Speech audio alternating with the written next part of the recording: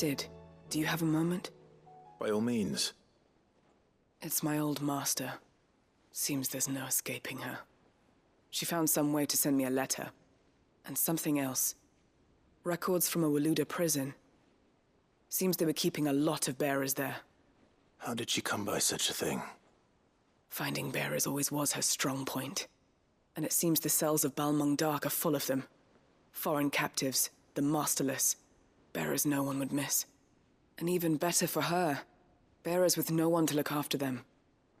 When ether started lapping at the walls, the jailers fled. Leaving the bearers to be liberated by whoever happened to come along next. Sid, I'd like to believe that I've earned your trust by now.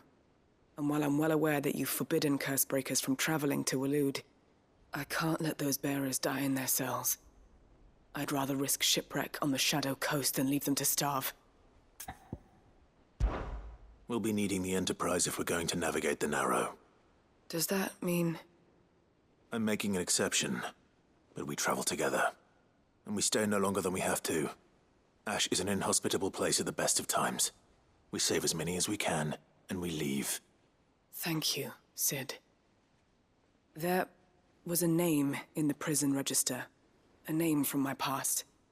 Chadwick. Another of my former master's protégés.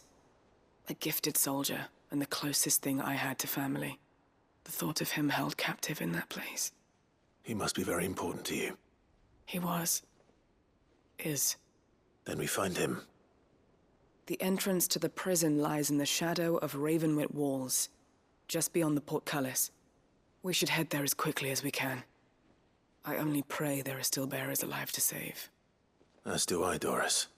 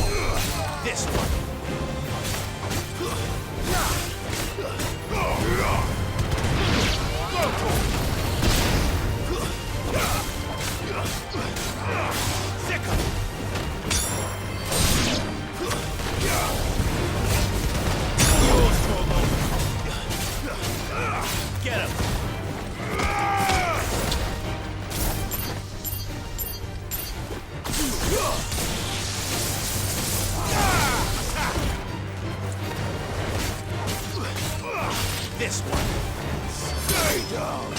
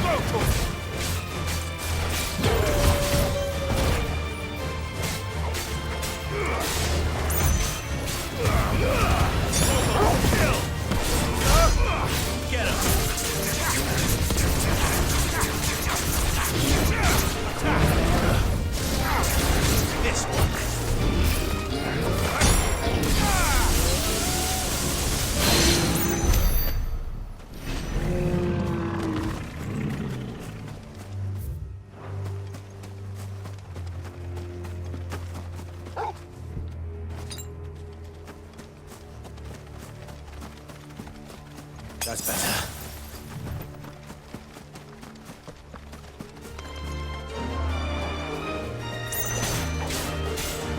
Over here!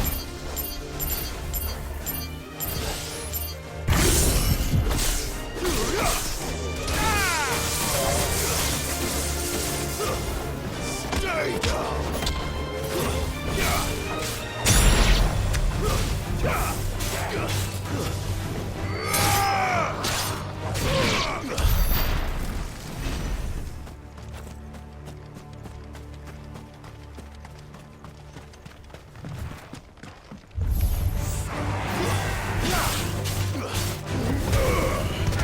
This one.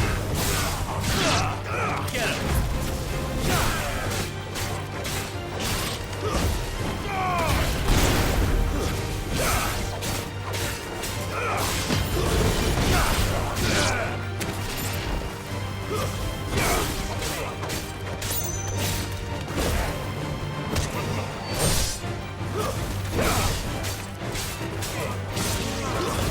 Stay down.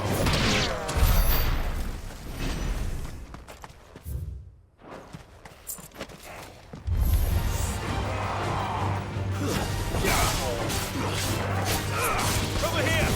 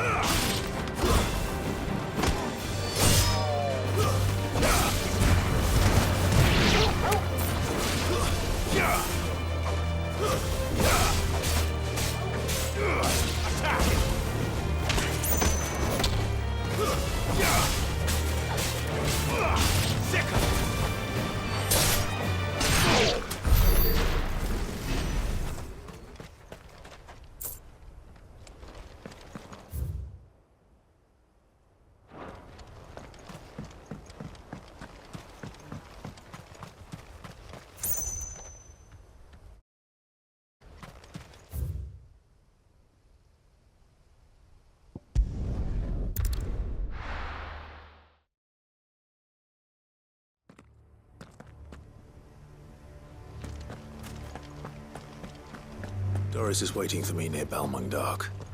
The longer she's out in the open, the more likely she is to be found by Akashic. I need to hurry.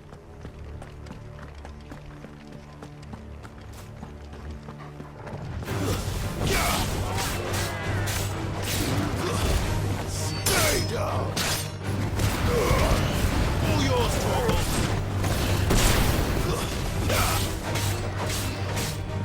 Attack. Over here.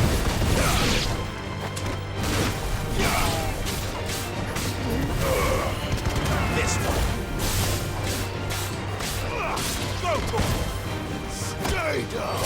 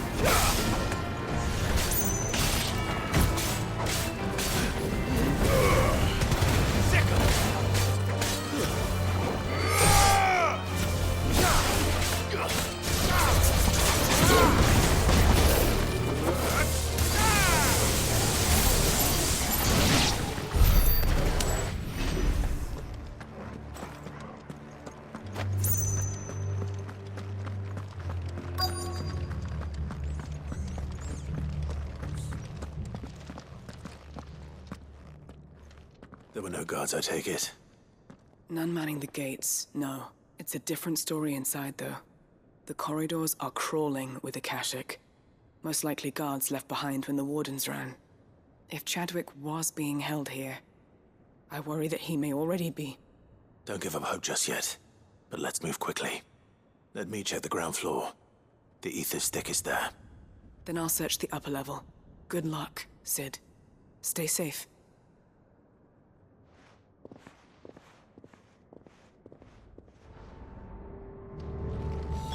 Just how bad are the floods inside the walls? Bad enough to turn a bearer? I hope not. We're risking a lot just being here. Better keep my eyes open for signs of life.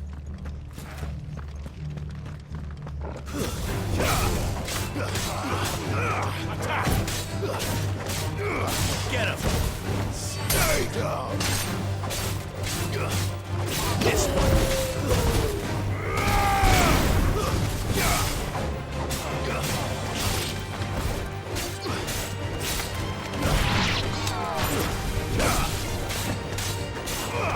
This one!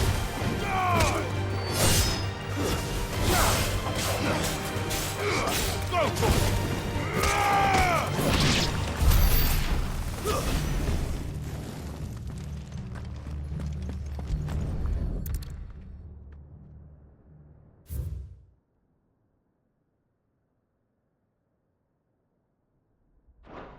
So this place was no ordinary prison. And I doubt they'll have taken the creature with them when they fled.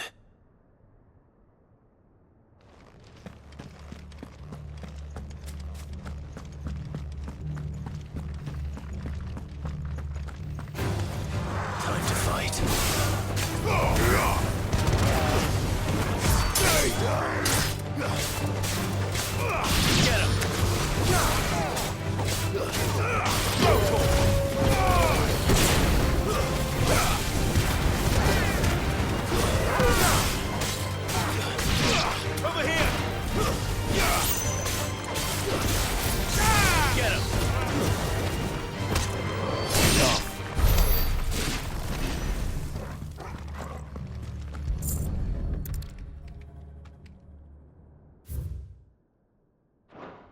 Minimal loss of Waluda lives. And what happens when they run out of bearers? Even the Imperials take better care of their branded than that.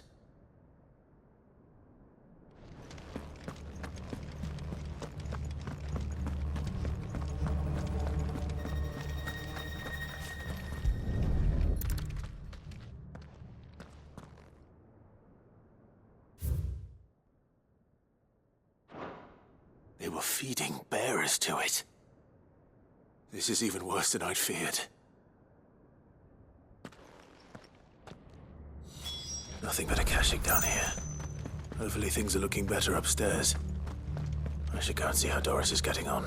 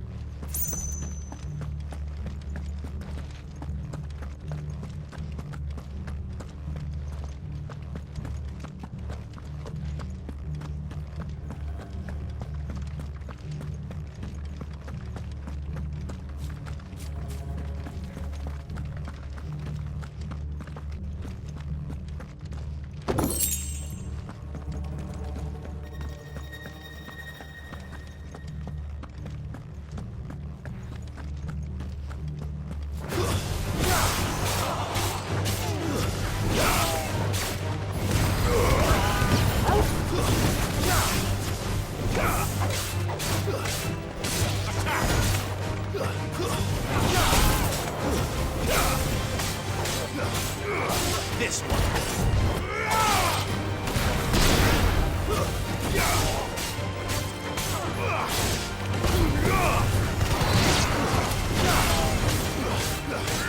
Get him.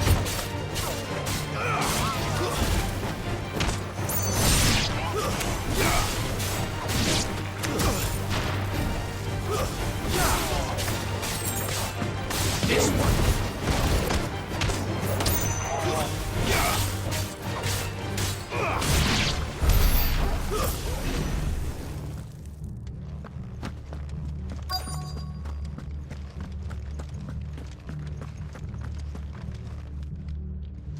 No luck downstairs.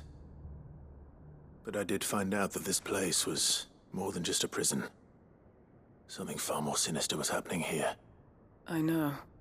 I've been reading some of these documents, and it can't be true, can it? Bearers die every day in service of their masters, but this is so much worse. Pitting bearers against a wild beast armed with nothing but their wits? And all in order to bring about more death. And not just those who could fight, but the elderly, children even. And those who wouldn't or couldn't were disposed of. Whatever that means. I'm afraid it means they were fed to the monstrosity they kept here. Then we're too late. And I was a fool to bring you here. Don't say that. Did you find anything else? A key. But it doesn't fit any of the locks on this floor. Perhaps it will fit one of the doors downstairs. There's a corridor I haven't searched yet. Finish up here, then come and find me when you're ready. All right. I'll be there in a moment.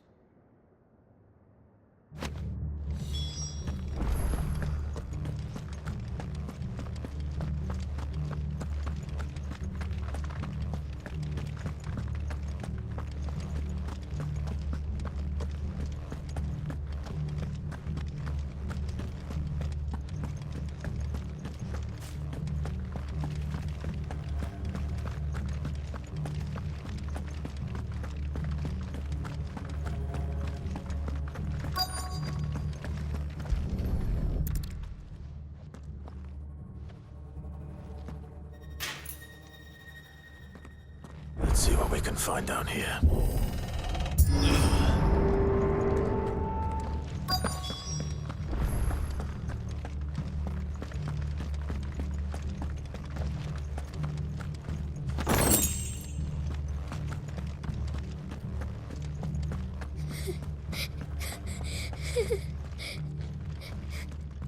A survivor.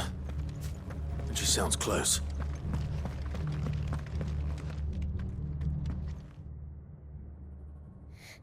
Who are you? There's no need to be afraid. Are you alone? Are there any other survivors? Some of the guards. They're still here. But something's wrong with them. Everyone else was eaten by the monster. Of course there were. Thank the Founder. It was worth our coming. But I'd rather we didn't linger.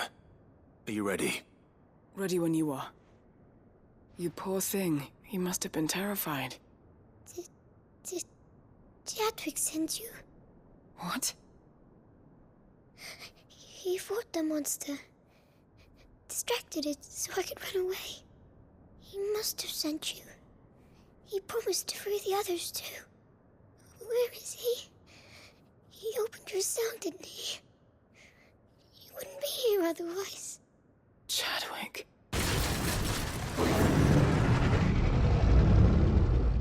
Was that? The monster's back! Chadwick, help! We have to get out of here. Doris, keep the girl safe. All right.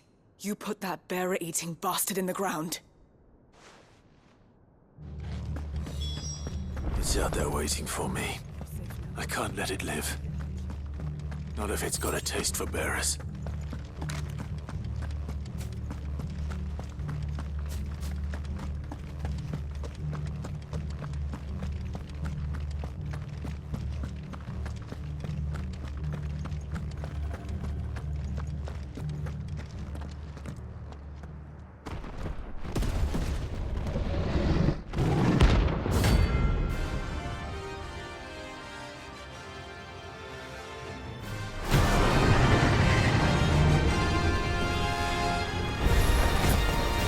Will wreak havoc if it ever leaves the prison.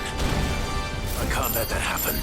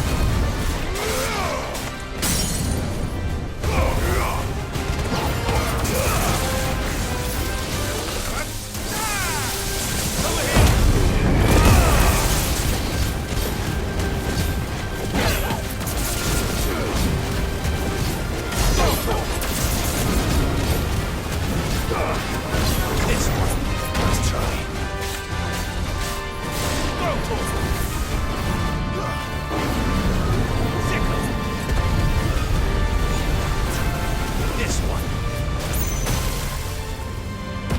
Over here!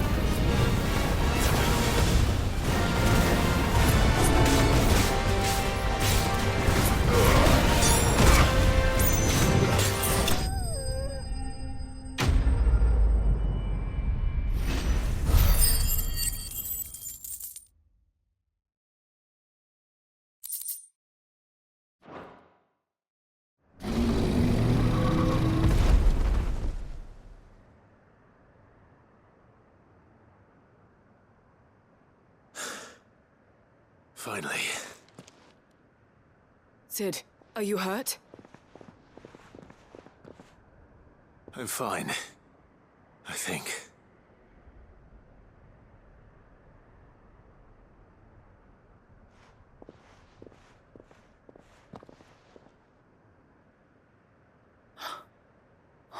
No.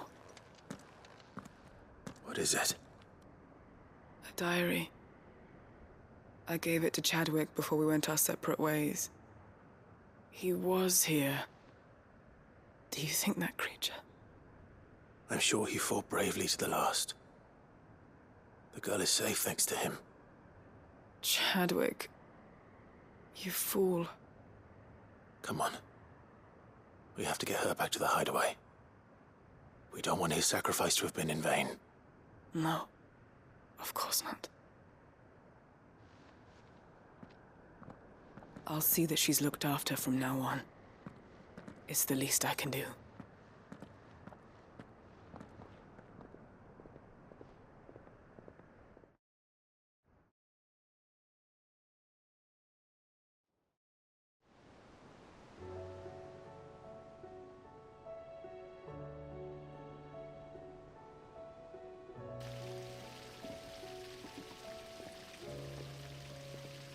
From what I hear, you've barely left the girl's side in days. I hope she's recovering from her ordeal. She is. Slowly but surely. She's far tougher than she looks.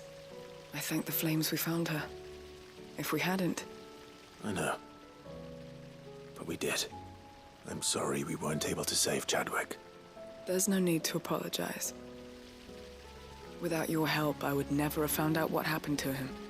How he fought to the bitter end to save her. To save Haida Marie. That's the man I remember. The man I thought of as a brother. I wish I could have met him. I'd like to hear more about your past. If you don't mind, that is. Of course. You already met my former master. She trained Chadwick and I to do two things. Kill and obey. We were supposed to be sold to the highest bidder when the time came. But no bid was ever high enough to convince her to part with us. For years, we were her daggers in the shadows. But we could never quite shake our doubts about the things she made us do. And then, one day, we just couldn't do them anymore. So we escaped. But staying together was out of the question. They would have found us too easily. After so many years of training, the pull to serve was always strong. It scared me to think he might have taken another master, become a dagger in someone else's hand. But even in captivity, the battles he fought were his own. And he died not as someone's tool, but as a hero. Haida Marie is proof of that. Bearers can cast off their shackles. And the Cursebreakers will show them how. I'll fight until my dying breath to see it done. For Chadwick, and for all of us. Thank you, Doris. We'll be counting on you.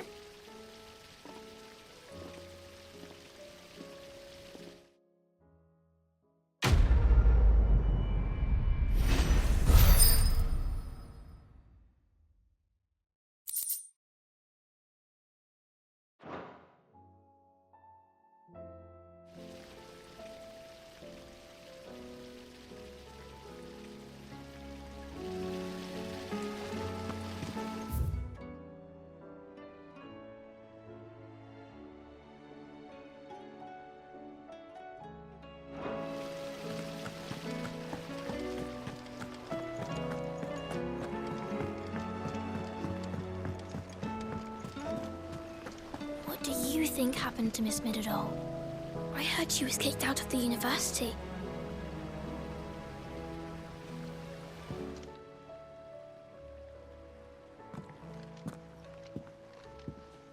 Sid, you have to help us. With what? You didn't take apart another of Mid's contraptions, did you? No? Well, yes, but that's not what we want to talk to you about. It's Miss Middledore. She's been acting strange. Very strange. She's barely ever around. When she is, she acts like we aren't even there. Her head's in a crowd. In the clouds. That's what I said, in the clouds. Well, she does have a lot on her mind. When did you last see her? Not long ago. Right after she got back from saving you from Stonehenge. Then it's probably just about the Enterprise. It did take quite a battering on the way there and back. You didn't break it, did you, Sid? You really should be more careful around Miss Middledore's inventions. Oh, don't listen to her. Even if you did break the Enterprise, you could put it back together, couldn't you? But who's gonna put Miss Middledore back together? She seems really sad. Why don't I go and see if I can cheer her up? You do that? For us? She's in her dungeon. Don't scare him. It's not a real dungeon. Thanks for the warning.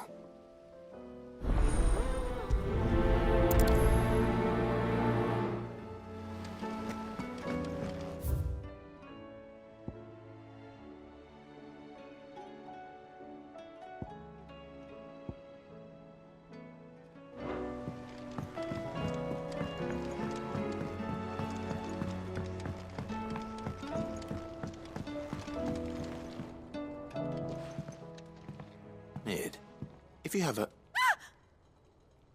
That's it! I knew it! The answer was right here under my arse all along! If this doesn't steer to the skies, nothing will! To the skies? You aren't trying to give the Enterprise wings, are you? What else would I be doing? The children seem to think you're avoiding them. They're worried about you. Is this really so important that you need to shut yourself away from everyone?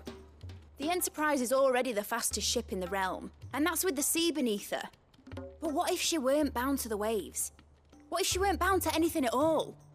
It's not fair. The gods get the skies all to themselves, so I'm gonna do something about it. The Fallen had their chance, but they relied too much on magic. And see where that got them? But not me.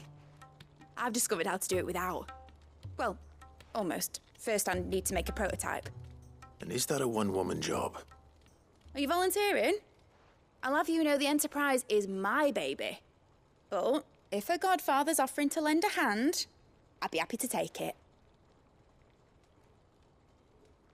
First, I'll need oil, and not just some old drippings from Miss Molly's spits in the Tub and Crown. Refined stuff, like they make in Ordill.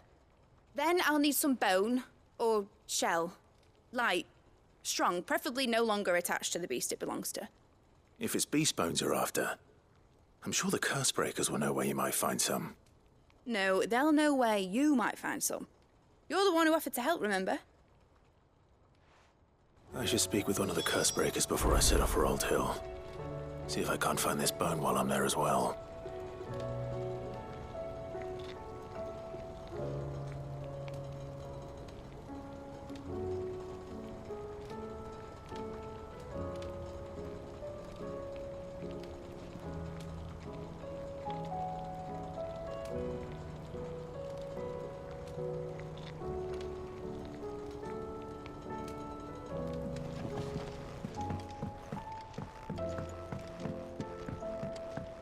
Has Middledore mentioned a new project yet? Not exactly.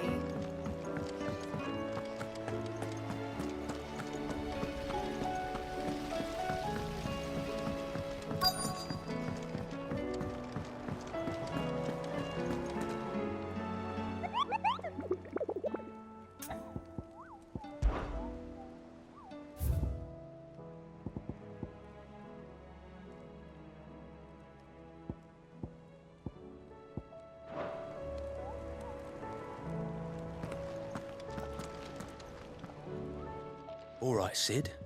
Come to buy us around, have you? Only if you earn it. Mid needs a piece of light but durable bone for her next project. You've encountered your share of beasts on your travels across the realm. Any ideas? Most bones are the same. Whack 'em hard enough and they'll break. If it's durability you're looking for, shell will serve you better.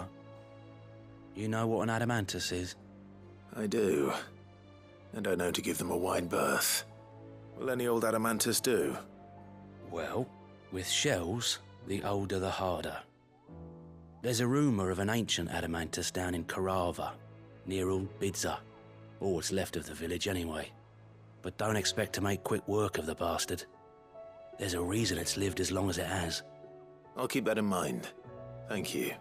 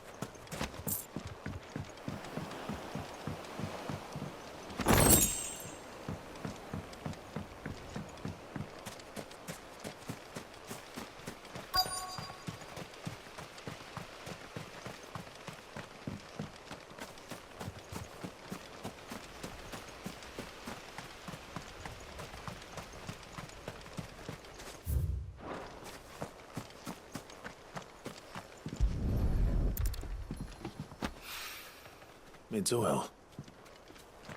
After what happened here, it's a miracle there was any left at all.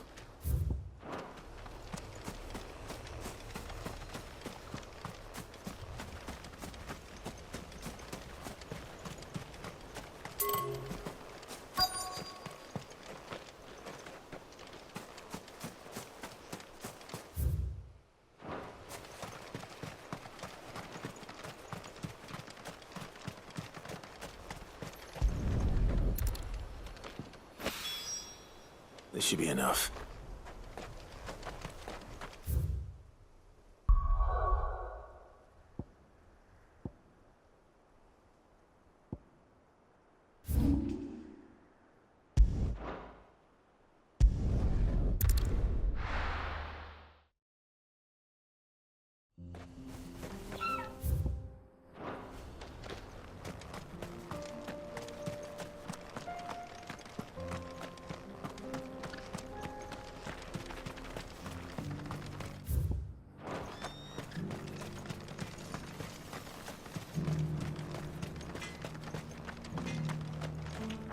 I have some things for sale.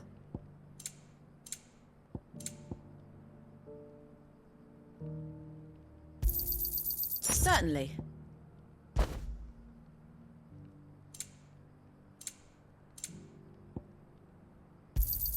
Thank you. Here you are.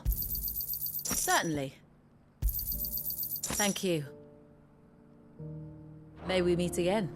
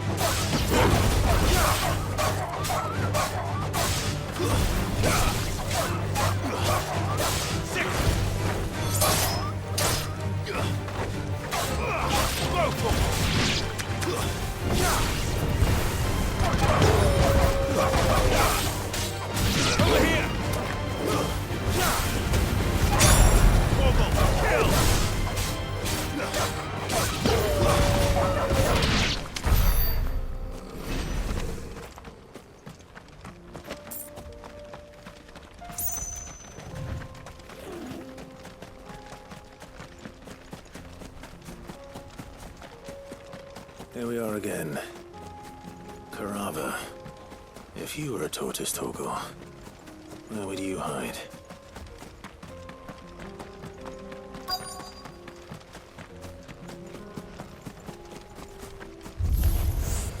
It looks like we found him.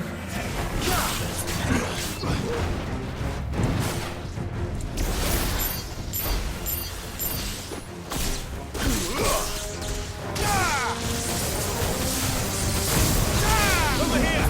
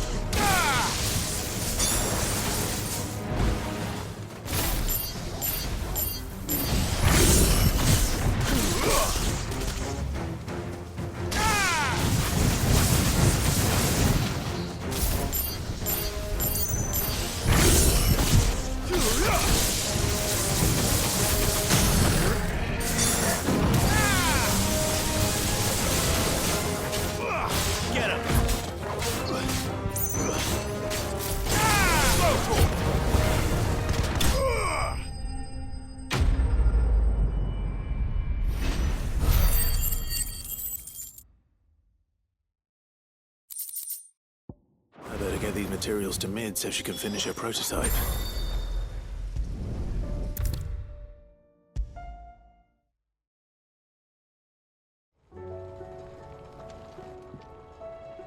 Mid, tell me this is all you need.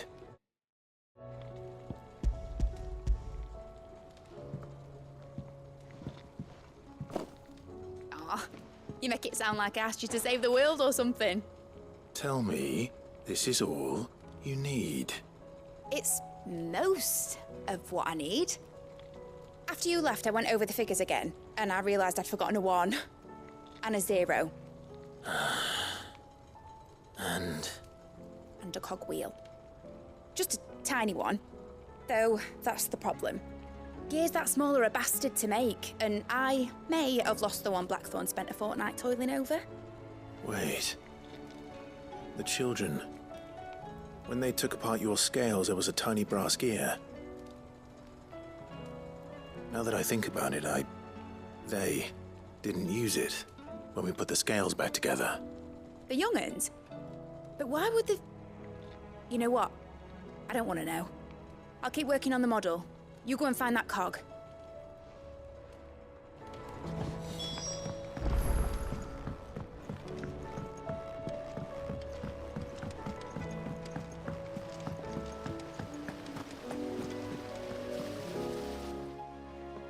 Sid! Is Mid still hiding from us? She wasn't hiding. She's fine. She's just busy working on her next project. A new invention? What is it? What is it? Is it an airship? I bet it's an airship! Do you think she'll let us help? That just so happens to be why I'm here. She needs something special, something only you three can provide. A brass gear. A tiny one. One that might fit on, say, a set of scales? Oh, the one you forgot! We remember! We saved it, just in case. It's in the bag of bits. Since your lesson, we've been disassembling, then reassembling everything we can find. All the pieces that are left over, we keep under our beds, just in case. That's good to know. Look! I found it!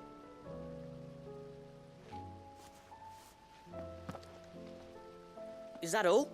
Just the gear? We have more parts if Mid needs them. That's all for now. But I'll let Mid know about your hoard. Just in case. Thanks, Sid.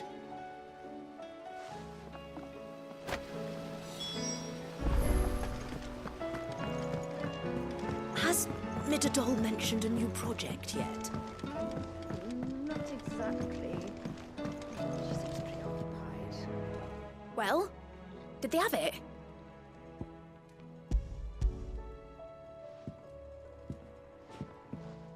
They did. And they kept it somewhere nice and safe. Will it work? Will it work? He's perfect! You're a genius, Clive. What exactly are you going to use it for? Only the most important job of all. The wings aren't going to move on their own, but with the right cog in the right place. Well, you just wait and see.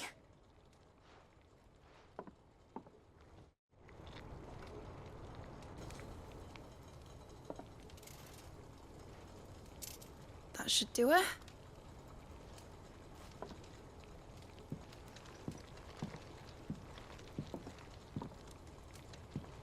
Here goes nothing.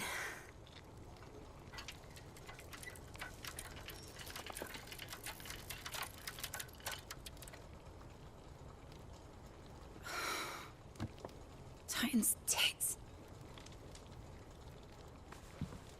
It wasn't supposed to fly, was it?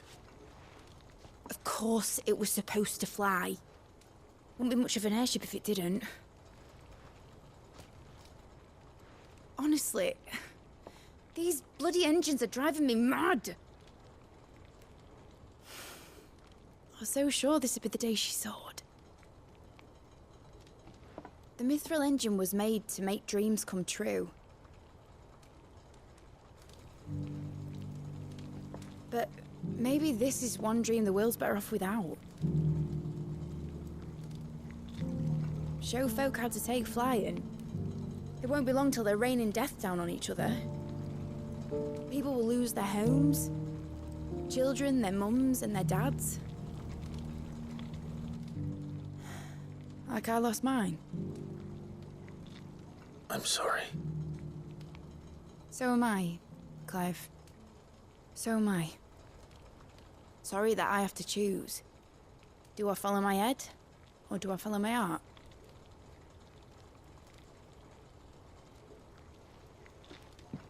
Good question.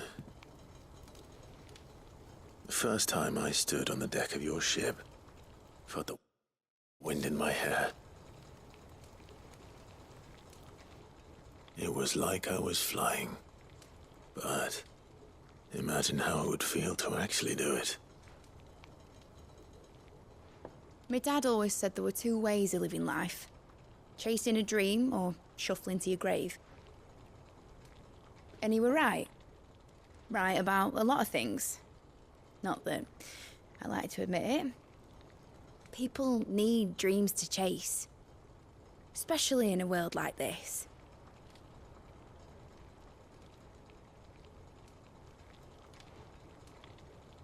Right. When this is over, I'm gonna take all my Mithril engines to Zemeckis and sling them over the edge. I won't have my dream end up turning into someone else's nightmare.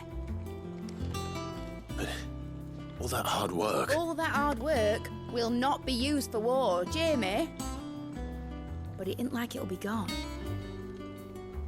Tell me, Clive, have you ever been on a treasure hunt? Not since Joshua and I were boys. Why do you ask? Because I'm gonna bury the engine schematics and leave behind a little riddle telling people where to find him. A really hard one, so that only the most dedicated dreamers will ever be able to work it out.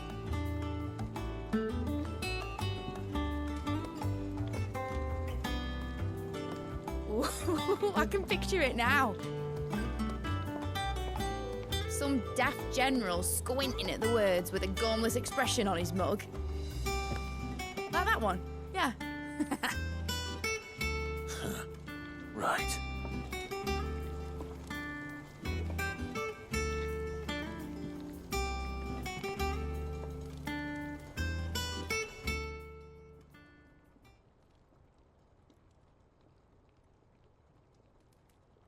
Of course, if I'm putting this engine at the end of a treasure hunt, I'll still need to make it a treasure worth hunting for. Won't be much of a prize if it couldn't even make a toy boat fly after all. My dad always said, dream big. But it ain't the size of a dream that's important, is it, Clive? Only that it's a good one. And I reckon I've got a fair few good uns left in me. I'm sure you do.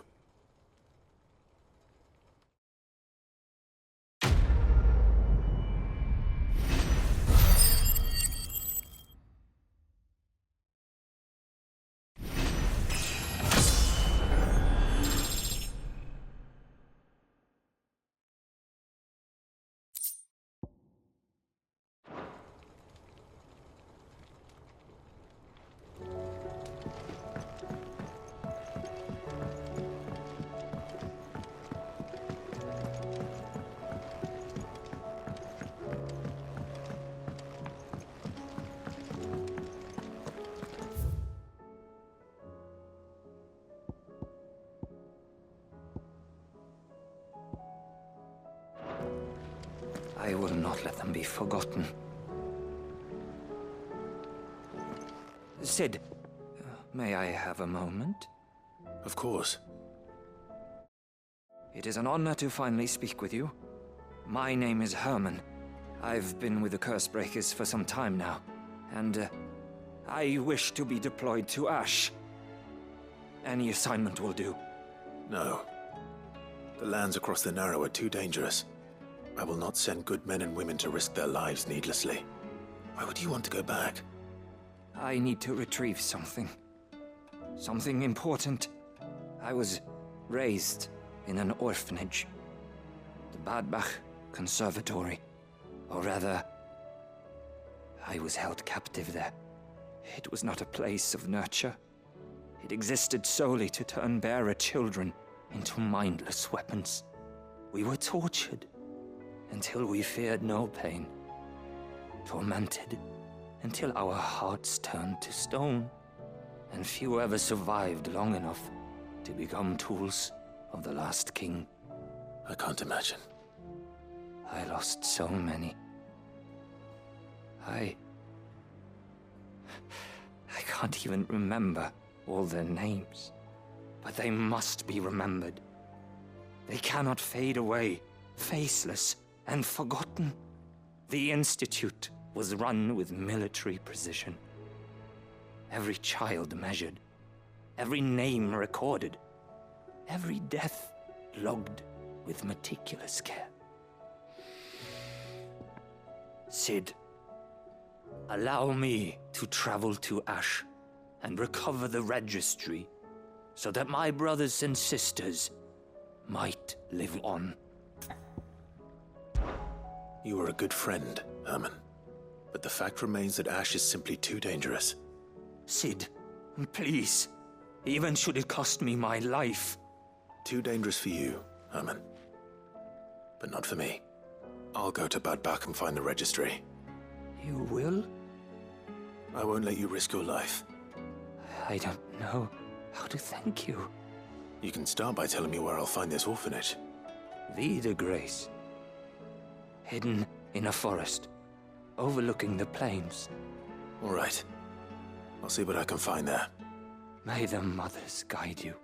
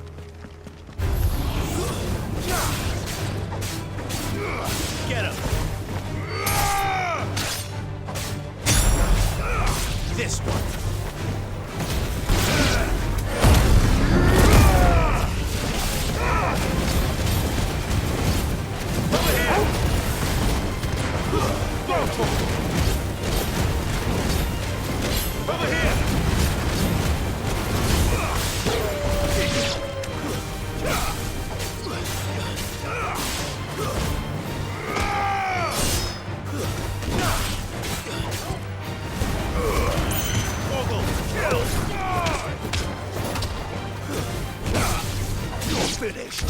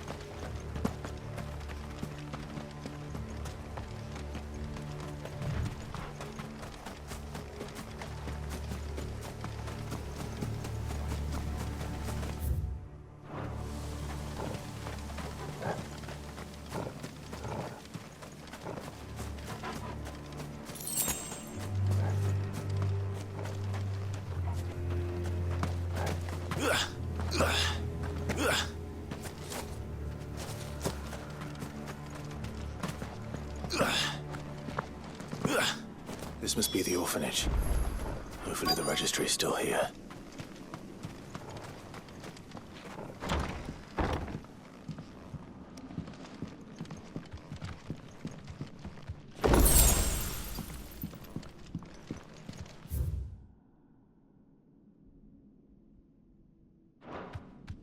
Disposed of.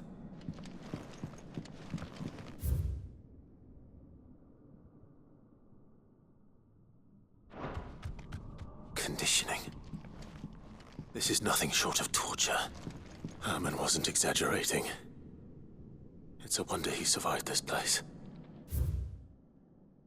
I need to find that registry.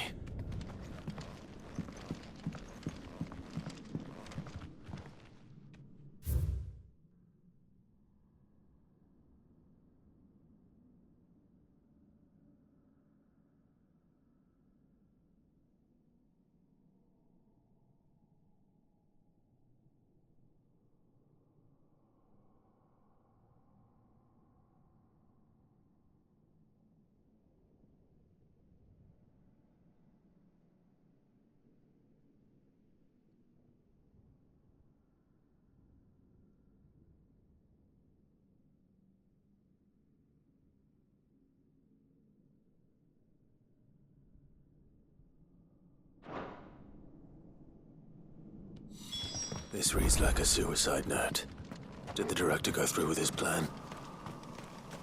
There's only one way to find out.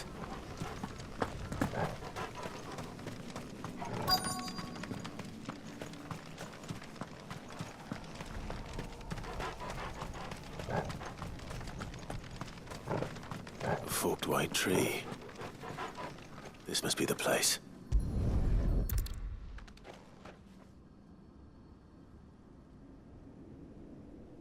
Could he really be buried here? There's something hidden among the roots. Let's see.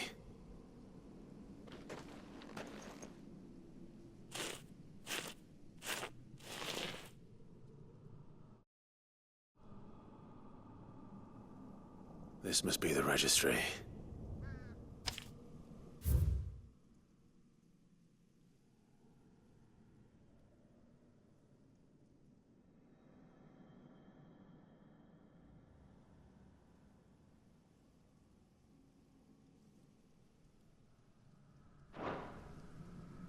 So many names. This place was a slaughterhouse.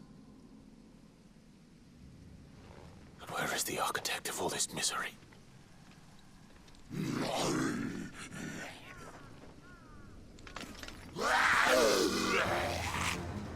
It was only a matter of time, I suppose.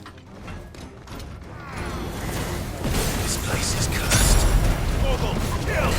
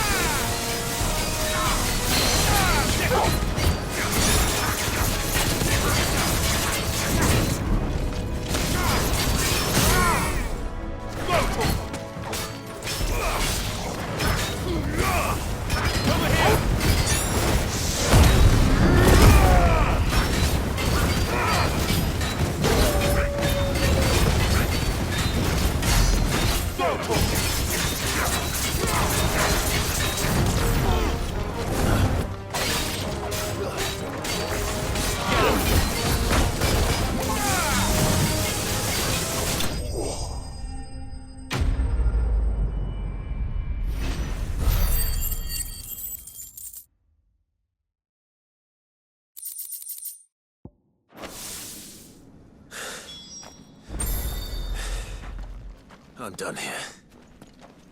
Let's get the registry back to Herman.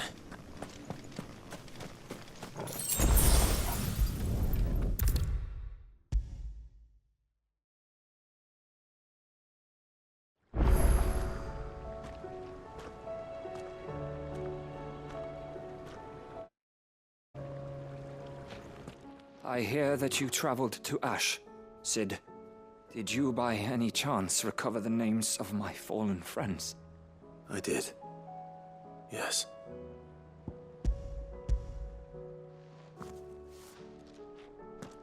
If I may, the bearer registry.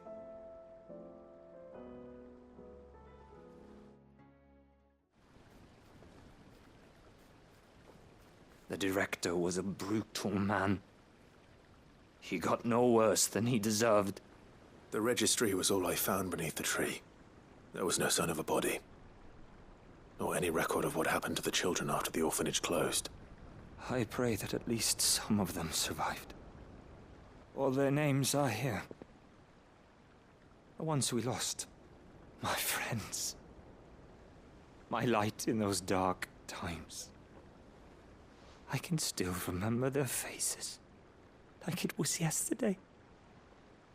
Children who were taken from their bunks in the morning, never to return.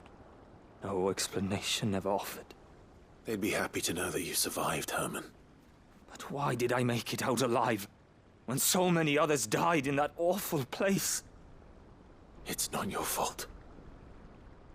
And blaming yourself won't bring them back. Honor their memory. See that their names live on.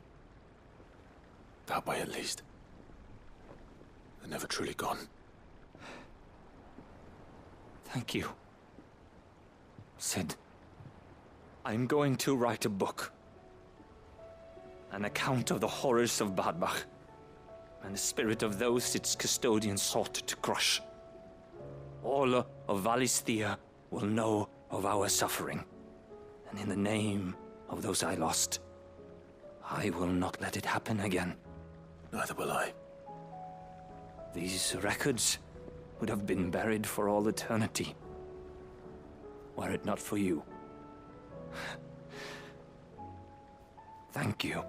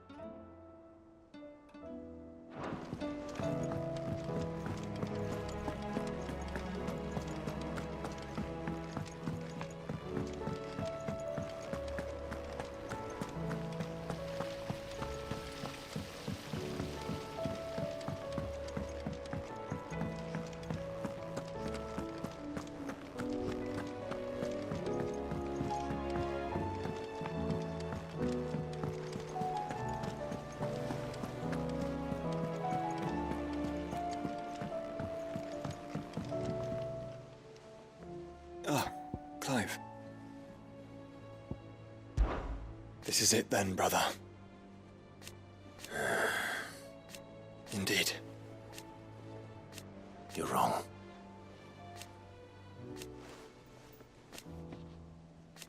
Of course. Joshua, what's wrong? And don't say nothing. It's not nothing. I've received word from Cyril. The Undying have found Father's will, or something akin to it. His will? How? And where? In the crypt beneath Rosalith Castle. After Kupka was kind enough to drive out the Imperials, the Undying took the opportunity to recover what relics of the Duchy yet remained. And in the process of doing so, they found a letter from Father. I'm surprised anything survived down there. Cyril asked that I join him in Tabor at my convenience. I have been meaning to go, but would you join me? course. I want to know what's in that letter as much as you do. Very well. I am ready to leave when you are.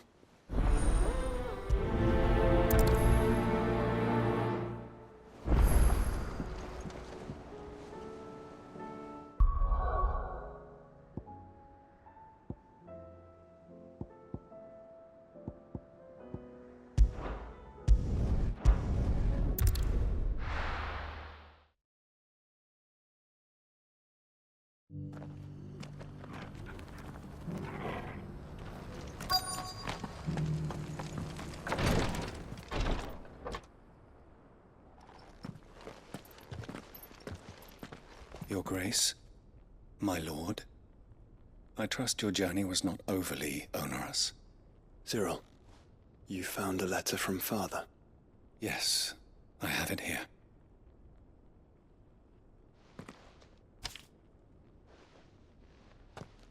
If you would do us the honor, my lord.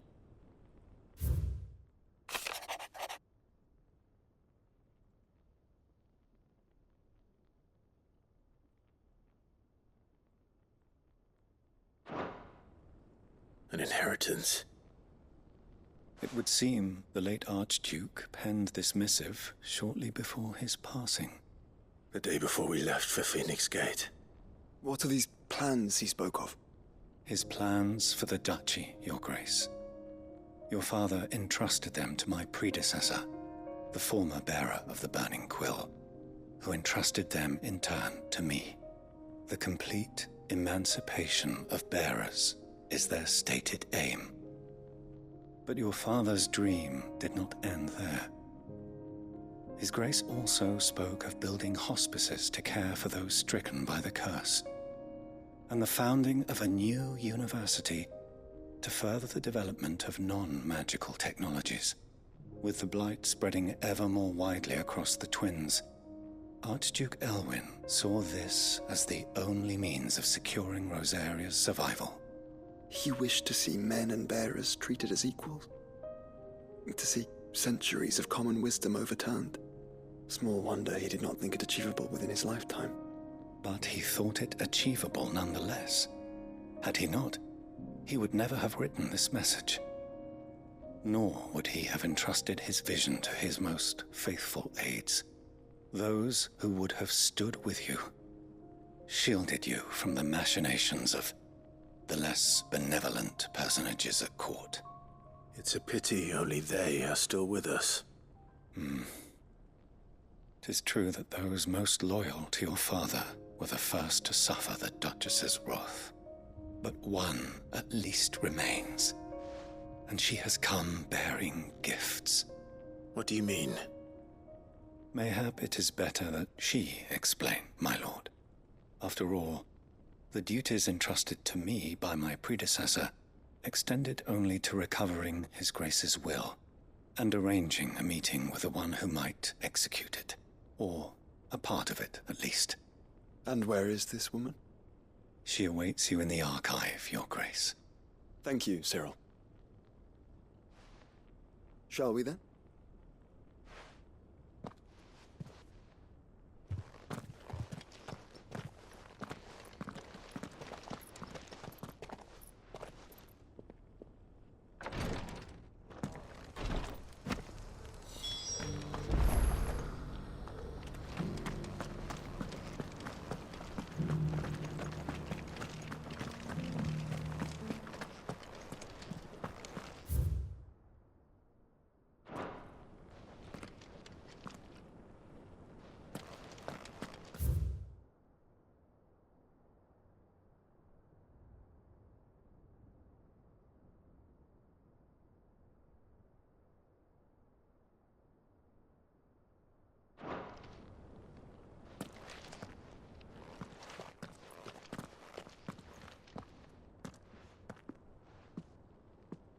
My lord, your grace. I hardly recognize you. I am Goditha, retainer of House Rosfield, loyal servant to the Phoenix and his shields.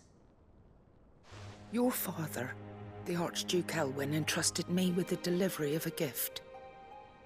I only hope you can forgive my tardiness in bringing it to you. Lift up your head, Lady Goditha.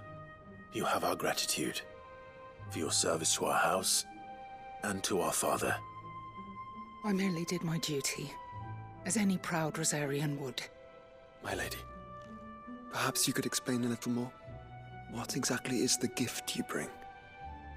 As I'm sure you know, it has long been the custom for the children of House Rosfield to be presented with certain keepsakes upon their coming of age.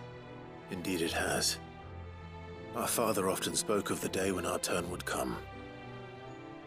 And had he lived to see it, he would have presented you with the treasures I bear. Matching armbands for you both. Alas, he did not live. Indeed, he was taken from us even before they could be completed. He had intended to claim the Heartstone with which each armband was to be finished himself, but it was not to be. And his gifts remain incomplete. I see. It saddens me to bring them before you, as they are. It was your father's wish that you be presented with the finished articles, not these works in progress. But with his grace long since gone, and the stone left unclaimed, I had little choice. You are grown men now, and his house is yours.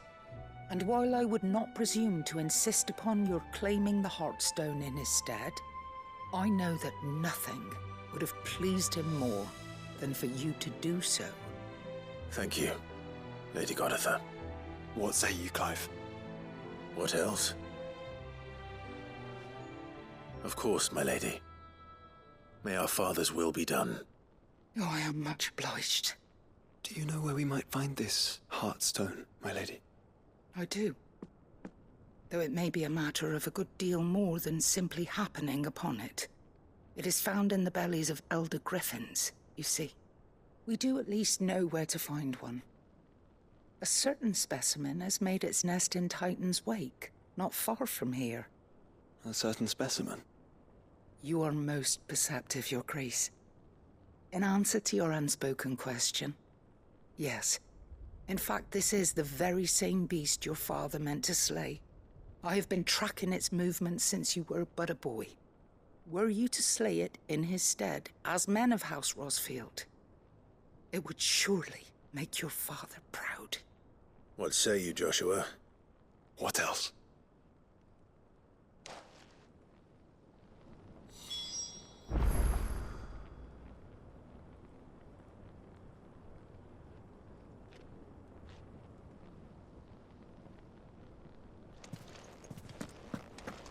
Titan's Wake is to the south of here.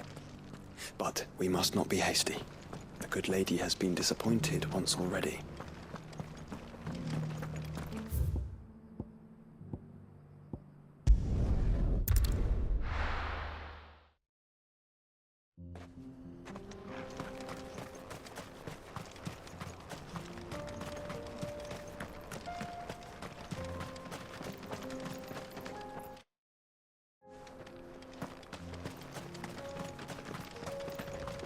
Eyes peeled, Joshua.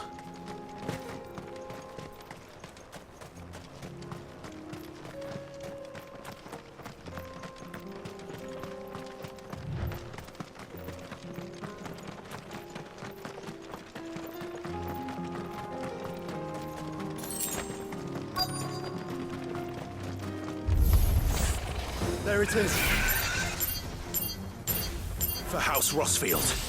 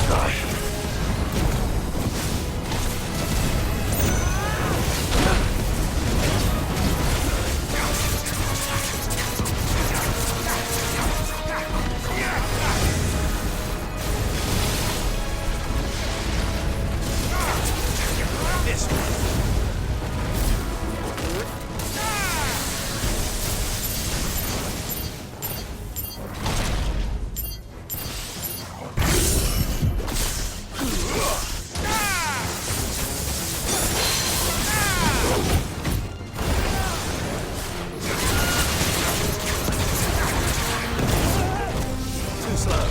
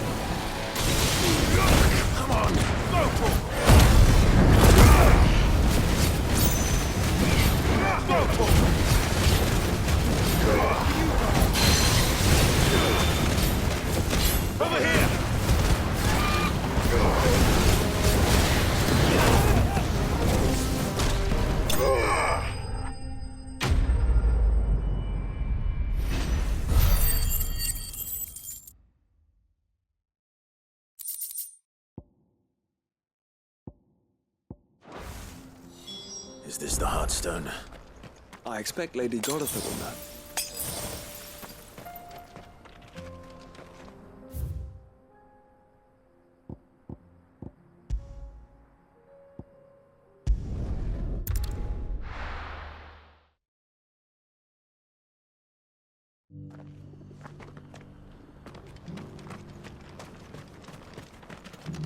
Welcome, welcome. Of course.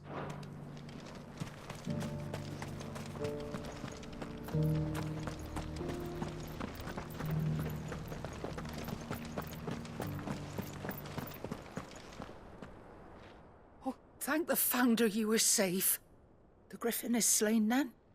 And the Heartstone claimed.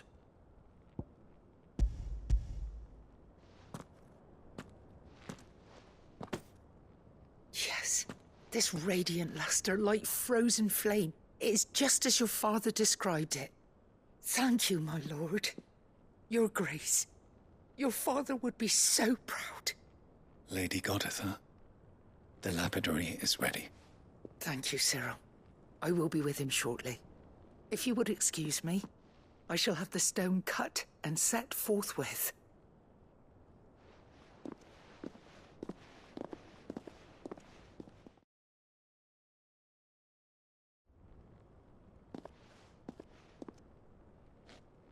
The armbands are complete. Pray, take them. They are yours, after all. Heartstone is harder and more enduring than garnet, or even ruby. It symbolizes unwavering will and devotion. And the graven vines encircling the stone represent the unbreakable bonds between you. It's a message. Father knew we had enemies both inside and outside the duchy. Enemies who would thwart his vision. Only with unwavering devotion would it ever be realized. And only if we stood together, as Phoenix and Shield, as brothers in arms. Only then might those enemies be overcome. Indeed. His Grace knew the enormity of the task he would entrust to you, his heirs. But this was more than just a message. It was a promise. That he would always be with you.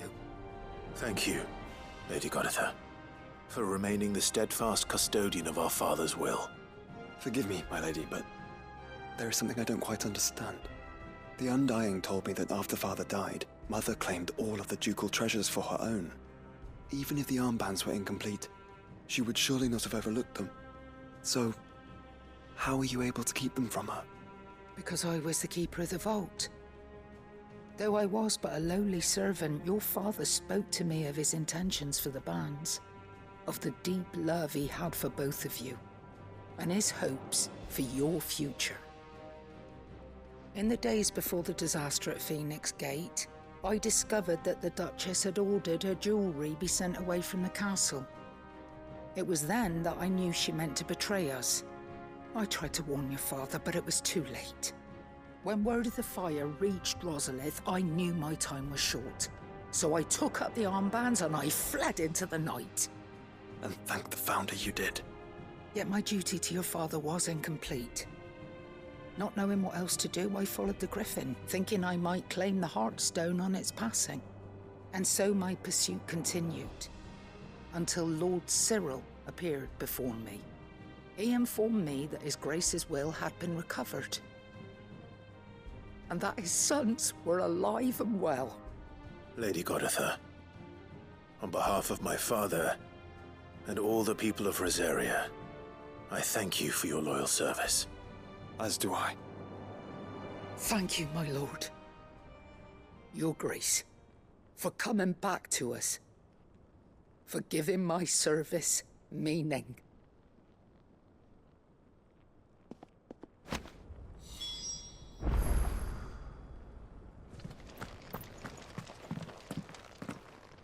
The bands suit you well. It must be gratifying to finally receive the inheritance that was denied you for so long. It is. And we thank you for the part you played, Cyril. If you would permit me to play my part a little longer, might I suggest that you make your way to your father's memorial atop Hawk's Cry Cliff? Let him see that you have received his blessing, and that his vision lives on in you. I suppose it would be churlish not to. What do you say, Clive? Shall we pay Father a visit? I think we should. I was hoping to be able to offer him my thanks before we left for Origin. Your father's helm is enshrined there. It has been since the day we recovered it from Phoenix Gate. I prithee claim it, for it too is a part of your inheritance, and I do not doubt that your father would prefer it in your hands than perched upon some lonely rock. Thank you, Cyril.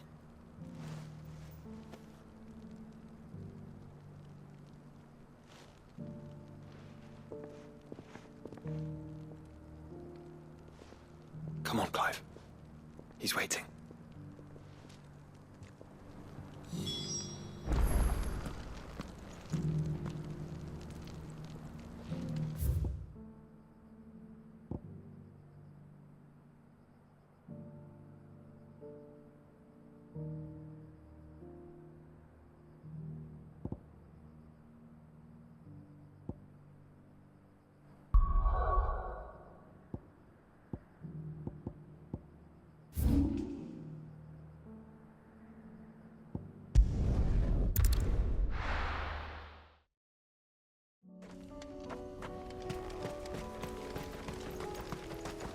Unwavering will and an unbreakable bond.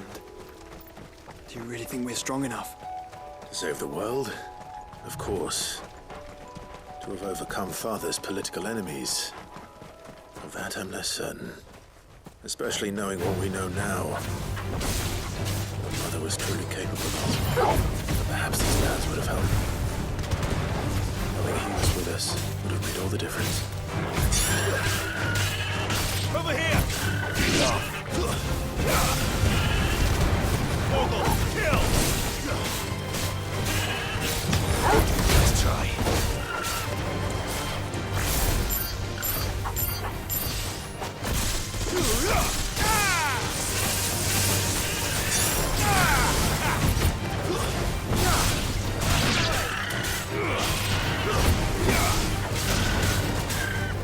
This one.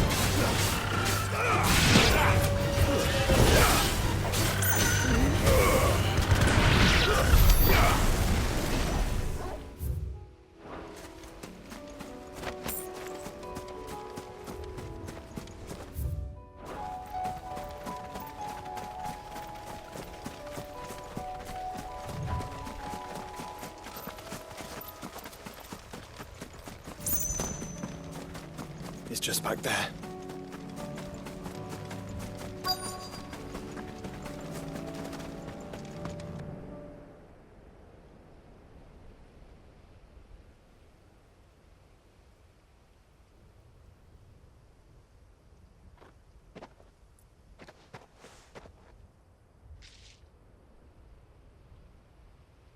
Father always fought for what he believed was right.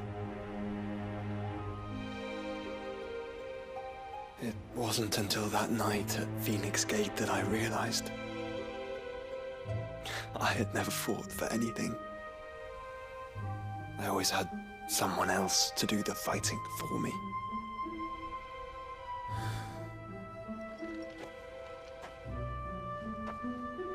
No matter how fate conspired against him, he never lost heart, never looked back, never stopped fighting.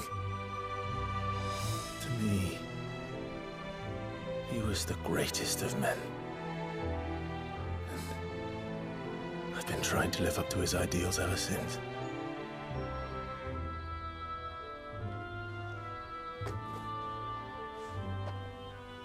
We all have, Clive. We all have. And we'll keep trying. Because that's what he would have wanted. What he would have done himself. Even if it meant standing against the very gods in the heavens. I shall be borrowing this, Father, if I may. That you might watch over us as we follow in your footsteps.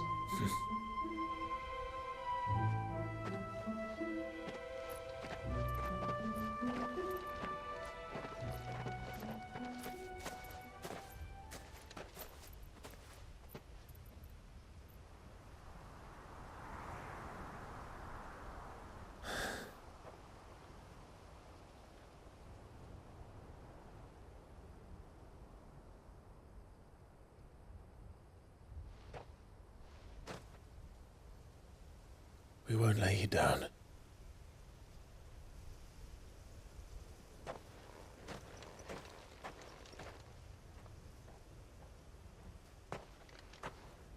Onward then. Onward. To the end. And to a new beginning.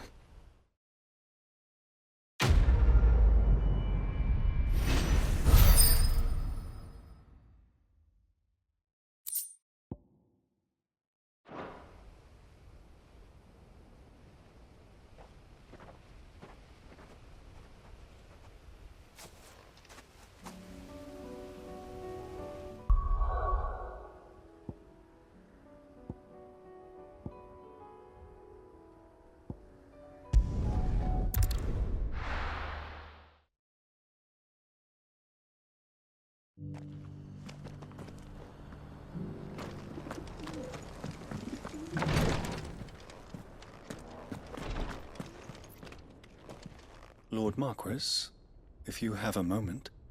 What is it, Cyril? One of our brethren lately journeyed across the strait in order to pursue a new avenue of inquiry in our ongoing investigation. He sent an owl some while ago, but we have heard naught from him since. Was he surveying another fallen ruin? No. The object of his study was a savior cult that has arisen in Ash in recent years. We believe it may have some connection to the Circle of Malleus, an ancient religion that worshipped Ultima as its god. By gaining an understanding of this new faith, we hoped to learn more of the Circle's original beliefs.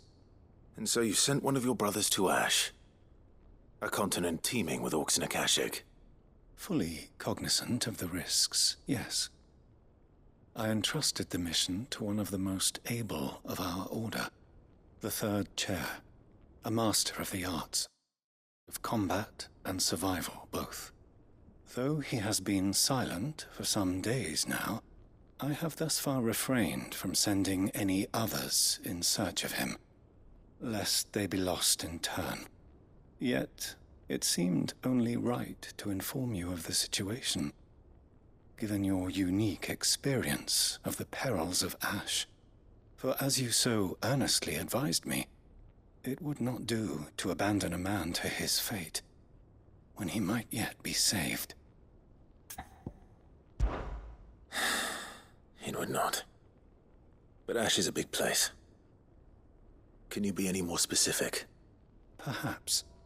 The last owl I received from him mentioned a village where he had heard the cult were wont to assemble. Mickleburg was its name. It lies in the southern reaches of Waloed. If aught ill befell him, I expect it did so there. All right. I'll see what I can do. You are much too kind, my lord. Go then, with my hopes, and may the Firebird's flame ever burn in your heart.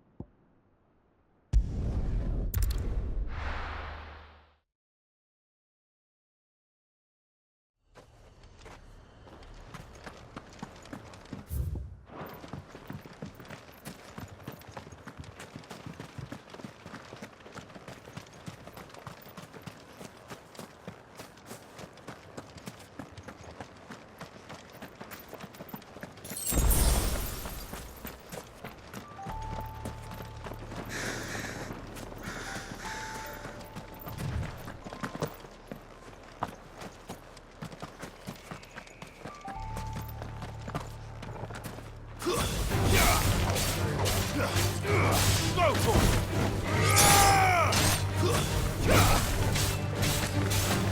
This one.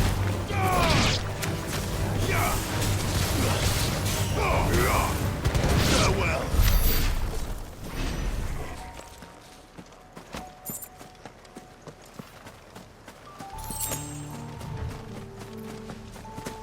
Caution, brother.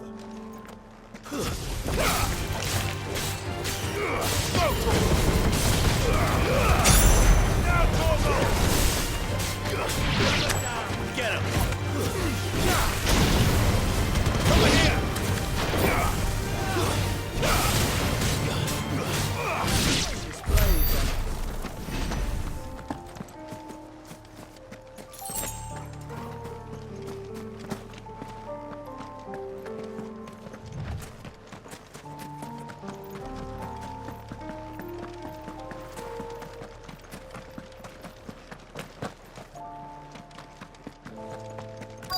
Might this be Mickleburg?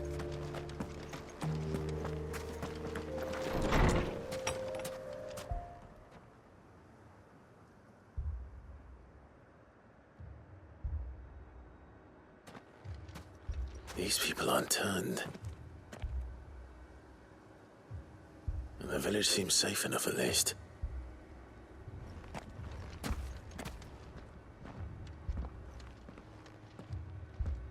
What is going on here? Ah. Did you, too, heed the call? Heed the call? No, I came here looking for someone. To be honest, I wasn't sure I'd find him here. Let alone all of you. Is that so? What are you doing here? Is this where you live? It is my home. The others, they heeded the call. You keep saying that. What do you mean? They came here to perform the rite, just as King Barnabas instructed. This village is their altar, where they shall cast their shoals upon the gentle waters and give themselves to the Lord. Give themselves? Oh, Lord, cleanse us of our sins. Let us be reborn in your loving arms. free us from the torment of this mortal realm. They want to be saved. Forgive me, but did another foreigner like me come here? He was probably wearing a cowl. You mean the traveler from Storm? Yes. He's staying at my house, toward the rear of the village. Thank you. If you don't mind, I'll go and greet him. They seek the same salvation Barnabas did. At least the third chair still lives. Let's go and find him.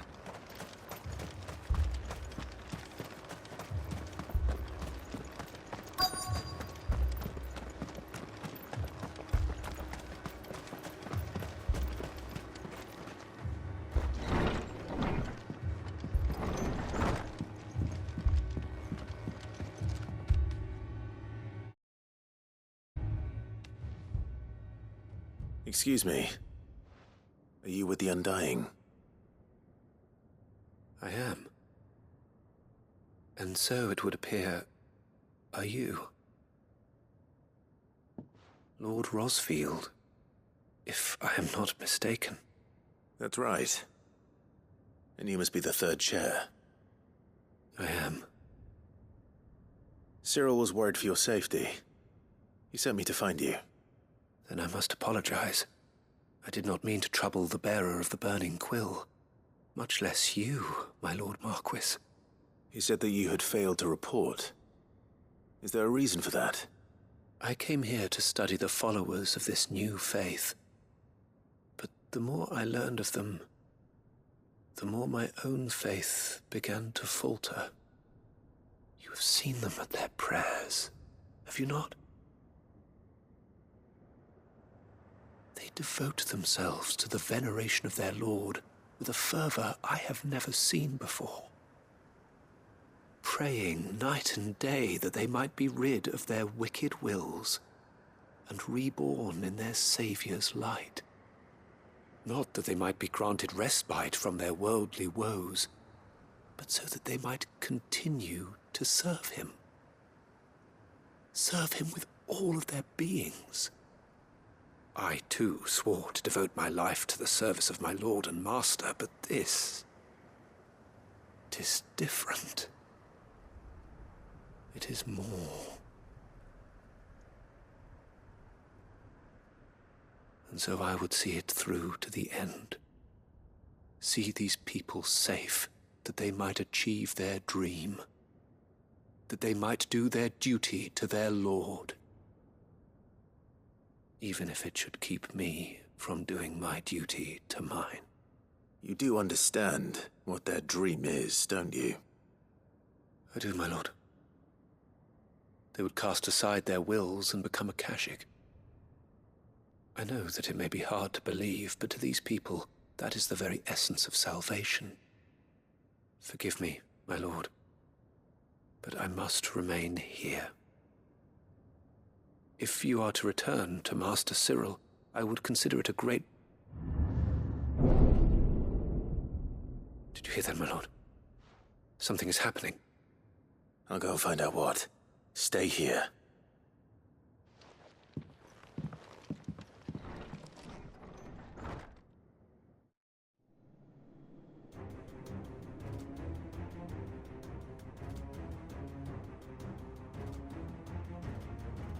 Beneath the flood. Oh no. There must be something I can do.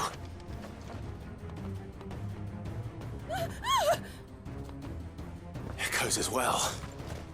Found her. Ready, brother? Ready.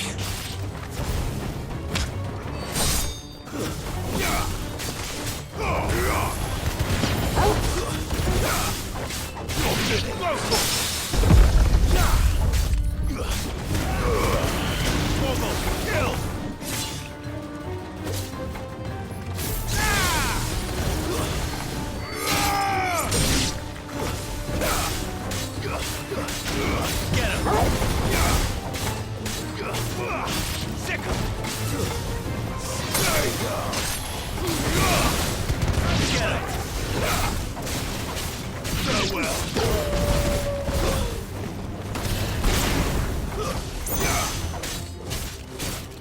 Go for it! Stay down!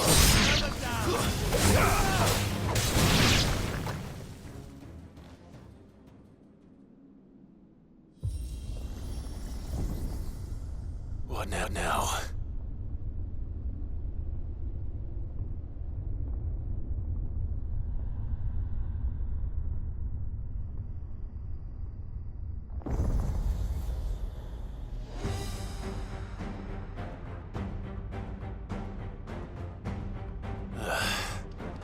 We meet again. I've killed your kind before.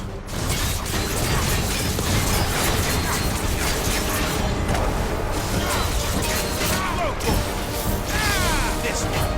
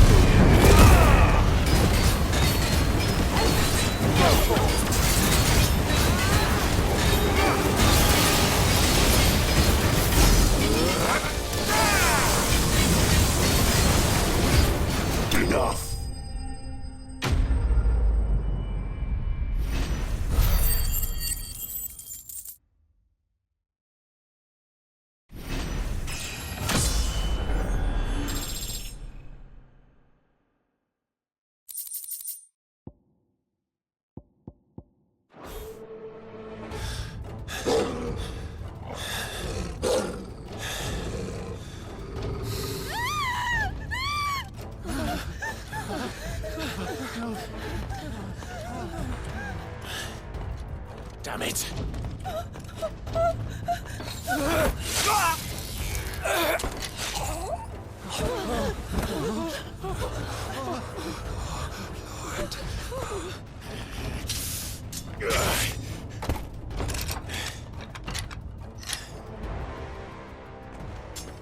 Don't you die. Come on, speak to me. I had to save them, that they might have a chance to find true salvation. By devoting themselves to the service of their Lord. Just as I did when the Undying plucked me from the gutter and gave me a cause to believe in. A duty to serve was everything to me, and I would not deny them that fulfillment, even if they must become a Kashik in order to achieve it. Forgive me, my Lord Marquis.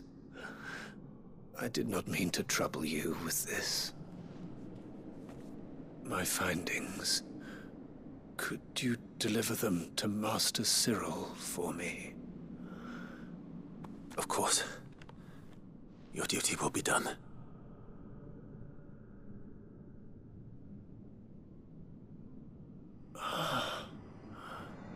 Look, my lord. They are saved.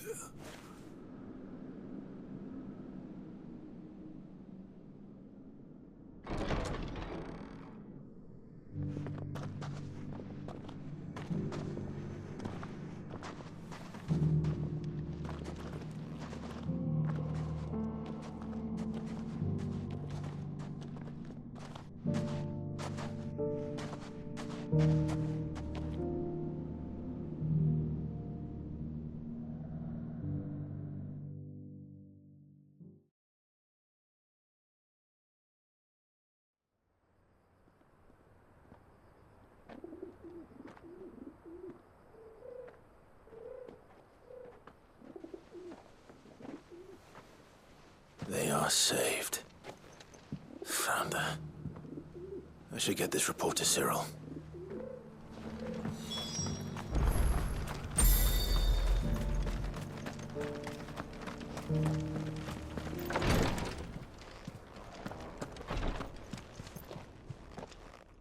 My Lord Marquis, welcome back. I am glad to see you hale and whole. I met with your third chair, Cyril. He bade me deliver his findings to you.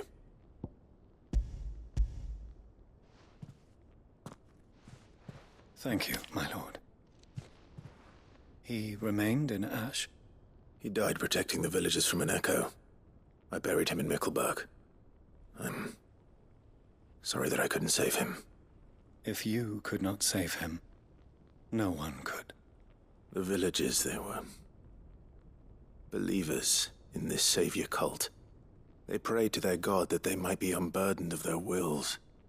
Then an ether flood came, and their wish was granted. Your brother sacrificed himself that they might live, even knowing that that life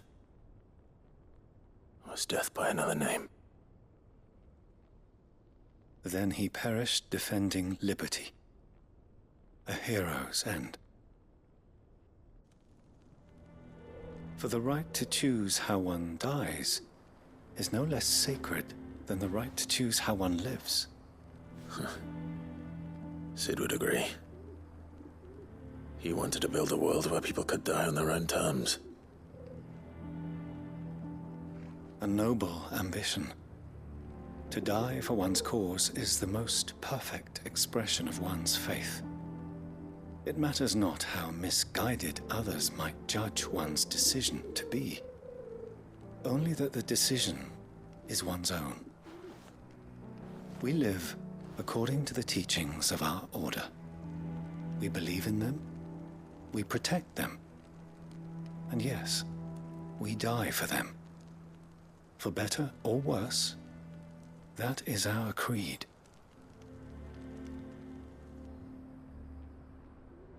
But he didn't die for your creed. He died to save them, and you still believe that what he did was right? I believe that he believed it was. We of the Undying are not slaves, but willing servants. And this was his will, the ultimate expression of it. All right. I'd like to know this man's name, Cyril. To know the names of all the Undying who've fallen in the line of duty. They died serving my house. It's only right that I remember them. That is my duty. Of course. I shall fetch the Book of Martyrs at once. My lord, it has been, and shall ever be, the greatest honor of my life to serve House Rosfield. Though our duties may differ, yours is no less important. I pray with all my heart for your success. And were they here, I have no doubt but that every one of my fallen brothers and sisters would feel the same.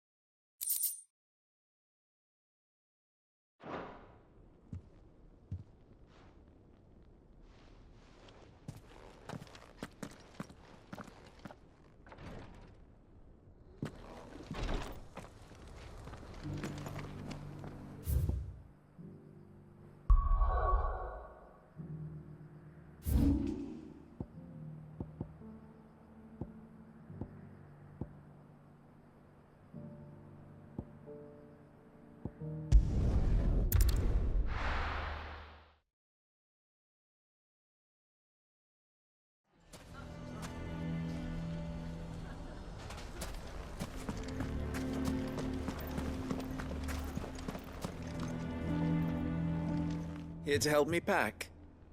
Thanks, but I'll be traveling light. I'm almost finished already, in fact. You're really going to go through with this, then? I am.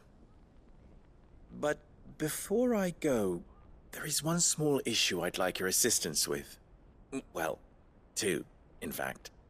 If it's within my power to help you, I will. It's the children.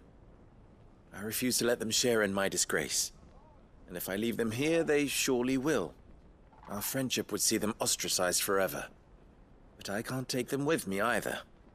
I can think of only one place where they are certain to be safe and provided for and loved. The hideaway. Of course. The children would be more than welcome. Thank you, Clive. I will not forget this.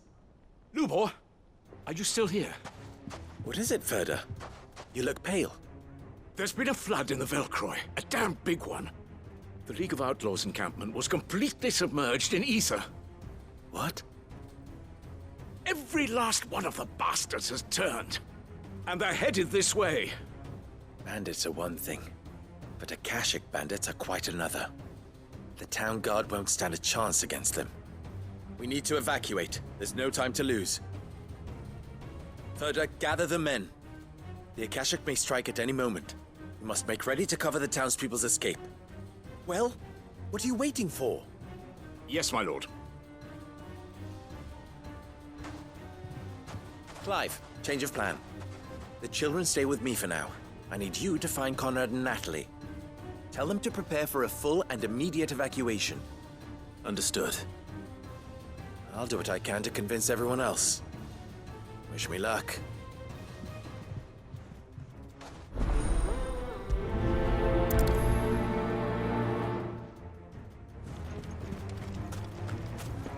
What's an You have to listen to me. They're coming. You need to evacuate. Know your place, bearer. Why do they always have to make such a fuss outside?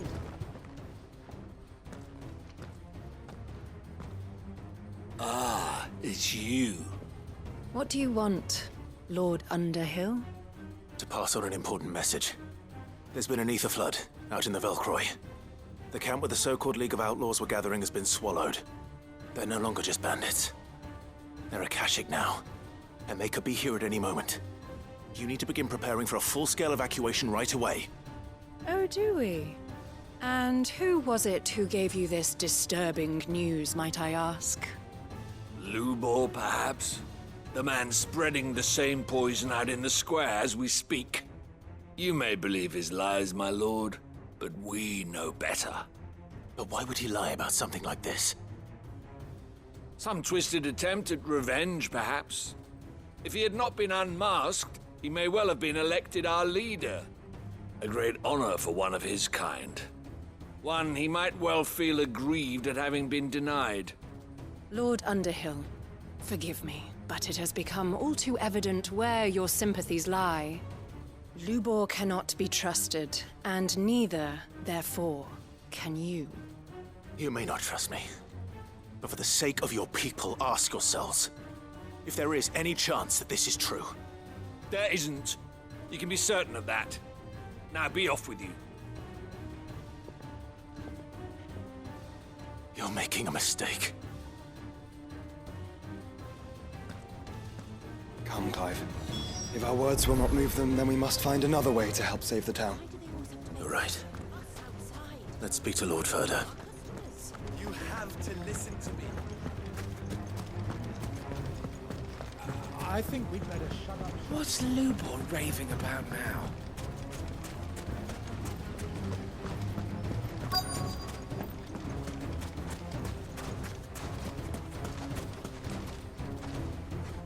Lord Ferda. Cid, what's wrong? I went to warn Conrad and Natalie about the Akashic, but they wouldn't listen. They've convinced themselves that nothing Lubor says can be trusted. The bloody fools. Which means the town guard can't be counted on for support. But I can.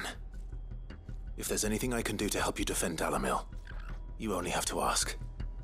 I appreciate it. Cid! Ferda! I've been looking for you everywhere. Victor? I thought you'd left. I couldn't abandon a friend in need.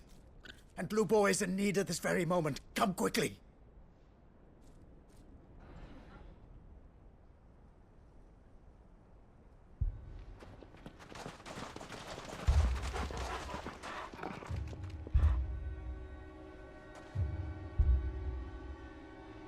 You have to believe me! The Akashic are coming! They don't eat, they don't sleep, they don't tire, and they don't care who they kill. They're unlike anything that's come before. There won't be no parley, no mercy granted!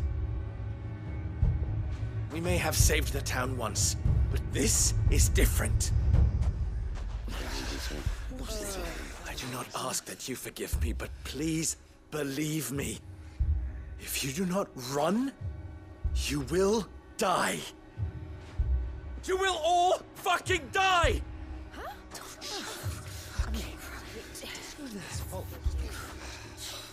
You'd like that, wouldn't you, bearer?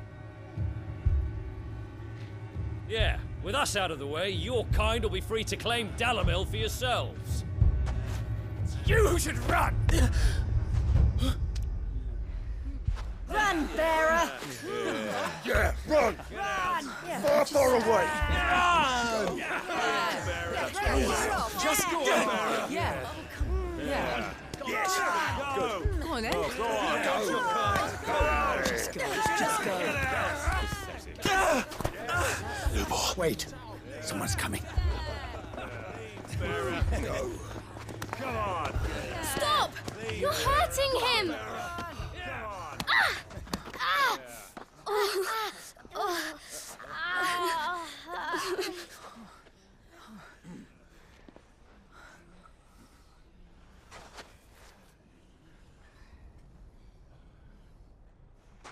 What did Lubor ever do to you? He solves all your stupid problems, and he keeps all of you safe.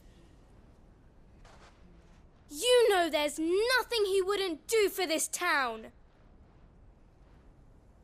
Who was it who made that cleaver you use every day, Conrad? And what about your counting table, Natalie?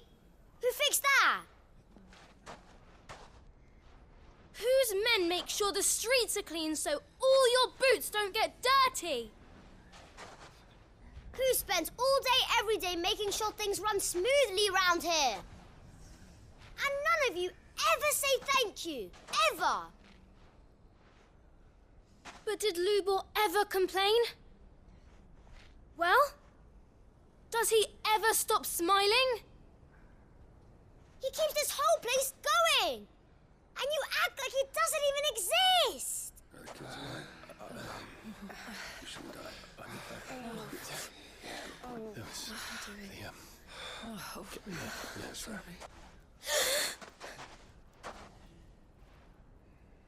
Lubor, we've heard enough. Wait! We will not run. The town guard will not abandon the very place it is sworn to protect. And I will not give up for lost the stores that we labored so hard to fill.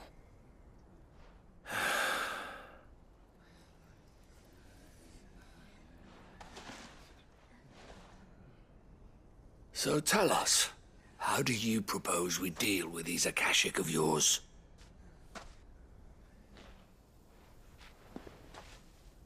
We won't run, but we will fight. All right, then.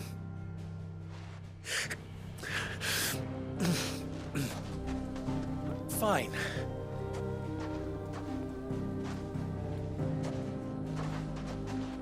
Gather round if you don't want to die.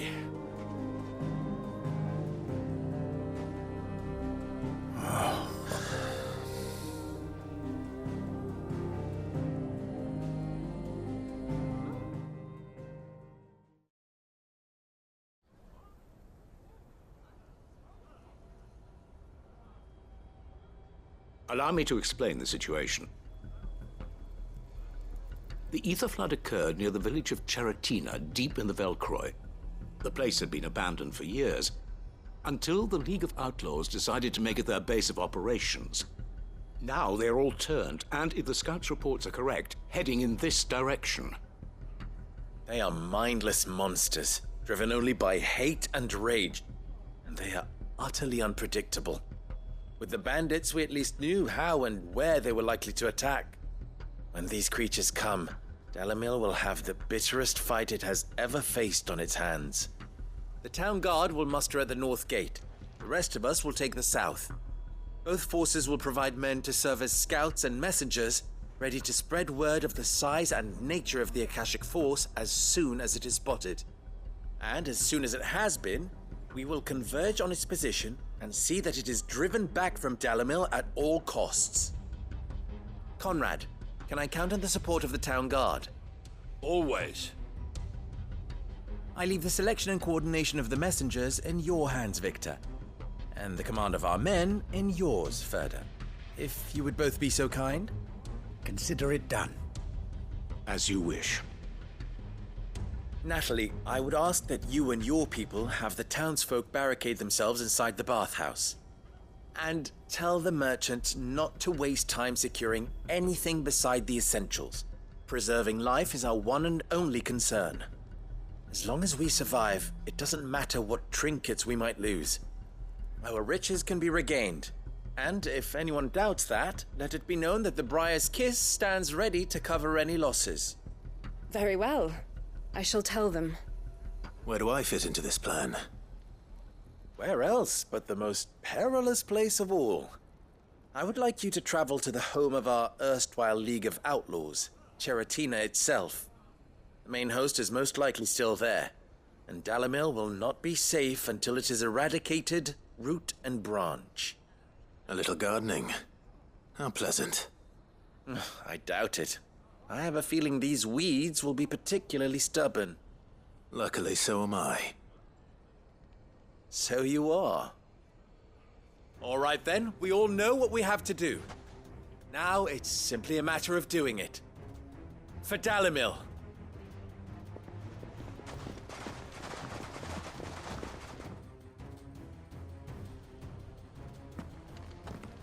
Looks like everyone's ready. Better not keep them waiting.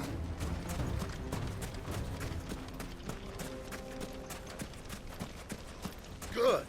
That will keep some of them out. Any man sighting an Akashic is to raise the alarm immediately.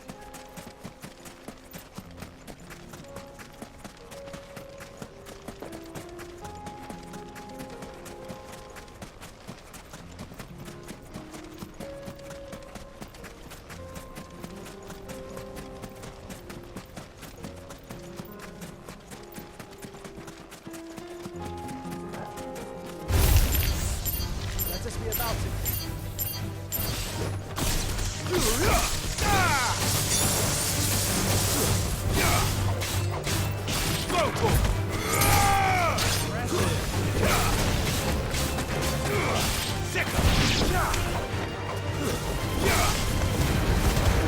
All yours, Torvald.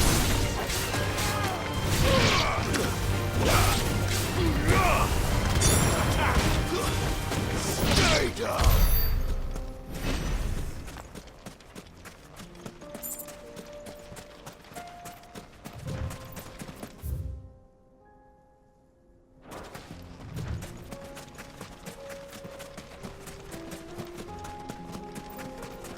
Have care.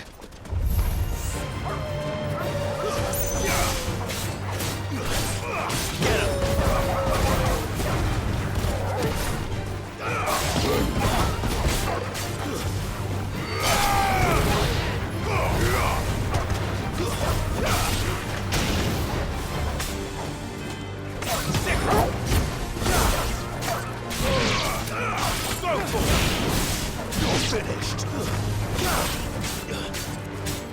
Enough.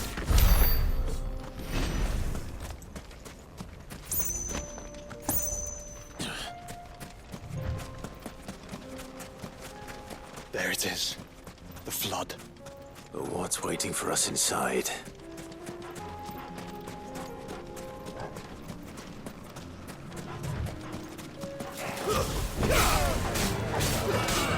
Over here. Stay down. This one.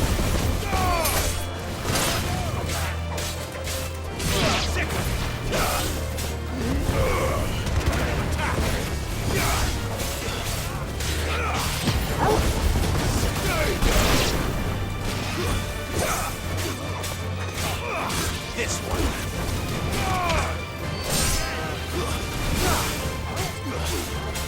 Farewell.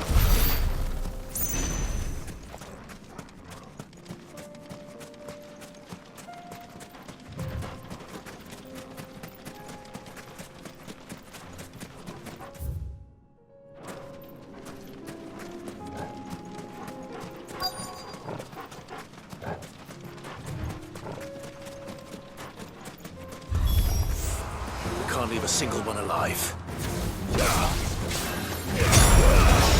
All yours, Torvald.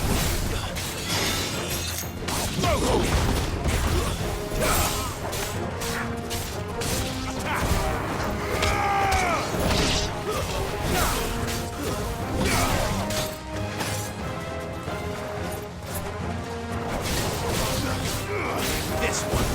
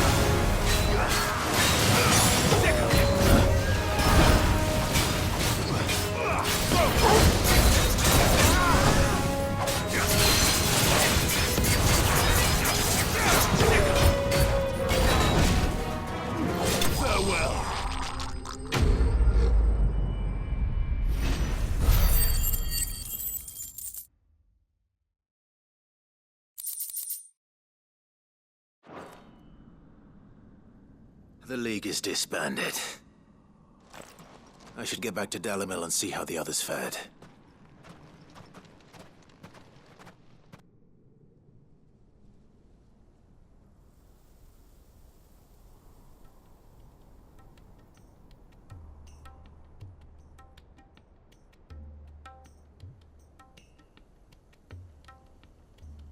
All the Akashic we were able to find have been dealt with.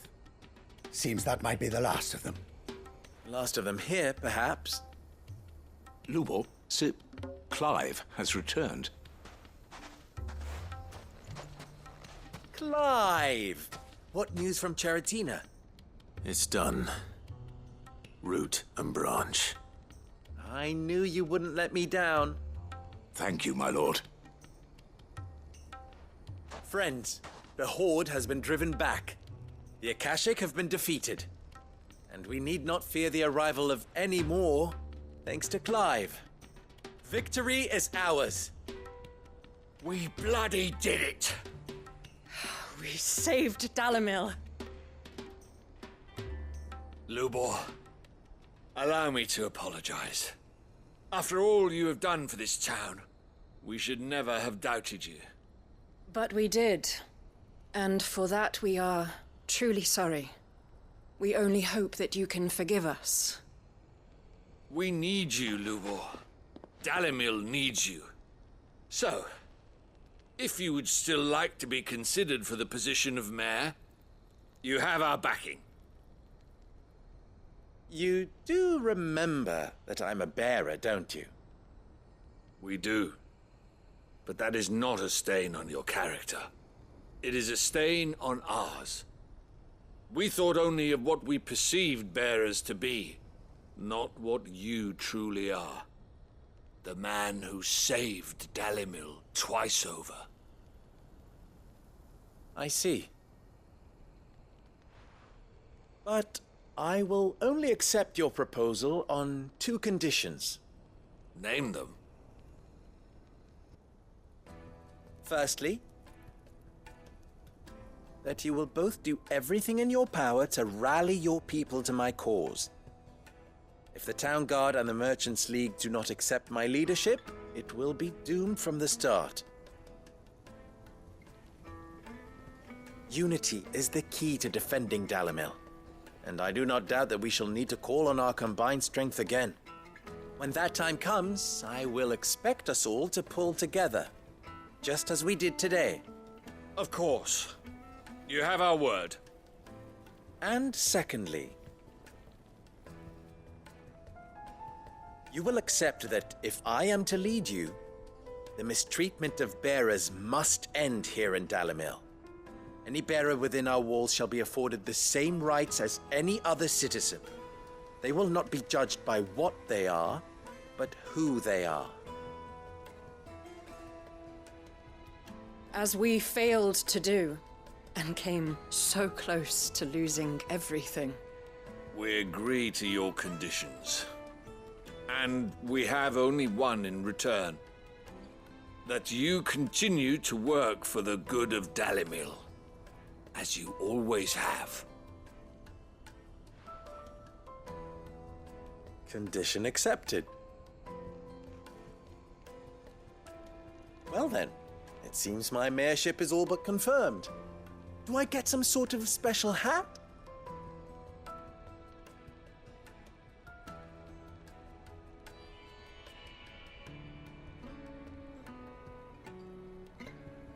How fickle fate can be. Not so long ago, I had resigned myself to leaving Dalimil in disgrace. And now, I find myself her leader. Here. For everything.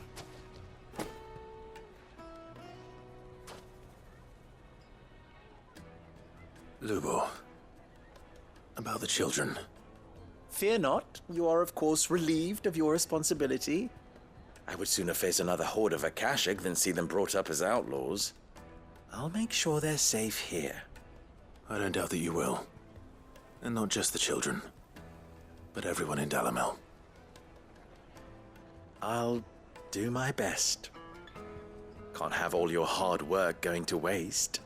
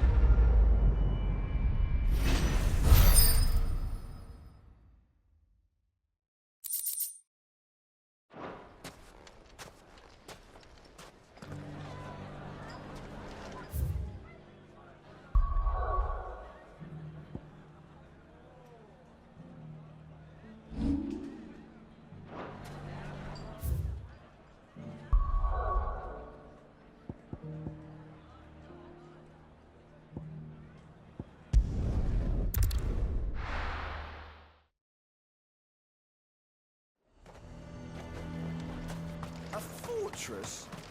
The garrison is threatening to pull their sentries from the markets if we don't cooperate. I would speak with this Duke. Saw the captain just now. Wasn't wearing his uniform. Your town needs you. I need you.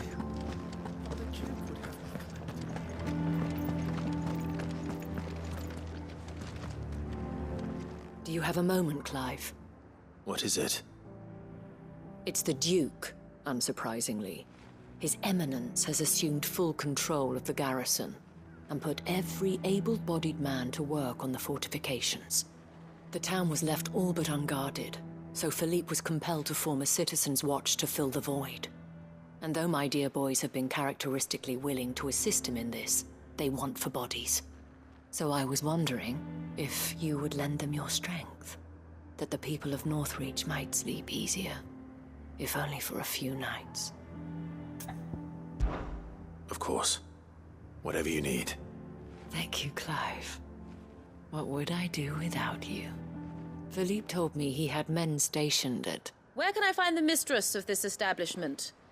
Here, my lady. To whom do I have the pleasure of speaking? My name is Sabine, and it is my displeasure to be the daughter of the Duke of Oriflamme, who I understand is causing you and your town no small amount of trouble. I wish to speak to you about what might be done. Very well. Let us speak. I trust you'll forgive me, Clive. Absolutely. Our conversation can wait. Please, proceed. As you know, my father is a most overbearing and supercilious man, and I join you in objecting to his every action. Indeed, I owe you my thanks for continuing to argue against his reckless plans. Yet I fear he is not one to be swayed by reason. No.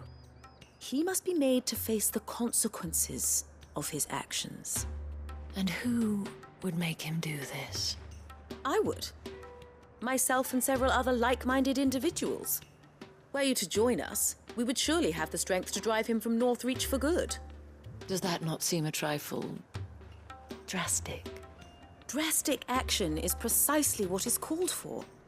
Unless you are content to see your people downtrodden and dispossessed. My father would have it that citizens exist only to serve the Empire. That they should be forced to make every sacrifice to ensure her revival. But he is wrong.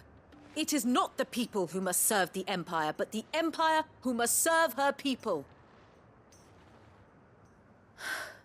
He's always been like this. Scornful of the opinions of anyone he judged beneath him. But he cannot be allowed to ride roughshod over the common folk any longer. We must fight him. By all possible means. Fight him? No. My purpose is to quell the tension in Northreach, not to stoke it. Respectfully, my lady. Our only chance of saving this town depends upon every one of us uniting against our common enemy. Your father and his followers included. While I understand your frustrations, I cling to the hope that he may yet be won round. False hope, I assure you. But I see that your mind is made up. I shall bother you no longer. If you will extend me the same courtesy, I bid you good day. She certainly has spirit. Indeed. But unfortunately for us, that spirit is only likely to harden the Duke's resolve, which may be enough to seal the fate of this town. Not that she cares. This is all about her and her father. Families. I'm sorry, where were we? Ah, yes. I was about to tell you of Philippe's plans for the town watch, but perhaps it's better that you heard them from him. I believe he's in the market, if you'd be so kind as to seek him out. Right away. It's just a pity I cannot join you. I'd like to see the two of you in action together.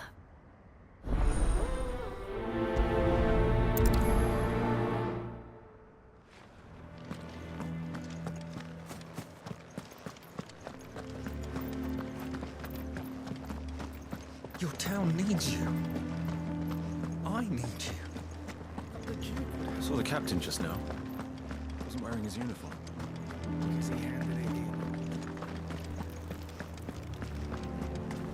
The way things are going at the garrison, it'll be up to us to defend the town soon. So you are content to abandon... Please, I beseech you.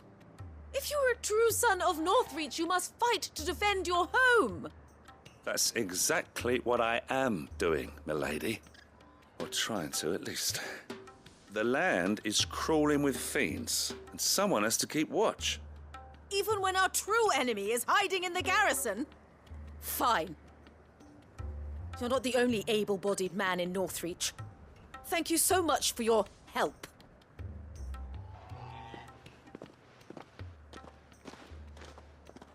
She cornered you too, then? Could hardly get a word in edgeways. Like father, like daughter, eh? She made an uninvited appearance at the Vale earlier, hoping to convince the Dame to join her in fomenting rebellion. I bet that went well. Her ladyship seems to have a way with people. Anyway, what brings you here? Our mutual friend thought you might welcome some help.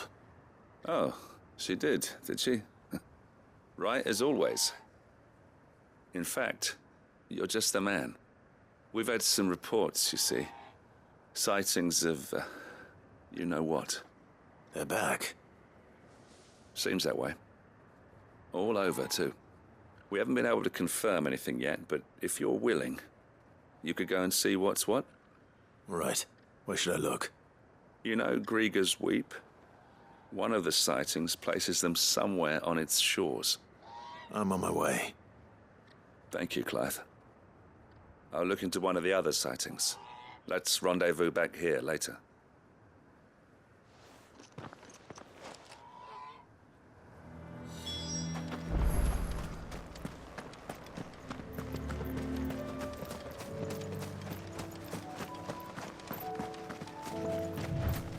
Better already.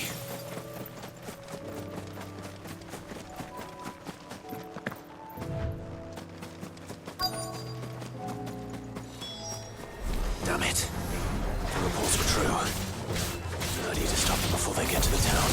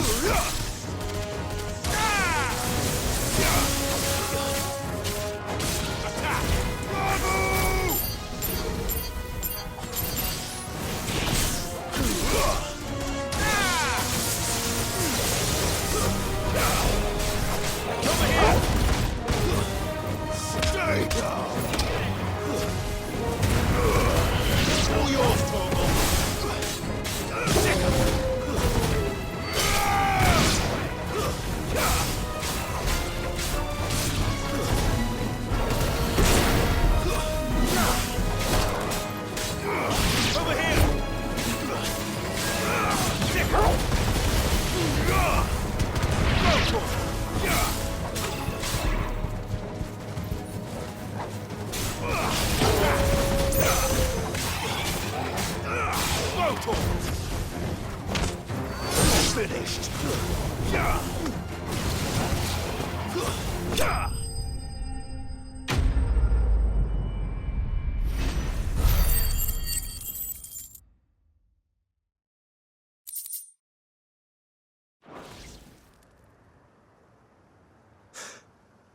Call that a test, Ultima? Clive, it's me. Are you all right? I am. But it seems the reports were true. The thralls have returned. I dispatched the few that I found, though. Well, that's something, I suppose. But what were they doing south of town? They all came from the north last time. We might be able to fend off an attack from one side or the other, but from both? Do you have eyes in the north? Some. I should probably go and have a look, though, just to be sure. You head back to Northreach. I want you there just in case war breaks out while I'm away.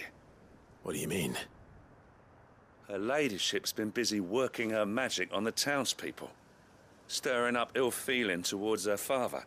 But she'll have her marching on the barracks if we're not careful. What? This is exactly what the Dane was afraid of. I'll do what I can to calm things down. Be careful out there, all right? Don't worry, I'm not like you. One sniff of those things and I'm running back to town screaming blue murder.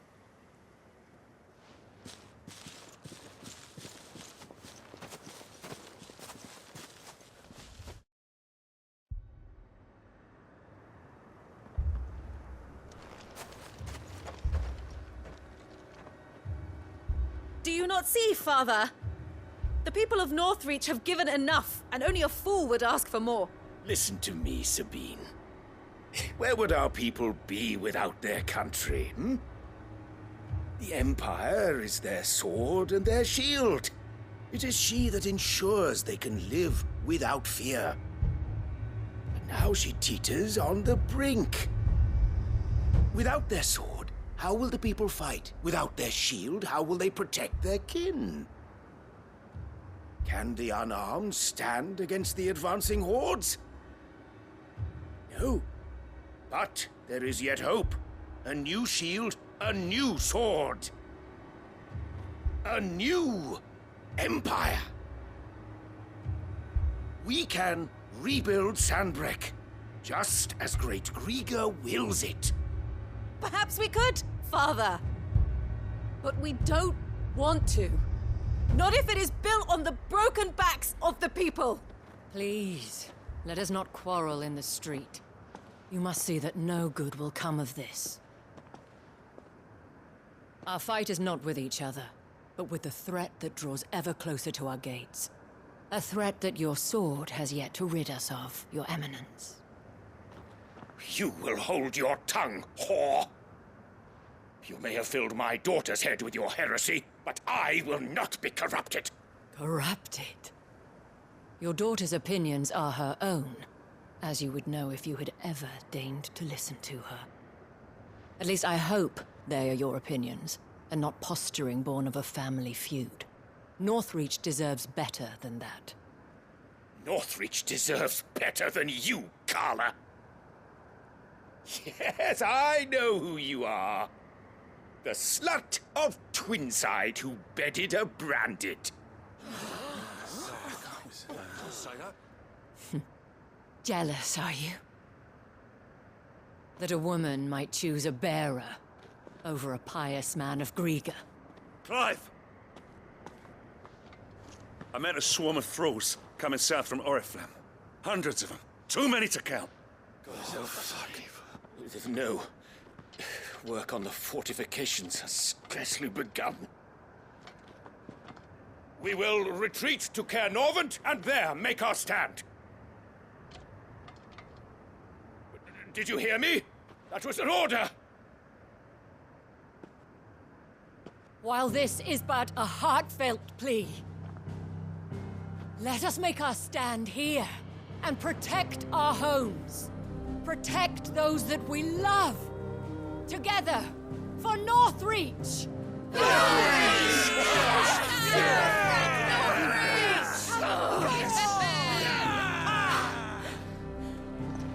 You heard the dame. What are we waiting for? Pikemen to the gates. Archers to the roofs. Quickly, come on!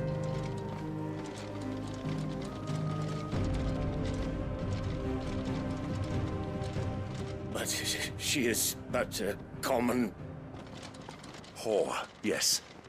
And we'd follow her to the gates of hell.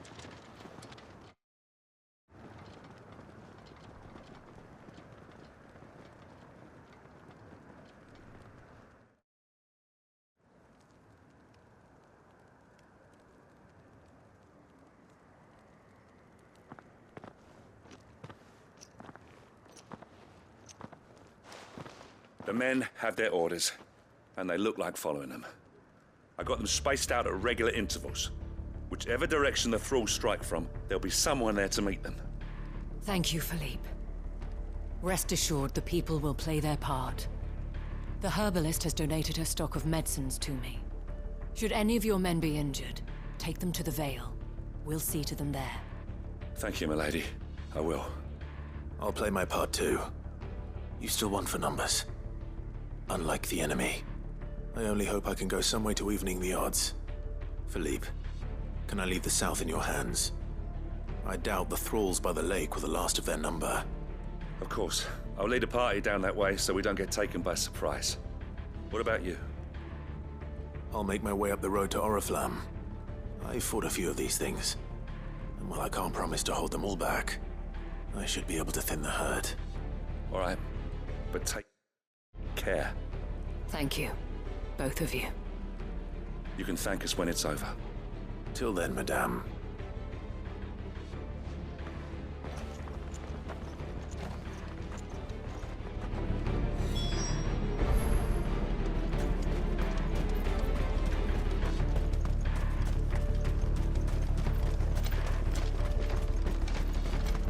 I want steel in the hands of every man.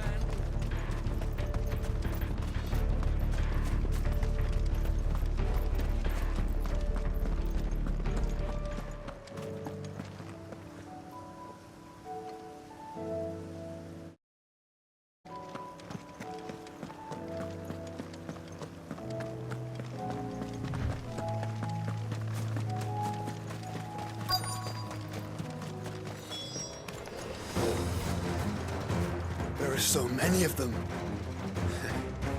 Not for long. Over here! Morgul, kill!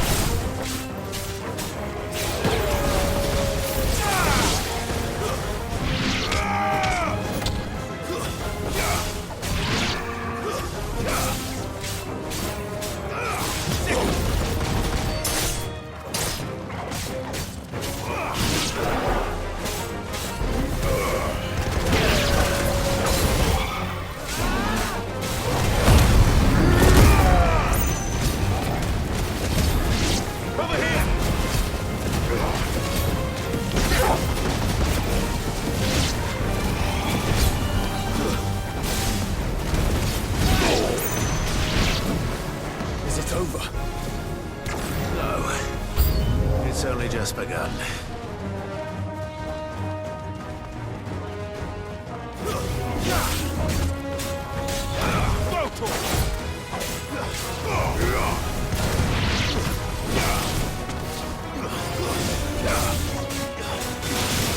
Get him!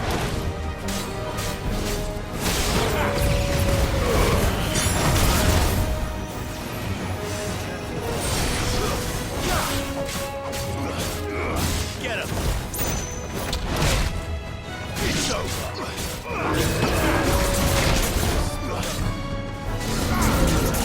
This one! This one!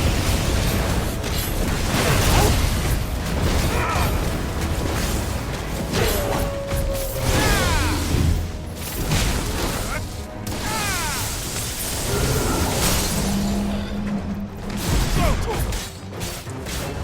Get him!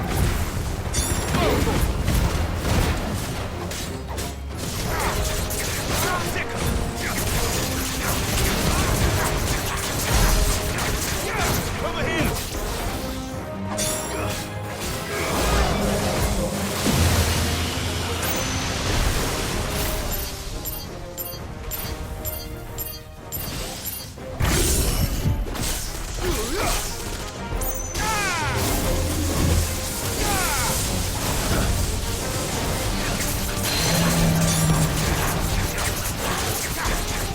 Get him! Get him!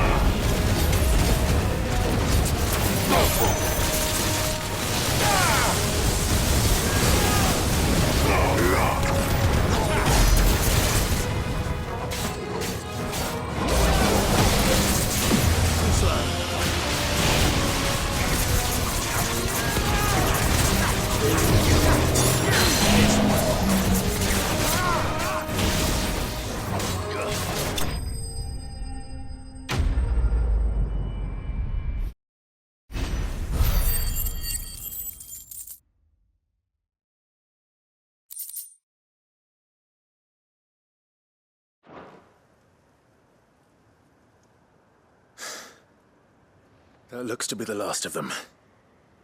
I wonder how the others fared. Better hurry back to town. Come on, Torgal.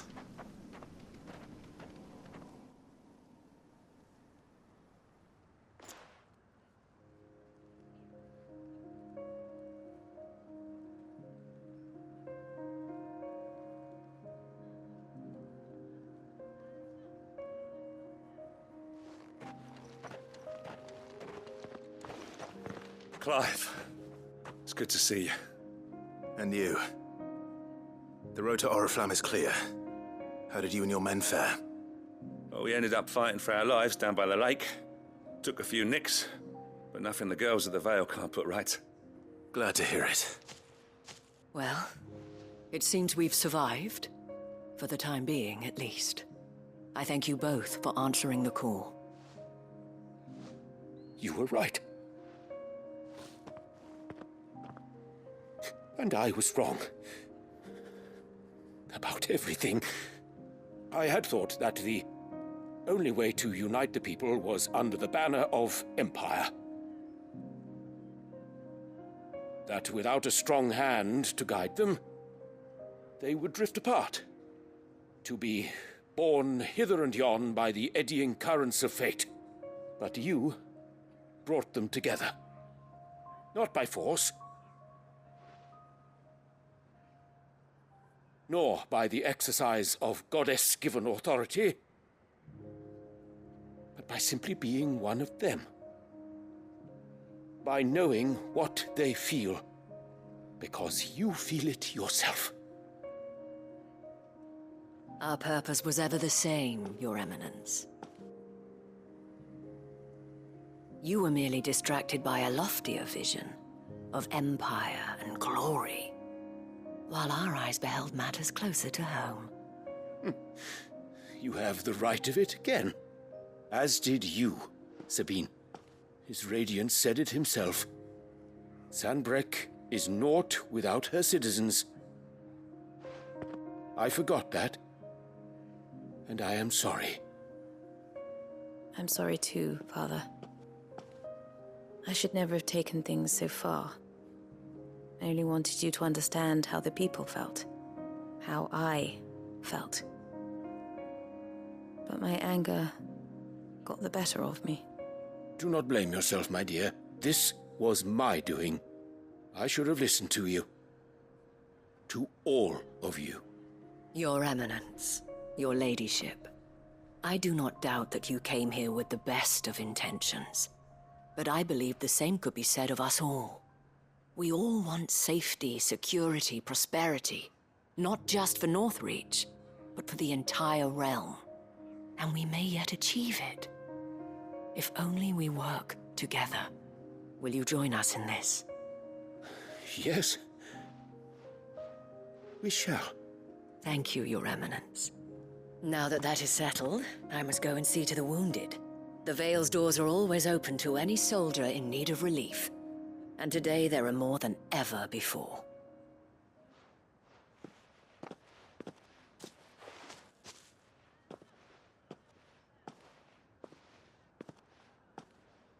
Madame Isabel is a rare soul indeed. In these dark times, I see that it is not men like me who should lead the realm, but women like her. You're right. If only I'd listened to her when I had the chance. Forgive me for saying so, milady, but you still do.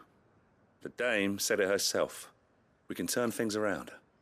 We just have to work together. And that goes for you, too. You're one of us now.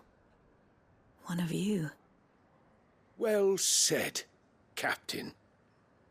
Let this be a new beginning. Not only for Sanbreque, but for us. Well, since there's nothing more to be done here, I should see if Isabel needs any help moving the wounded.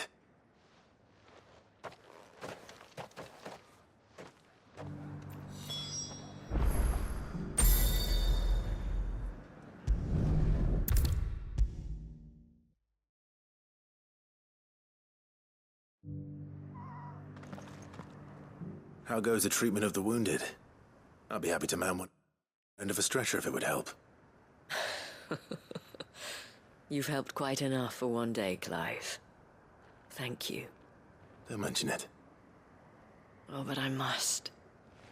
After all you've done for this town, it is the very least you deserve. Tell me, if Northreach had fallen, what would you have done? A woman of your means could find a home anywhere in the realm, but I sense you would rather have died here. It's a long story. For you, madame, I have all the time in the world.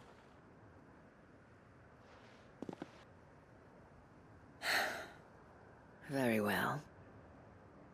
Long ago, I had a life in the Crystalline Dominion. I was Carla then, courtesan to the nobility. So sought after was I that it was only they who could afford my time. Alas, those halcyon days were not to last. For naive as I was, I fell in love with a bearer.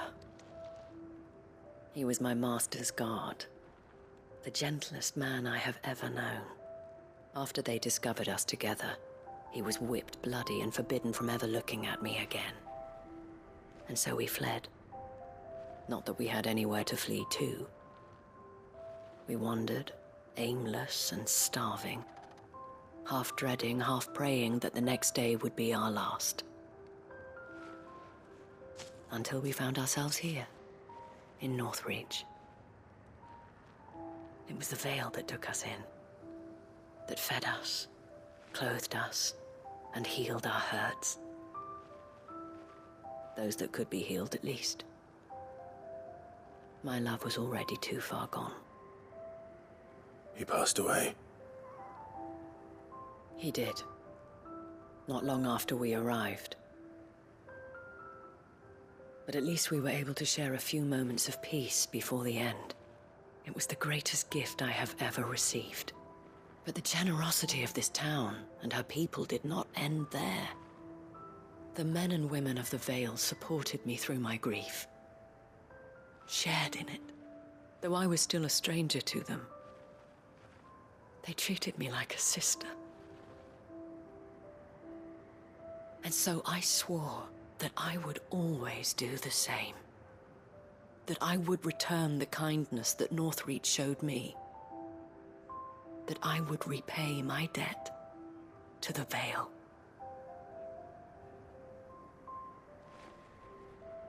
Thank you, Isabel, for sharing this with me.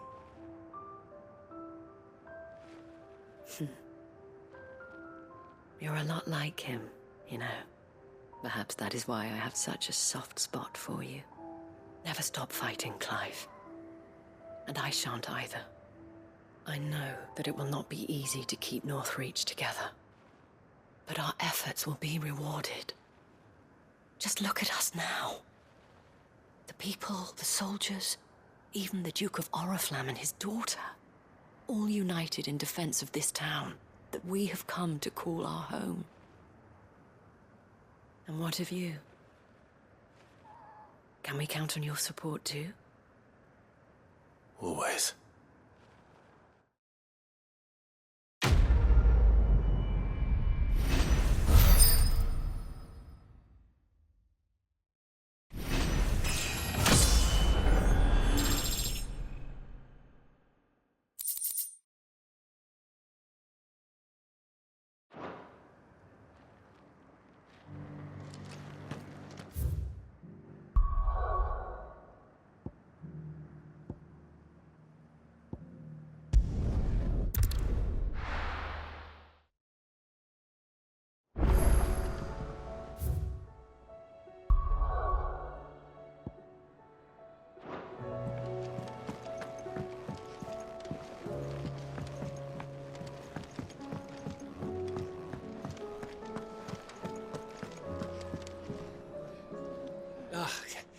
You all right? About that. Oi! Let's see.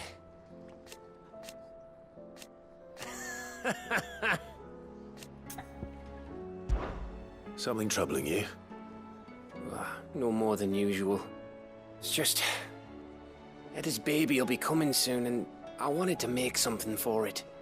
I'm sure she'd like that. Back in the north, families would always make gifts when a bairn was on the way.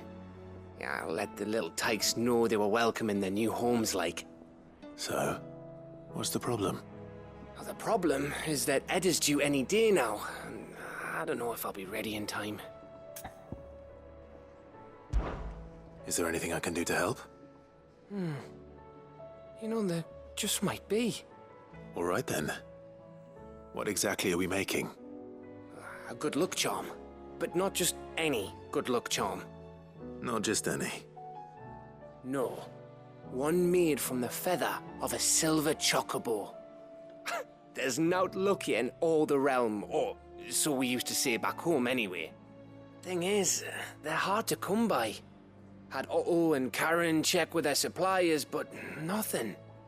I'd try and track one down myself, only... Only the big day is fast approaching. And that's all you need, a feather. That or the bird whose oar sits attached to, aye. I was gonna start by asking around with traveling traders plying the northern borders. Well, there's no shortage of those passing through Martha's. I think I might make that my first port of call. I'll let you know if I find anything. You're a good friend, Clive. I won't forget this.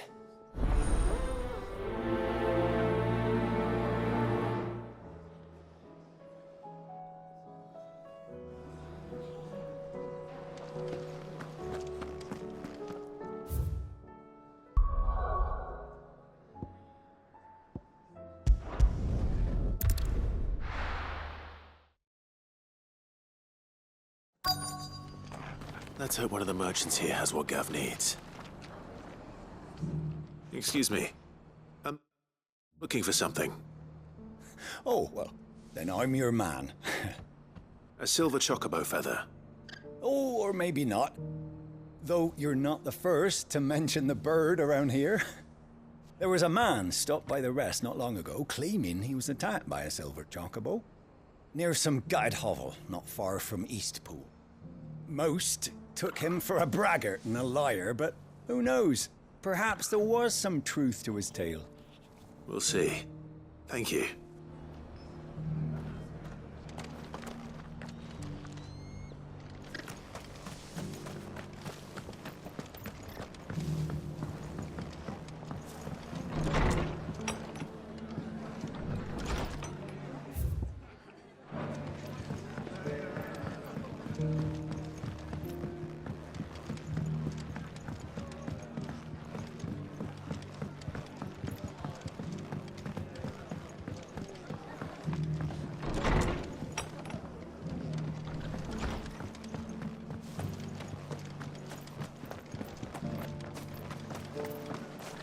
What are you after?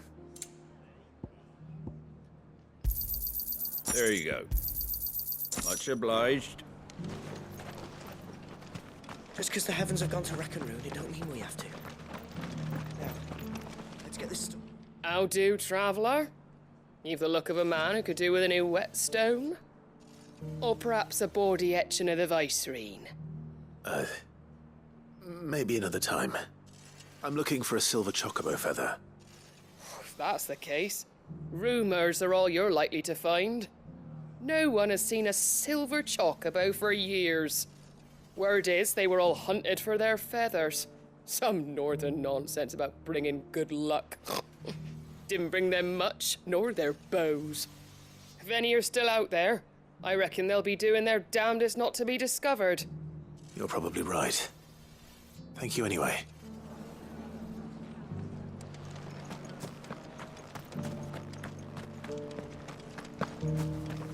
It doesn't still hurt, does it? Oh, 1,000 Akashic jars couldn't hurt me.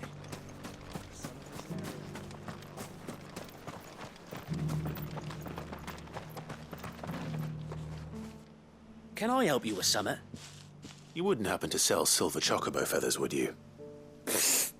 I deal in fruit, not fancies. But if it's fancies you're after, I suggest you try Rhiannon's ride. Was a silver chocobo seen there? Oh, yes.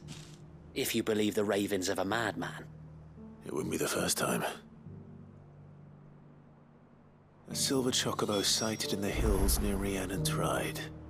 It sounds almost too good to be true. But since I'm already here...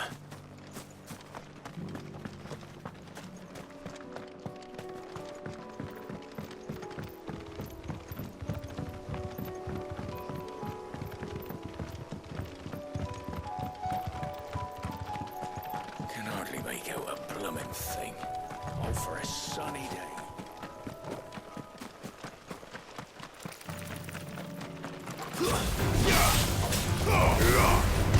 Over here! Go for it!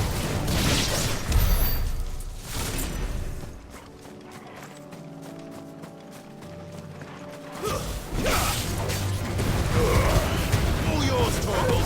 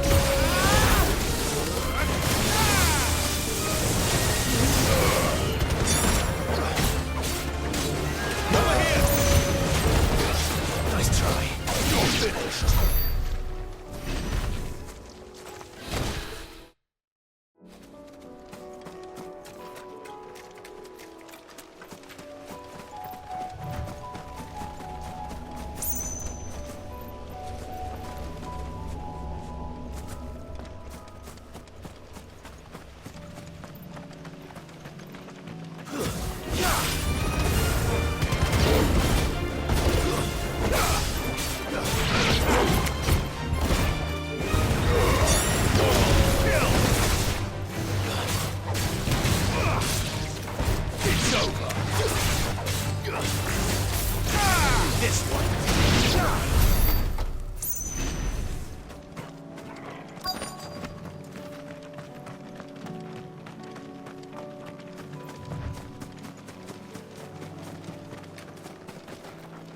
Tracks.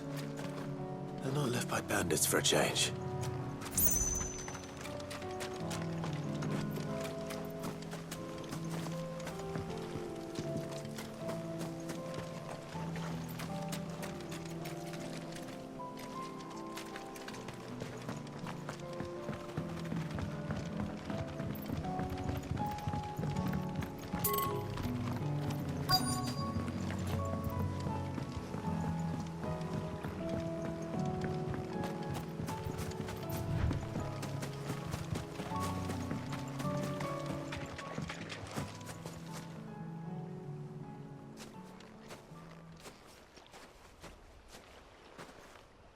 More tracks.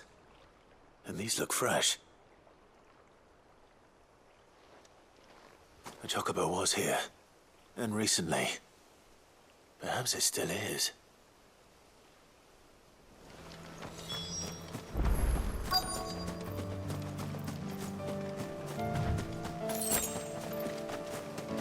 I don't hear anything.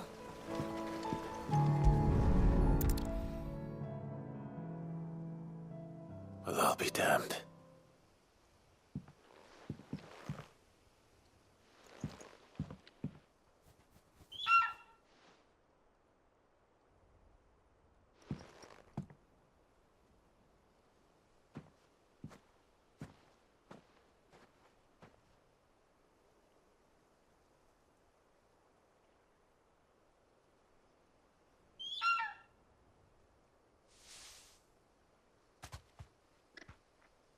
It's all right.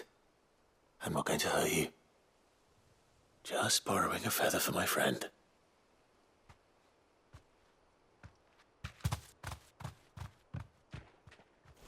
Thank you. Let's get this back to Gav before they change their minds.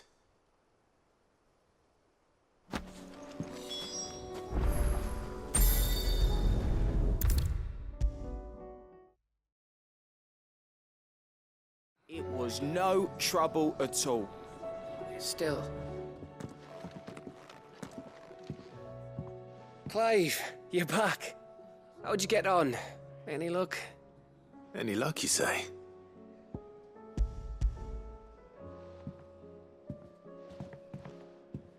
Crystal's crack. Is this what I think it is?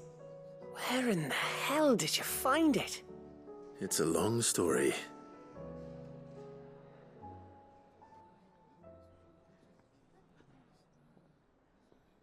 Right there on the road to Eastpool. Who'd have thought it? Everything up there's been abandoned for years. The empty cabin made for the perfect shelter. Though I fear my presence may have forced the poor creatures to look elsewhere. Don't blame yourself, Clive.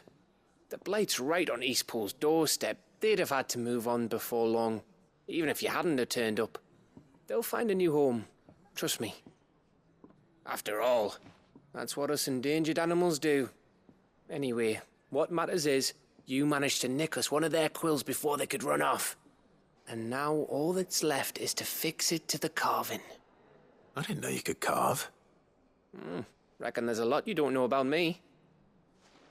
Like the fact I'm as good with a whittling knife as I am with a sword. And that bone Ember gave me's a dream to work with. What did you say it was from again? An Avis? But it weren't your Avis, Sid. I slew one of my own at last. So all those long nights in the pit finally bore fruit. I'm proud of you, Ember. Don't speak too soon. I ain't done my trial yet. There we go.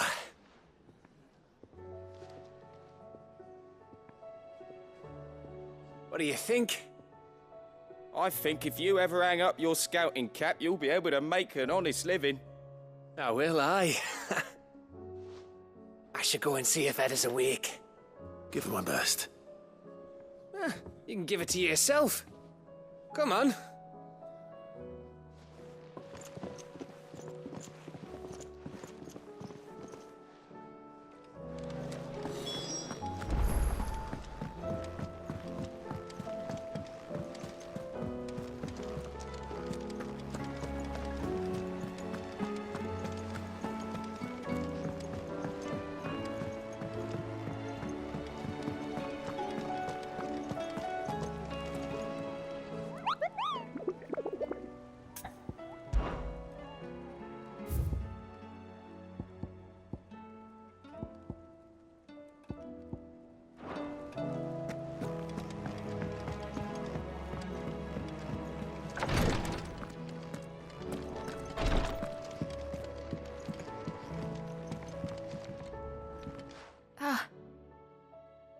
milords.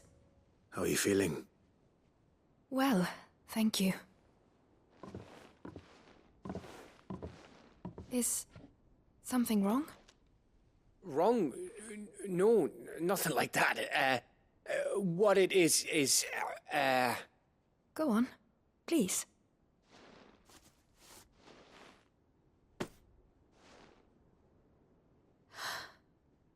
It's beautiful. Did you make it? We did. It's from all of us here at the Hideaway. Your new family, like. It's a good luck charm. We may come up north when a band's on the way. I mean a baby. To let him know that they're part of the family too. Oh, I hope you like it. I don't know what to say.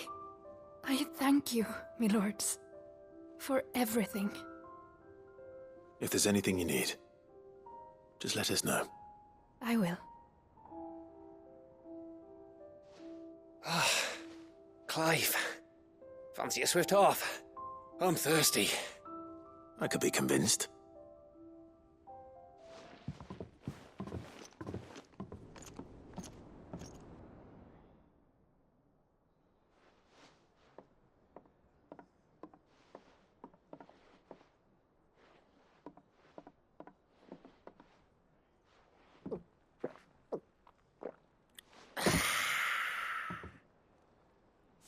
Don't you think you've had enough?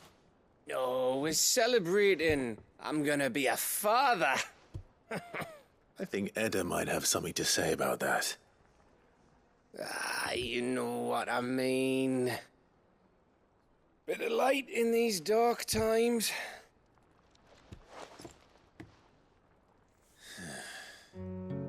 Wasn't long after me 10th name day, my mum told us she was with child again. I was over the fucking moon. I was looking forward to having a little one to lord it over, what with me being the runt of the litter. Thought I'd finally have a chance to prove to the world that I could be a big brother. Imperials came the day she went into labour. Had myself a baby sister, and then I didn't. My whole family gone in a blink, while I hid in the cellar like the spineless little arsehole I was. Great brother I turned out to be.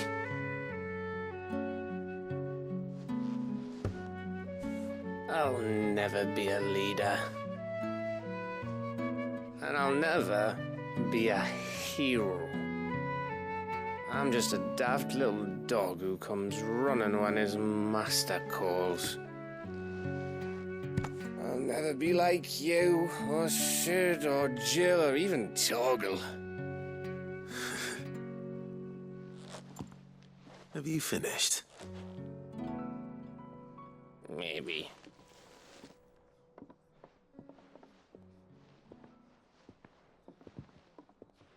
Do you know why you're our best scout?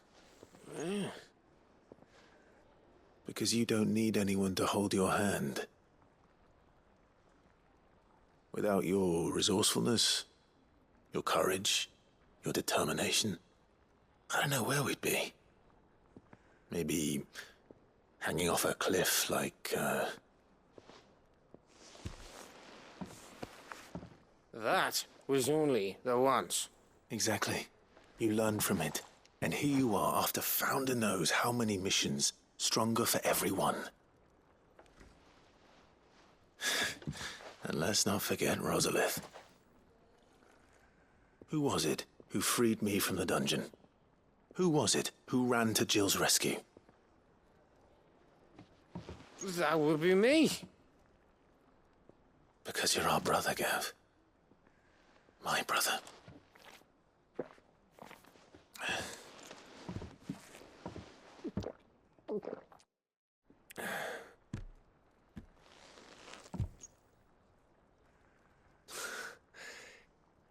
Your brother.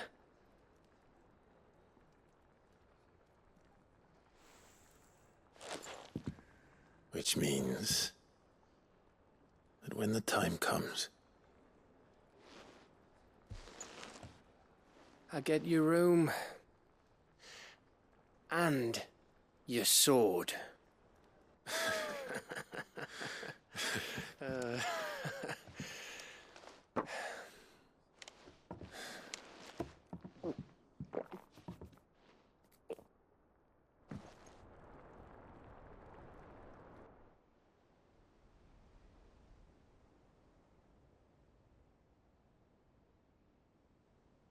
I may have had one too many.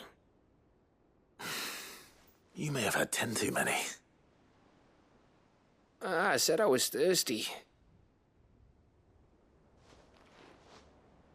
Better get back to work anyway, after I walk this off. Clive? What is it? Thanks for, you know. I know.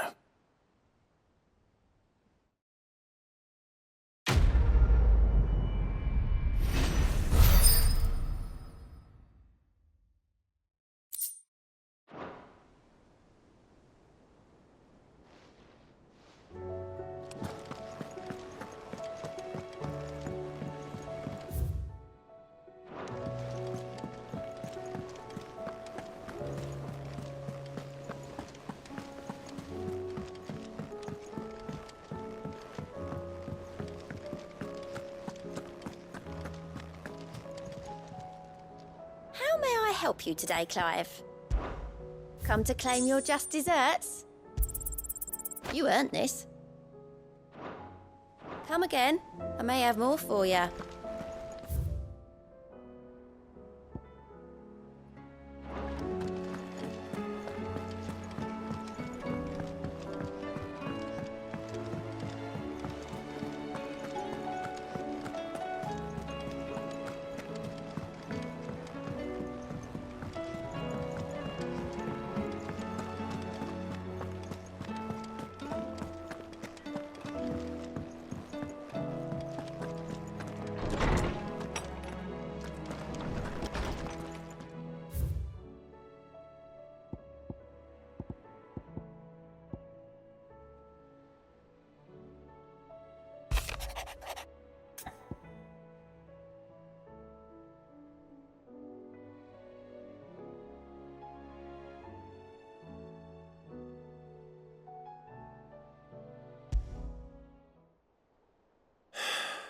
What is it this time, Torgal?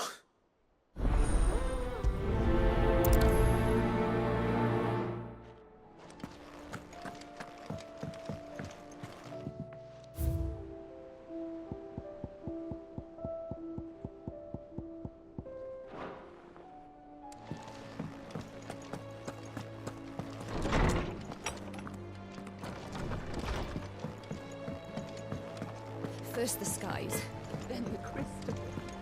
What next? The advent. Say what you will, Lady Karen has seen ours.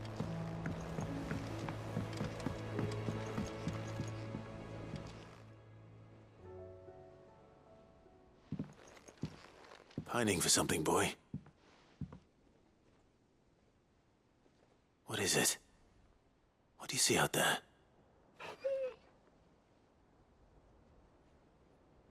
I never did ask where you got that anklet of yours. From Sid, that's why. On the day he brought him home. That long ago? And you're only thinking to ask this now? Sid saw that the pup had a habit of gnawing on his leg, since you ask. Clap that there iron on him to keep him from doing it. What was wrong, boy? I'll take like as not. Must have been hard on the poor whelp losing his loving masters at such a young age. Doubly hard in being a frost wolf, torn away from his icons and all. Sid would always tell him, you want that iron gone, you find what it is you're looking for. I reckon what he were looking for was you. I'm sorry, Torgal. Sorry for making you wait so long. Let's get that thing off you.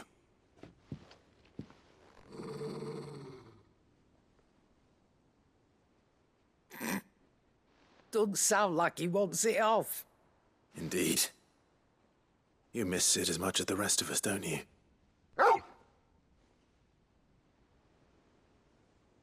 You want me to go with you somewhere?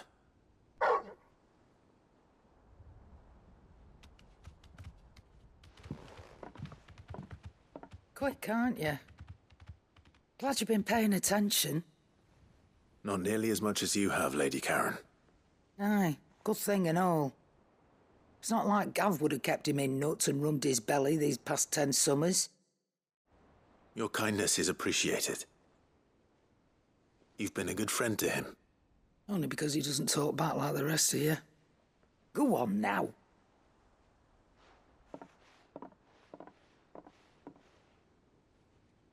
Where to then, Torgal?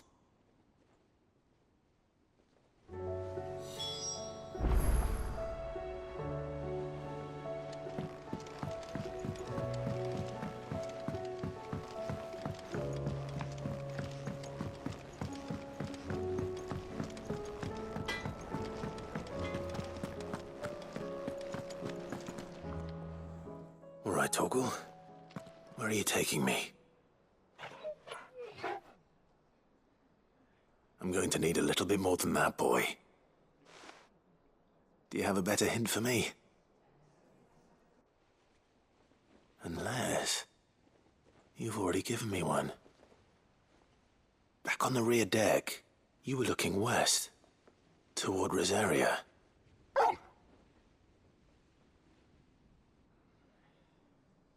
Why don't we try the rookery?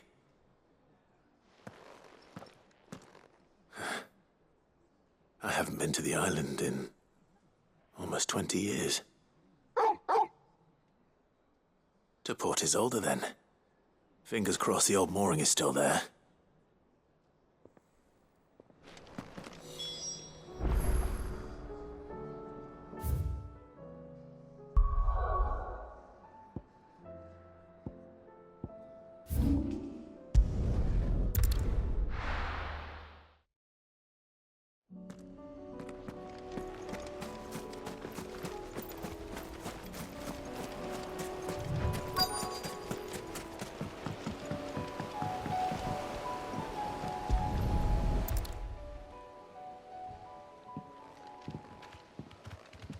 It's still here. After all these years. A lot smaller than I remember. And you're a lot bigger. You might have to swim, boy.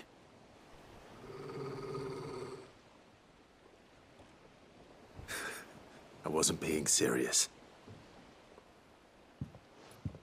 You two go on without me. I doubt that boat will hold a third. If you're sure, we won't be long. Hop in, boy.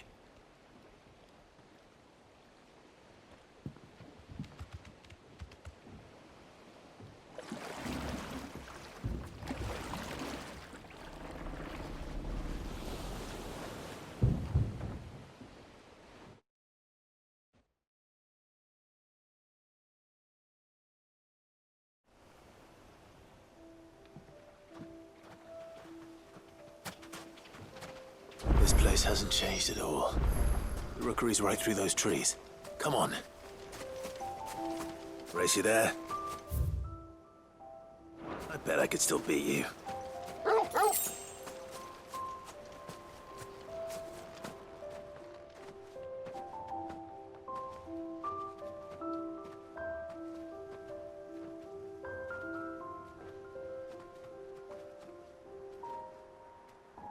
Here we are.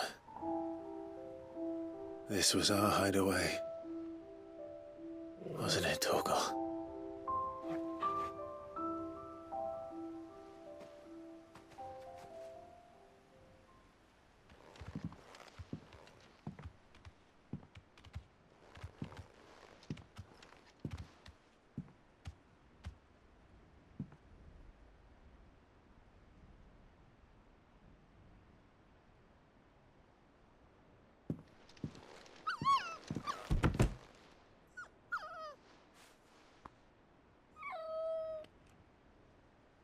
Coming here helped me to forget who I was. Or wasn't. Prince, Shield, Son his mother could love. Had I been any one of those things? Perhaps.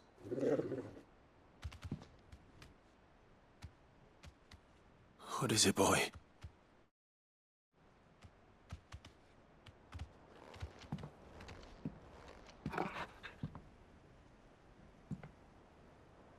This is all from the castle.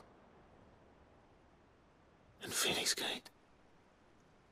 Did you bring these here? My sparring sword.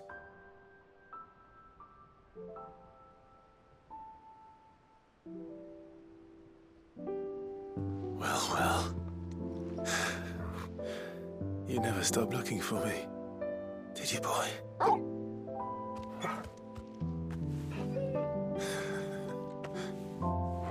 Thank you, Torgal, for never giving up, for never forgetting.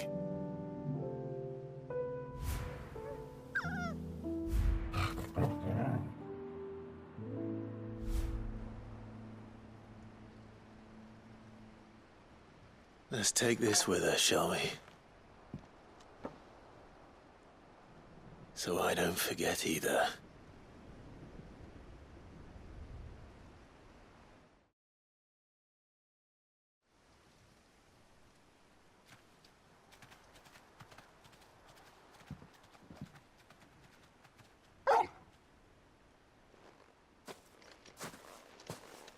That's not the way back to the boat, Torgal. All right. I'm coming. I think I know where we're going.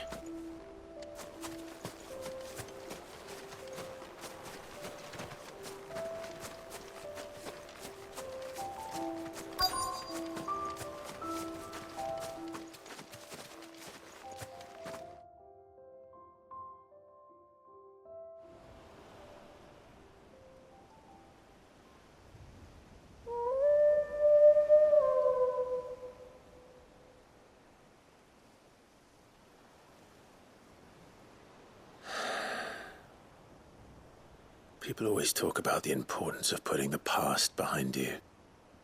But without it, we wouldn't be who we are today.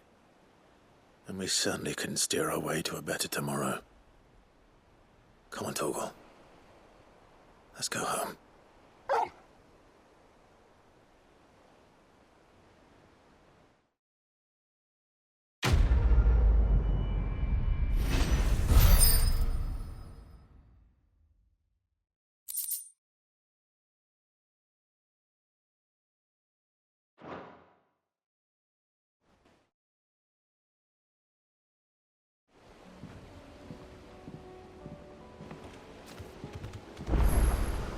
Sorry for the wait.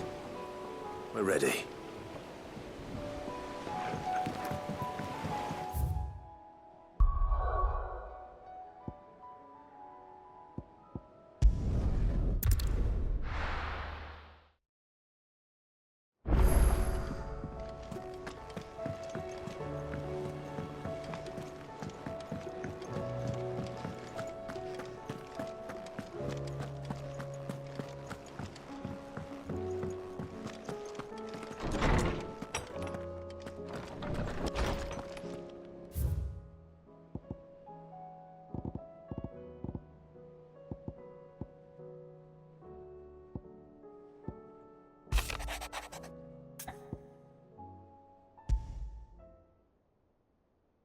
Something tells me this is no mere adventure story.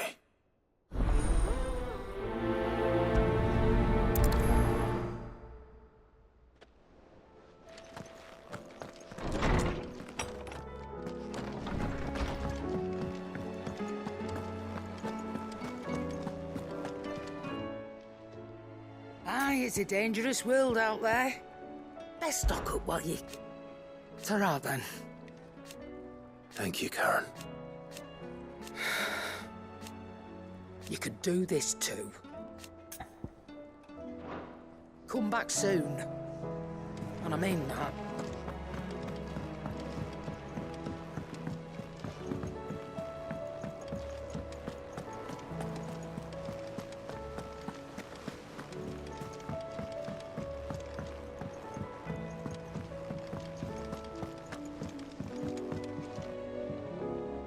Vivian, I read your note, and I'd be happy to help you find the book you're looking for.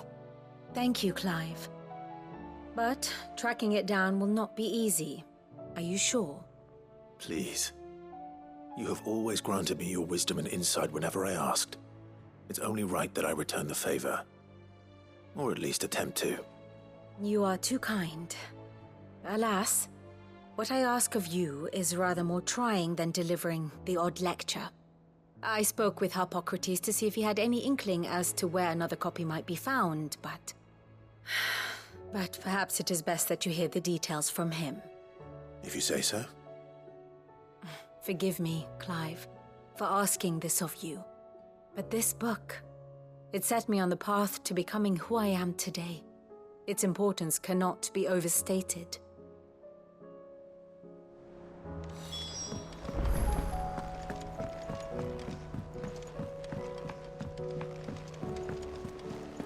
There's something about it. I feel like it's calling to me.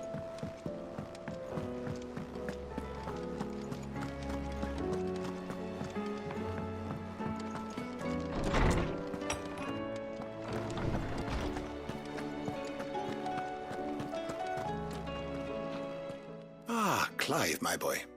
What a pleasure it is to see you. Hippocrates. There's something I need to ask you. I've been charged with locating a book called From a Distance. Then you seek a rare gem indeed. One whose name I had not thought to hear from your lips. You've been talking to Vivian. Right as always. But she didn't seem keen to tell me very much. I take it she didn't like what you had to say. And yet I gather it did naught to dissuade her. Clive, if the young professor has tasked you with obtaining a copy, I fear she asks the impossible. The executors would not allow it. The executors? Coveters of Secrets. A clandestine organization committed to the collection and intenebration of forbidden texts and technologies. One such text being the tome Vivian seeks, chronicling as it does the true history of the enslavement of bearers, a tale which could overturn the established order were it ever to become widely known. Or, so rumor has it. I've never actually read the thing, or even set eyes on it for that matter. How is it that I haven't heard of this organization? Why, secrecy is the executor's watchword. They lurk in the shadows, emerging only to seize that which must be seized, be it books, inventions, or people, before disappearing again, leaving nary a trace. Which would explain why Vivian's copy was snatched from her grasp not long after she found it. By the hand of the executors, yes. But what drives them? Self-interest or ideology? A fine question. Sadly, all that is known of the executors can be recounted in a single breath. You may just as soon ask me of their origins, numbers, or the identities of their leaders. Any answer I give would be pure speculation. Then my hunt was doomed from the first. What was Vivian expecting? That I'd pluck it from thin air? Not from thin air, no. From ash. Rumors of the executors are rife among the scholars of Storm, but rather less so across the strait. I have a friend. Well, I had a friend in the village of Garnick, a collector of rare tomes, upon which subject we would oft correspond. Alas, I have heard naught from him since the skies fell dark. And no doubt he too has turned. But though he did not mention it by name, it is possible that a surviving copy of From a Distance yet rests upon one of his many shelves, quietly awaiting discovery. If you were, by some chance, able to save even a single book from the poor man's library, I know his soul would rest easier. Very well. When I next find myself in Waloed, I'll be sure to pay Garnick a visit.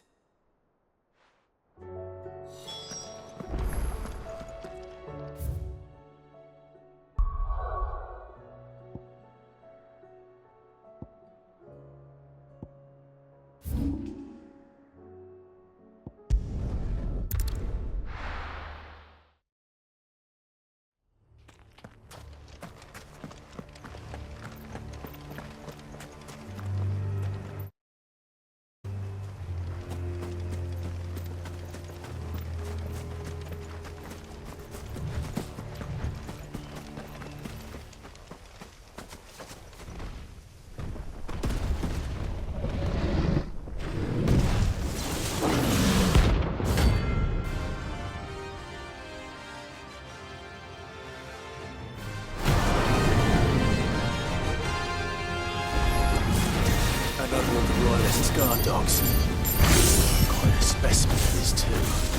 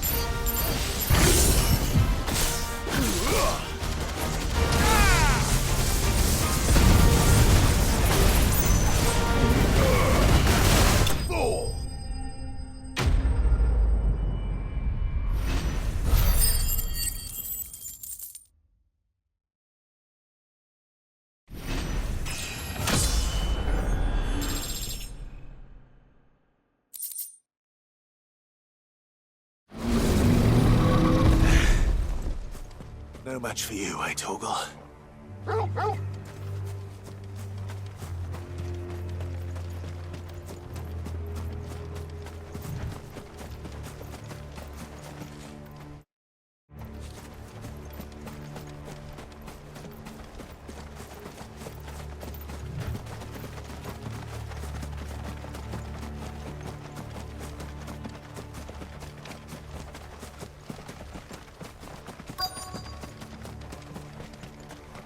The entire village looks abandoned. Now, which house would a bookworm live in?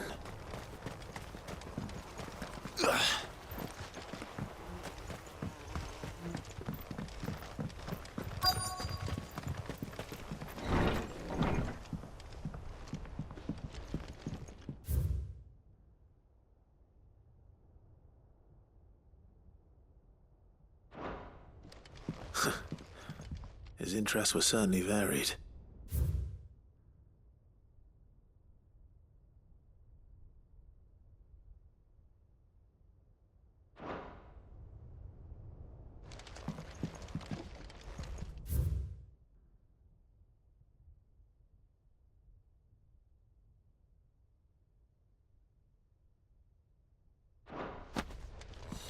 This is it.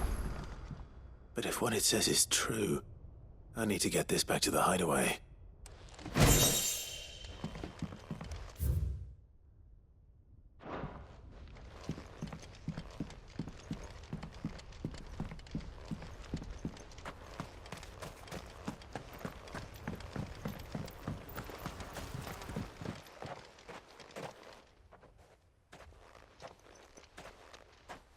Leaving so soon, stranger? We've been watching you. From a distance, so to speak. Subtle. I know who you are. Then we need not waste time on introductions. Hand me the book. Leave it in our care and return to your life. Your care? Do you mean to burn it or bury it? That is not my decision to make. But by one means or another, its contents shall be removed from the common record. Then I'll have to politely refuse. I won't let you erase our history. Then we find ourselves at an impasse. Very well. The book can just as easily be pried from your dead hand.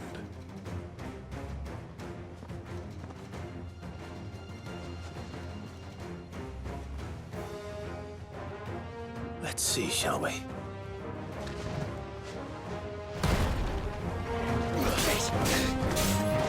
This one.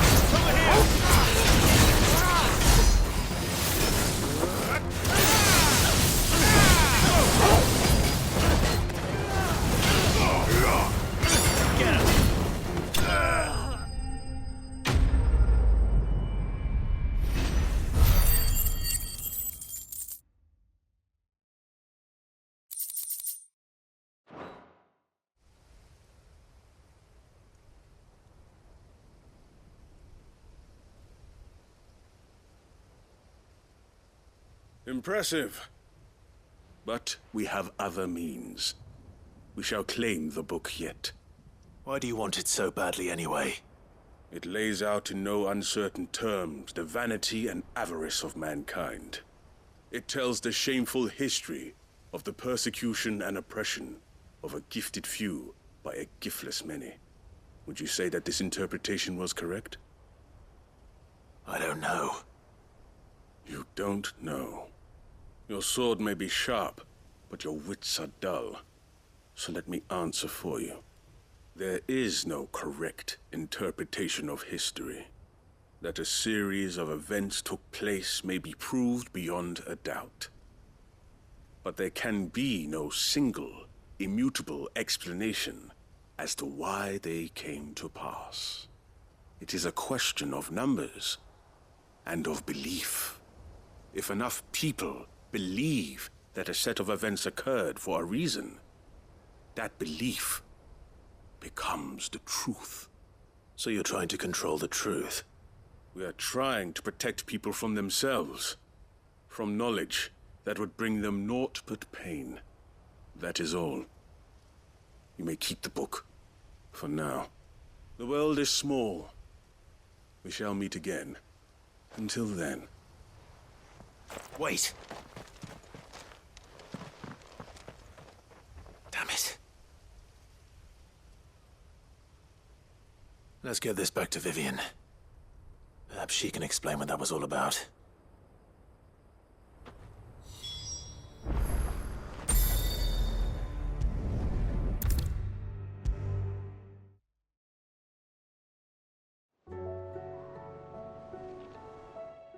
Vivian. I found it. The book you lost.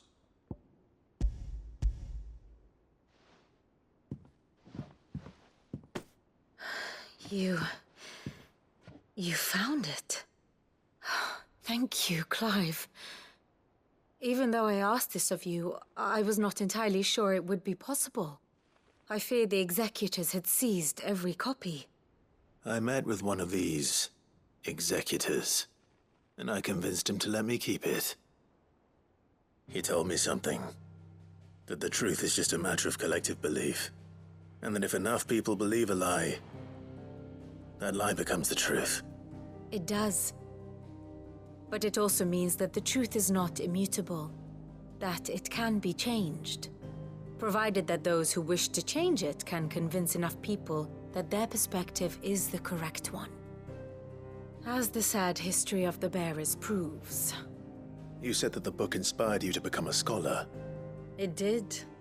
Or its author, rather. She was a heretic, you see. A firebrand and a dissenter. A gallows stood ready for her in every corner of the realm. And by shunning society, or perhaps being shunned by it, she stumbled upon a truth so potent that an entire realm trembled at the prospect of its utterance. I, too, have always felt somehow set apart from the world of men. A stranger to my own species. She taught me that my solitude was not a curse, but a gift. And that, though my journey to the truth might be a lonely one, what I found at my destination would be more than worth the cost. Do you still feel that way? That you're not one of us? Honestly, I'm not entirely sure anymore. Since coming to the hideaway, I find my thinking somewhat clouded. Perhaps the result of studying mankind from a rather closer perspective than I had intended. But the more I study, the more I find value in this perspective. In looking not from the outside, but from within. So if you'll permit me, I'd like to continue my work here. Remember, Clive, when enough people believe, belief begets truth. Give the men and women of this benighted world the gift of truth. Make them believe in you, as I do. I'll try, Vivian. I'll try.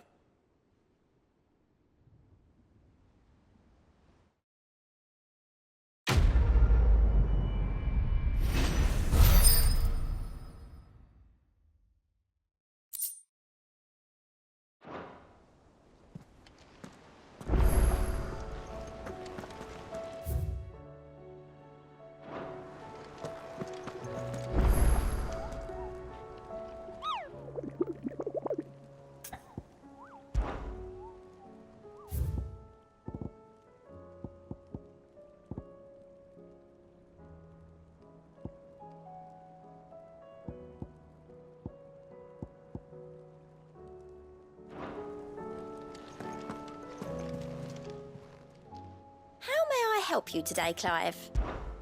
Come to claim your just desserts?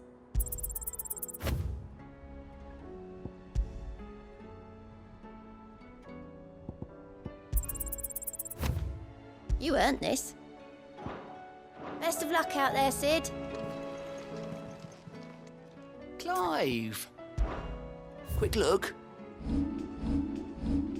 Seen enough?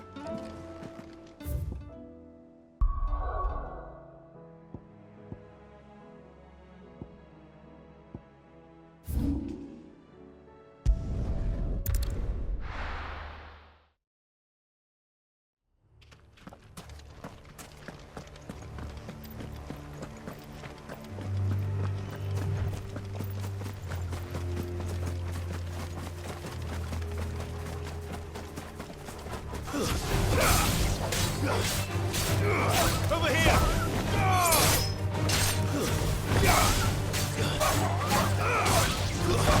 Stay down! Get him!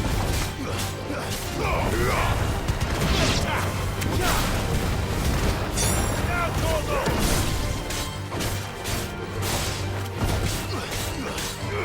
Get him!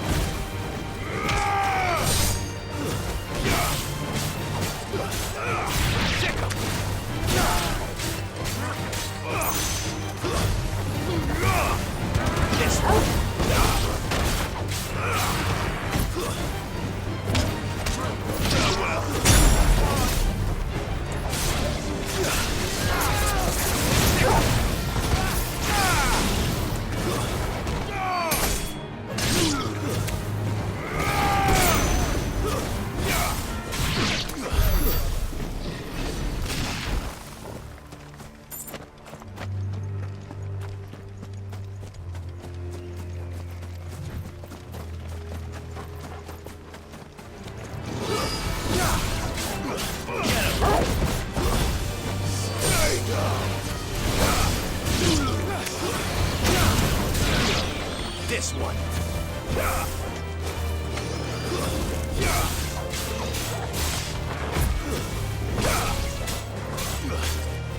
Sick him. It's over.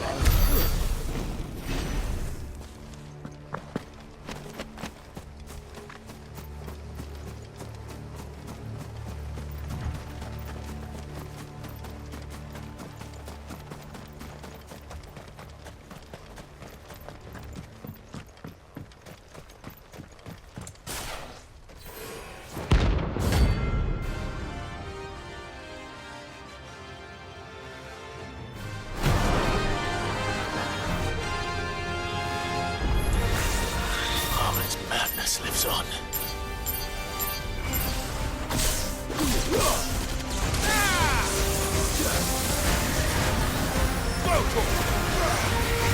Over here!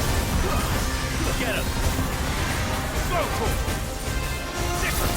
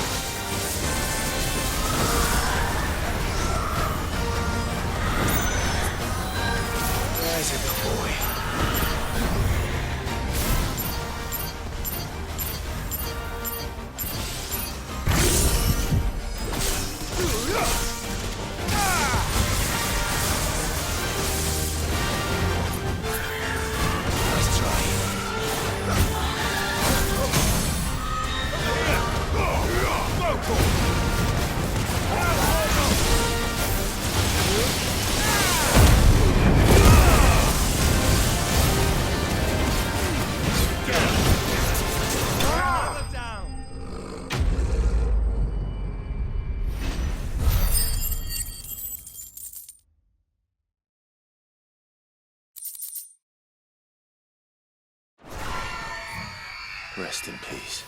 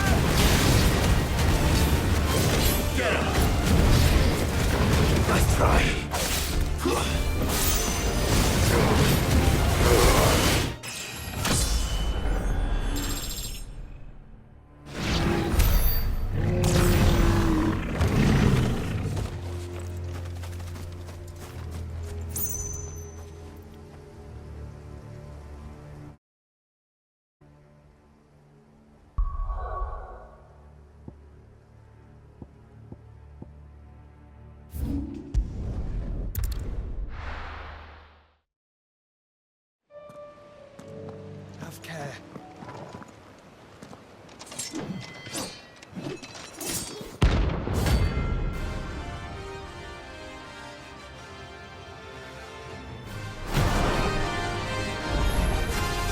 You're the outlaw! The one who drove His Highness to madness! On your knees!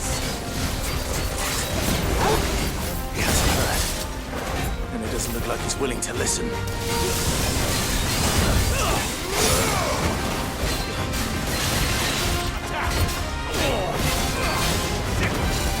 This one!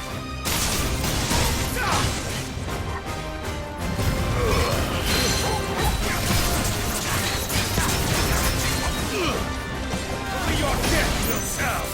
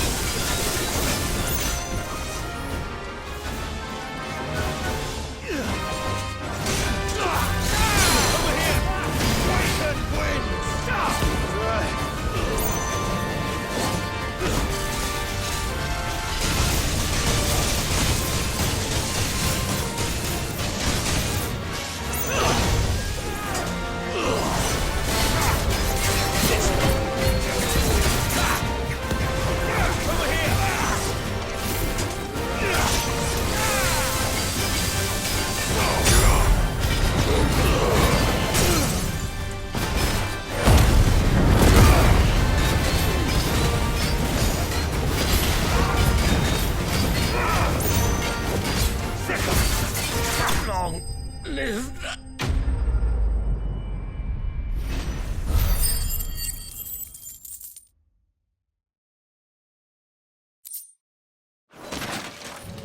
Damn it.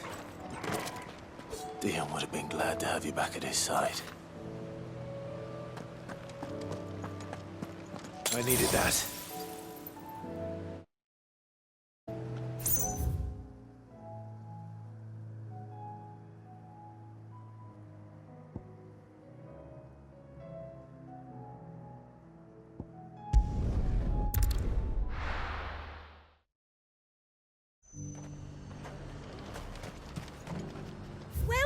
Welcome. I do like a customer who knows what he wants. And how might I help the garrison today?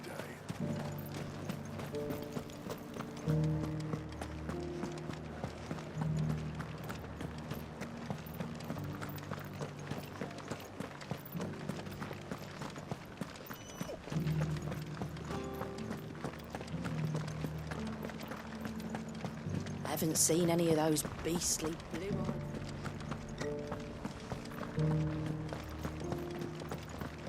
Do be careful. I will.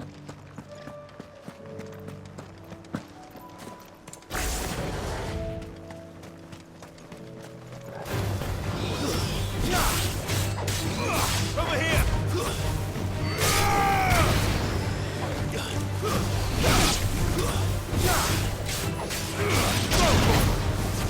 Stay down!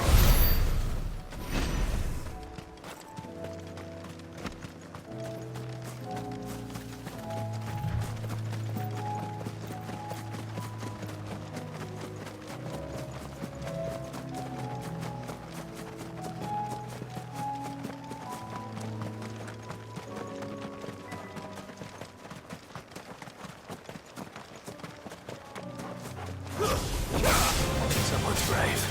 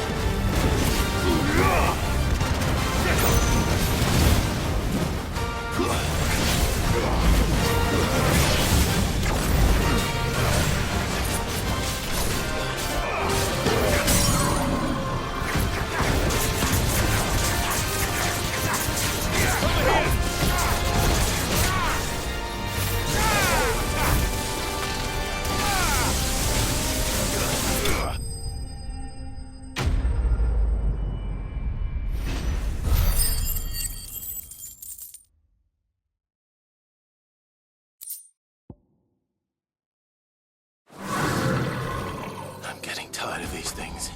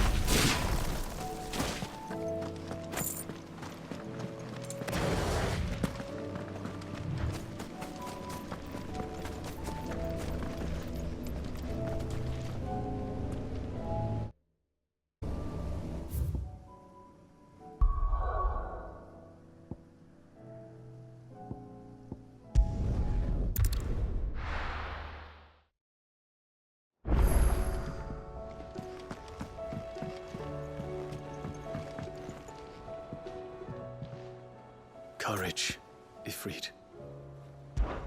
My decision is made.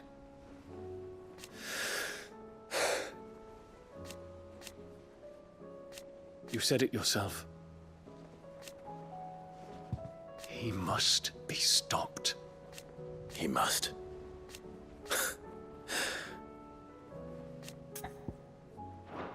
I await your word.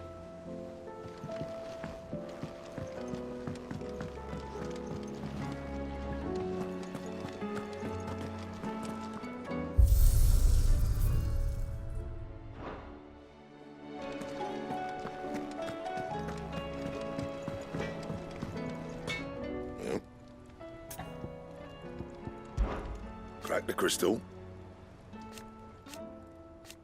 Not a very good one, but then...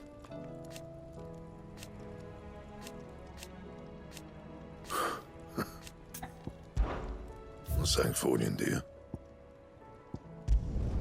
It'd last you a good while. No scratches, all right?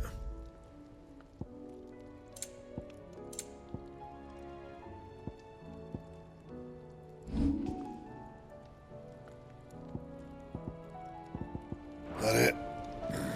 Fine.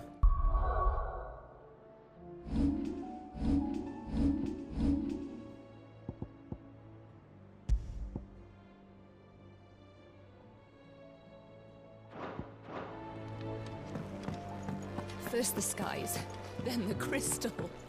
What next? The advent of great Griga herself.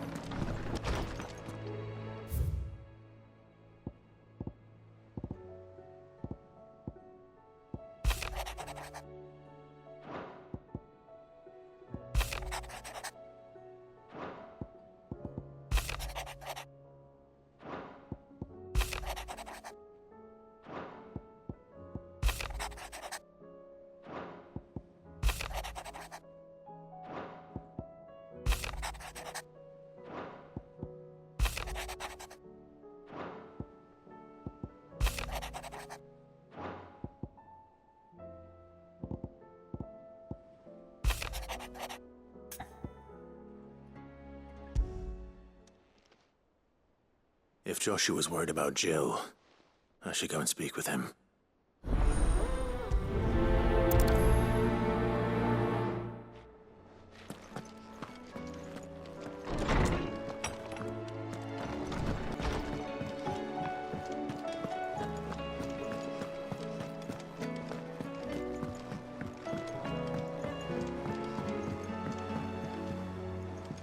Joshua, I read your message. You're right. Jill is different. I don't think I'd realized how different, but since we returned from Drake's spine, I've felt it more and more. I suppose it's not hard to imagine why. She doesn't think she belongs anymore. And that's why we need to remind her she is still one of us. And to let her know that we still need her, now more than ever. That you still need her. But how to do that? When last we were truly close, we were but children. Of course. Do you remember the time we accompanied Father on his annual tour of the Duchy? And Jill and I broke from the procession to ride up Man's Hill. To see the snow daisies, I remember. It was the first time Father had allowed us to join him.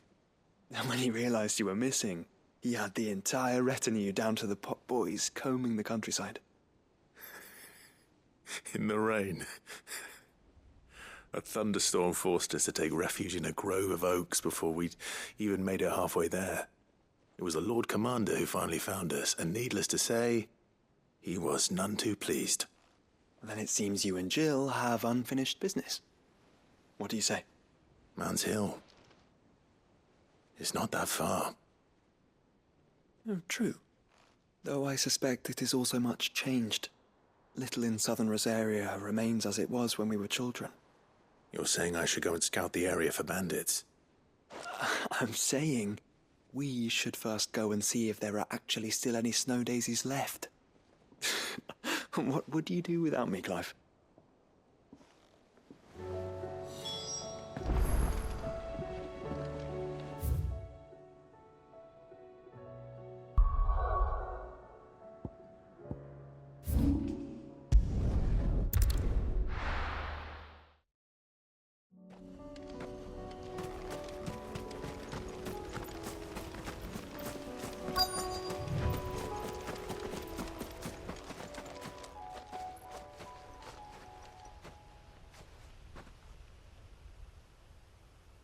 This is the place, but... I'm sorry, Clive.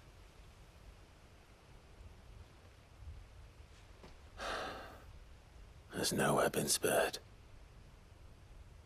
What do we do now? We keep looking. Man's Hill cannot be the only place where snow daisies grow. Perhaps, but it's the only place I know of. Knew of. Then why not ask someone who might know of another? Someone in the backyard? To the hideaway, then.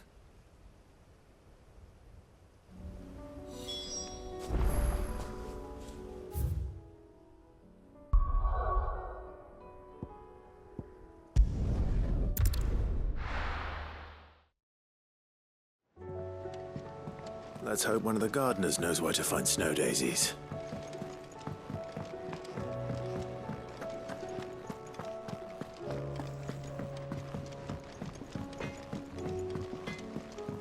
Say what you will, Lady Karen has seen her...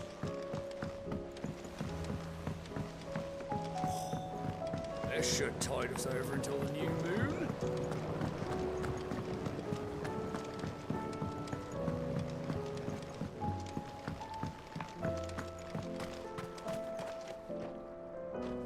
Oh. What brings you down from the heavens, Sid? I need your advice. Joshua and I are looking for a place where snow daisies grow. Preferably in abundance. Snow daisies. Then you'll want somewhere not too hot and not too cold. And where the winds are strong enough to carry the seeds. I reckon Man's Hill would be a good place to start. There in the Royal Meadows, perhaps? Both have similar climbs and the right elevation. If the Blight hasn't claimed them yet. Right. Thank you. Did you learn where we might find our flowers? The gardener here mentioned the Royal Meadows in Sambrak. Ah, the fields beyond Northreach. Well, if that's the case, then Yote was right. I recalled that she kept a record of our travels, you see. So I asked her if she'd perhaps noted anywhere that snow daisies grew, and she mentioned Oilefeist Bay. Whose shores border the meadows. Off we go then.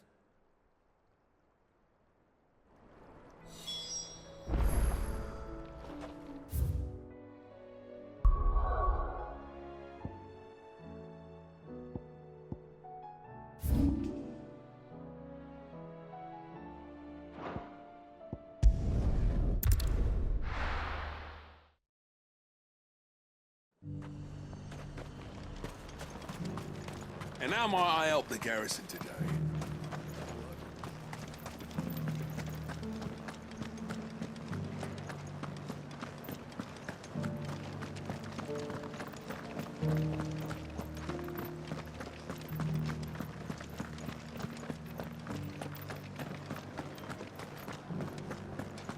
I haven't seen any of those beastly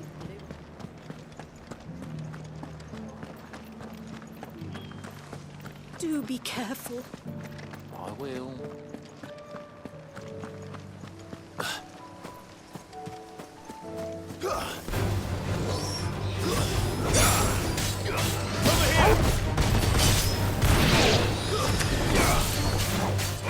Get him!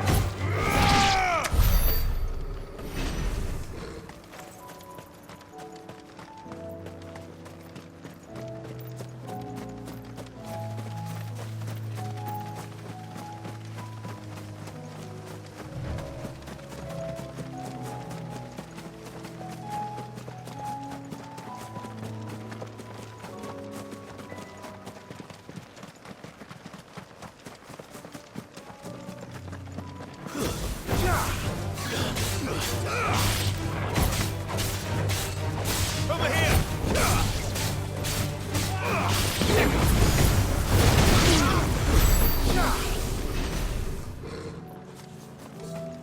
The meadows are vast. Where do we even start? Yote mentioned the coastline. We can start there.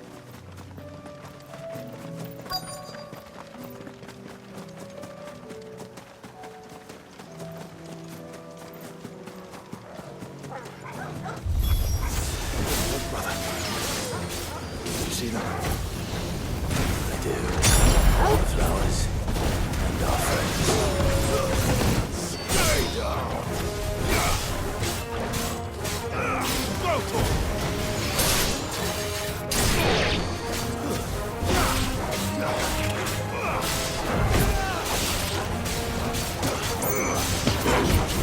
It's over. Get him! Over here!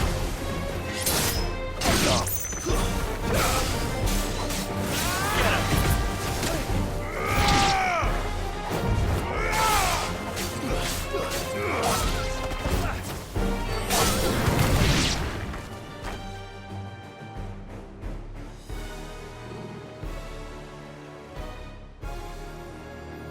What do you see, boy?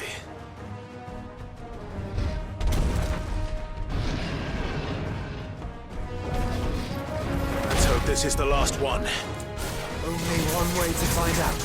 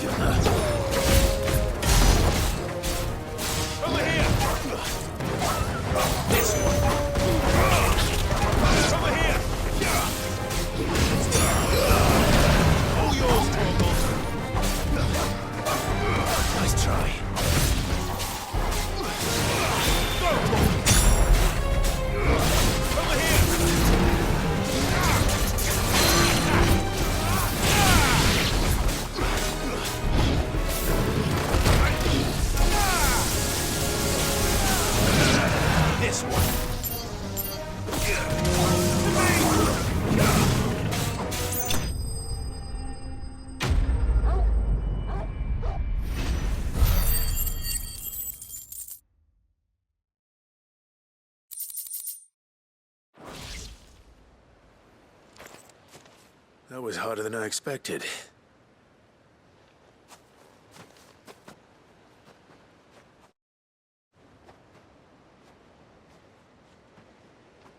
But found her. It was worth it. They're beautiful. Do you think Jill will like them? She'll love them. Come on. Let's go.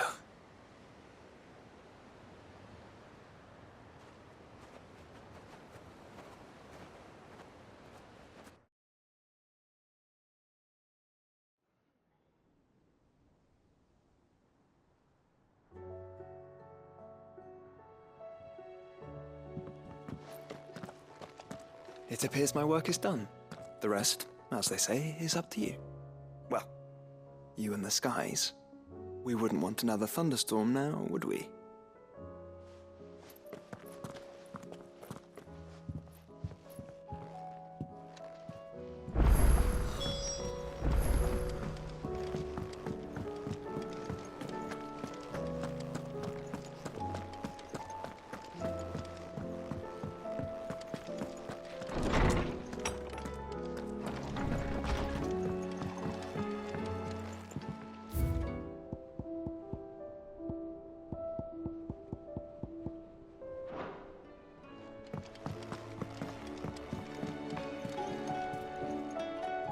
Jill, there's something I'd like to show you. There is? And where might this something be? It's, not here. Now, I know this is sudden, but how would you fancy a trip to Oriflamme?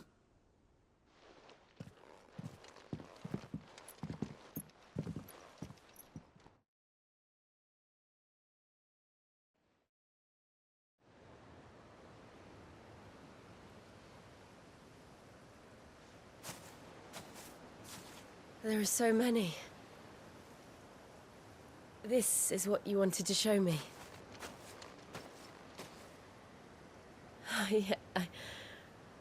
I don't know what to say. You don't need to say anything. The smile on your face is enough. We've been worried about you. Joshua and I. Do you remember when I took you to Man's Hill? Or tried to? How could I forget?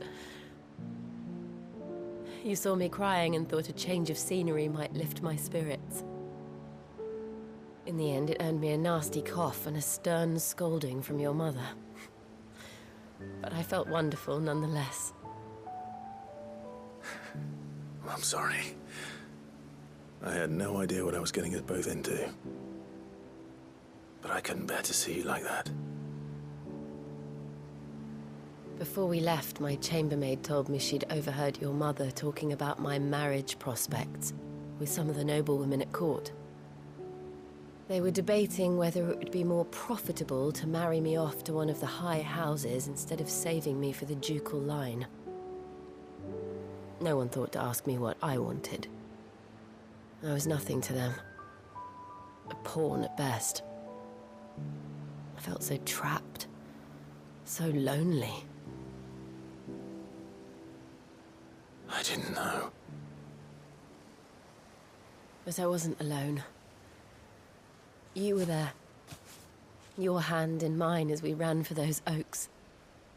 And I knew then, no matter what happened, I would be all right.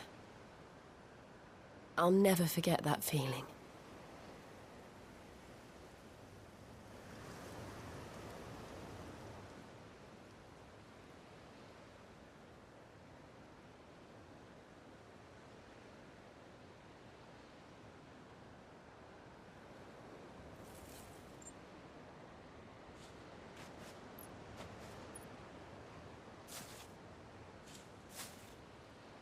Before we broke camp, the morning after the storm,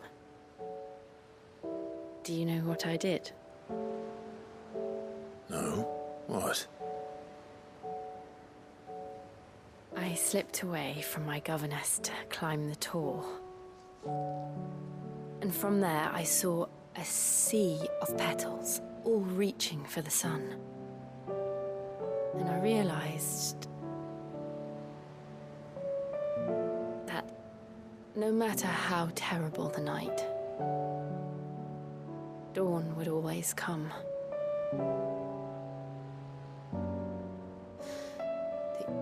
That you would always come for me.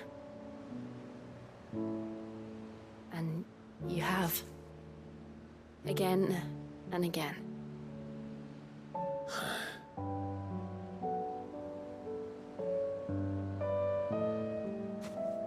Where do you see us? When all this is over?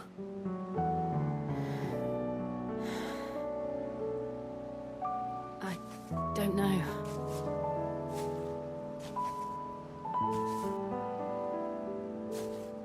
Not here, though. I think I've outgrown the twins. After everything we've been through, the realm just seems so small. I'll need some space to spread my wings. Then that's what you'll have. And I'll stop at nothing to see that you do.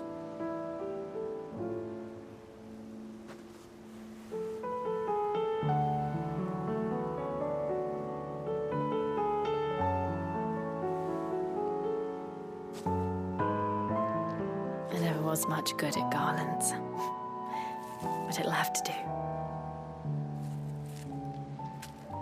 I'll treasure it forever. Thank you, Clive. For this, the flowers, for everything. It's exactly what I needed. You are my treasure.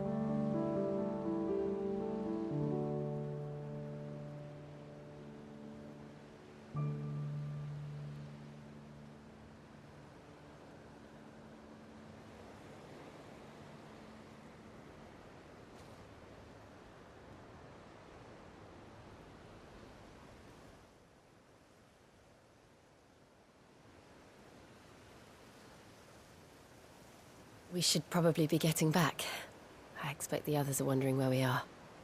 You're right. There's still much to do. And we'll do it together.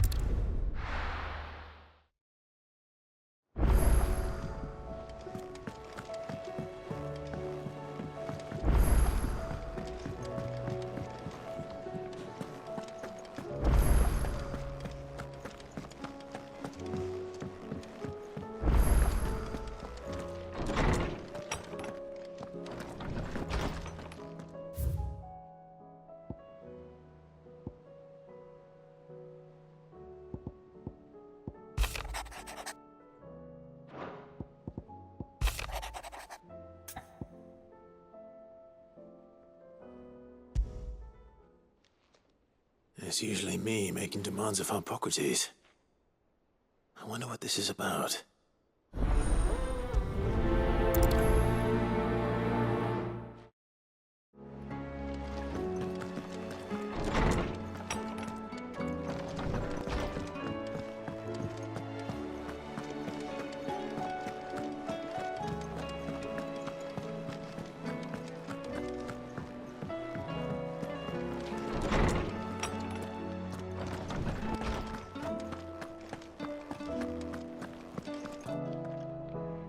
Swordsman Harpocrates. I received your note. Ah, yes. I expect you're wondering what this is all about. You spoke of making amends with Dion, but I can't imagine what for. Then I should begin by telling you that I was once his tutor. This was some years ago, of course, before I joined Cid in his hideaway. At that time, I was counted among the foremost scholars of Oriflamme, and was accordingly invited to the palace to supervise the young prince's education, all to ensure that the future emperor had a firm grounding in, well, everything an emperor should. History, religion, commerce, government. Alas, our time together was cut short when Dion left to join the dragoons, his studies no longer being deemed necessary. I had not expected to meet with him again, least of all here. Have you spoken with him? No, I have yet to find the right moment. His Highness always seems so preoccupied, especially when alone. I would not wish to disturb his ruminations with idle words of greeting, not when I know he dwells upon the evil Ultima had him commit in the Dominion. The guilt weighs heavily on him, I know. But as you say, that was Ultima's doing. Surely you can't blame yourself. When I first met him, it was not guilt, but his people's expectations that weighed heavily upon him, and I did nothing to ease that burden. He bore it alone, until the day he could not bear it any longer. It is one of my greatest regrets that I only ever offered him my wisdom, when what he truly needed was friendship. The blame for Dion's transgressions lies not only on his shoulders, but on mine. I see. I'm ready to help you in any way that I can. Then I beg that you bring me a wild wyvern tail. Apothecaries across the ages agree that even to glimpse such a flower is to be granted inner solace. Fabulists and fraudsters all, of course. But there is oft a seed of truth to be found where even the most outlandish opinions align. Well, it can't hurt to try. Where can I find this flower? And how will I know it? You have seen cultivated wyvern tails before, I trust. The lily-white blossoms from whose roots the poisonous ink for the brand is distilled. Well, those which grow in the wild differ only in their purple hue. The harsher the environment in which they are raised, the deeper the colour. There is a waterfall in Rickmal's roost across the strait, where the flowers once grew in abundance. Whether they still survive there, I know not. But try as I might, I can find no likelier location. It's all right. I'll find you a wyvern tail one way or another. Thank you, Clive. And please, be safe.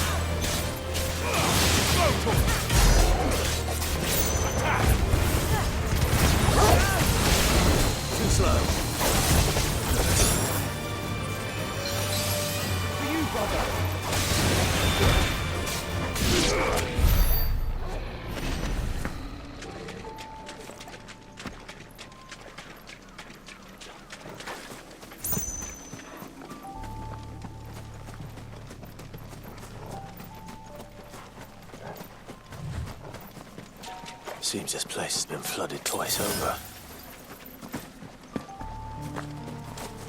Purple flowers blooming next to a waterfall. Shouldn't be too hard to find.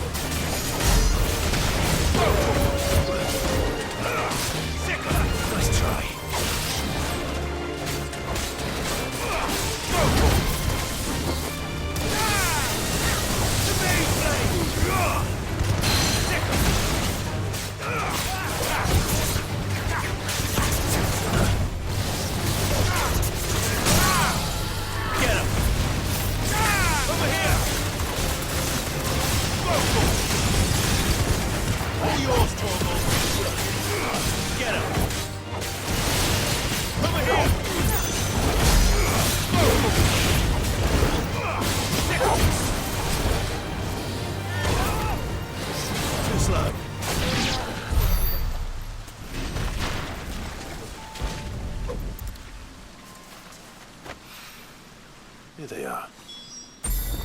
Might as well pick enough for a bunch, I suppose.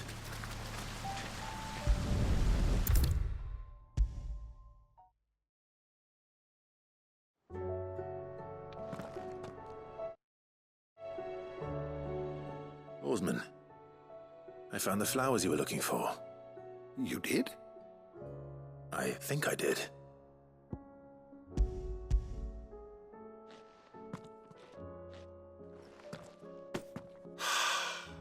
You did indeed. My dear boy, thank you. You wanted to make Dion a gift of one, did you not? Shall I invite him to join us? Oh, I don't... It's no trouble. I'll go and fetch him.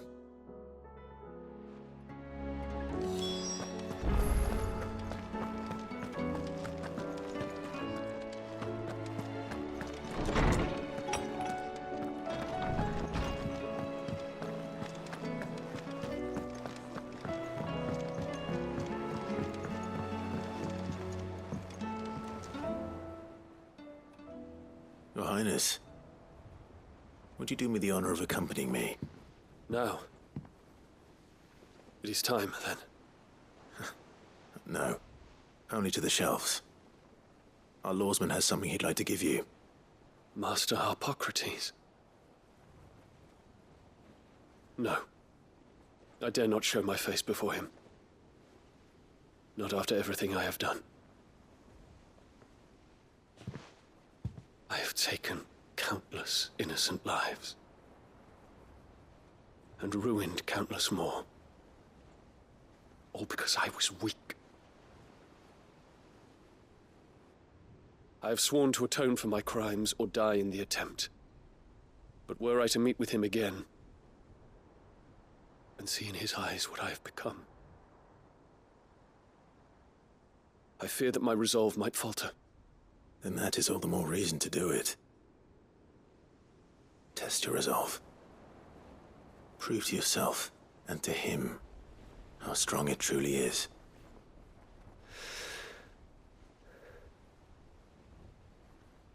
You are right.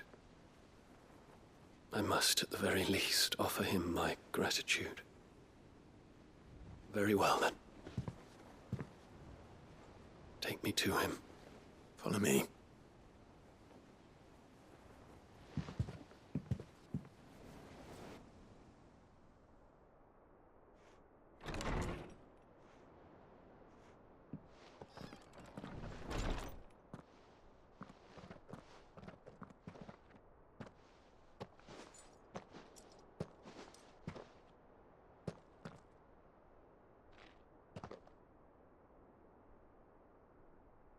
Even now, I hesitate to approach him.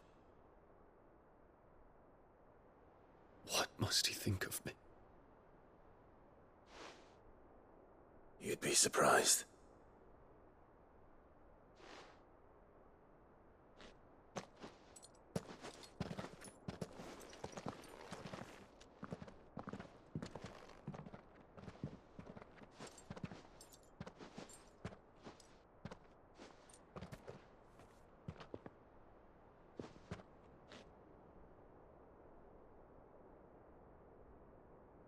Master Harpocrates, pray, accept my apologies for leaving your tutelage before my studies were complete. Your lessons opened my mind to a world quite unlike the one I had imagined from within the gilded confines of the palace. And I shall be forever grateful for the efforts you made to enlighten me. Lift up your head, Your Highness. The deeds of youth require no apology. That you took the time to visit me says much about the man you have become. Now, there is something I would like to show you.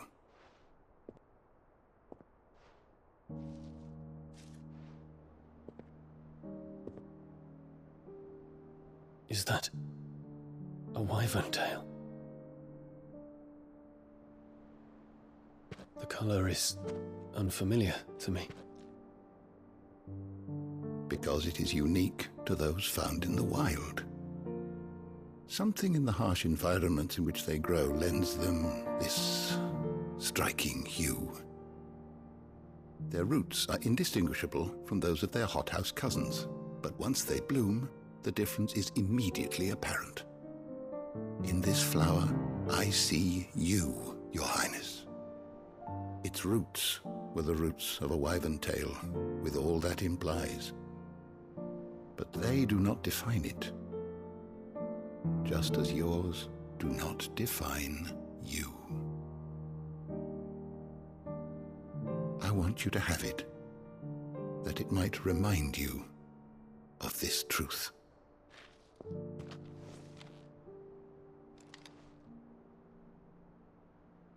Master Harpocrates, I would ask of you a service. Keep your gift until I have fulfilled my duty to the realm, for only then shall I be deserving of it.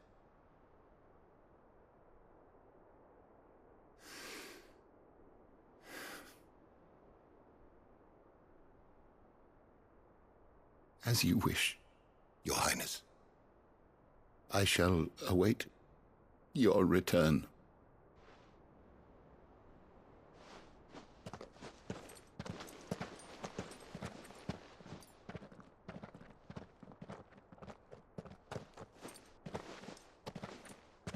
Our roots do not define us. No wonder my stepmother didn't like him. For reuniting me with memories I had thought long lost.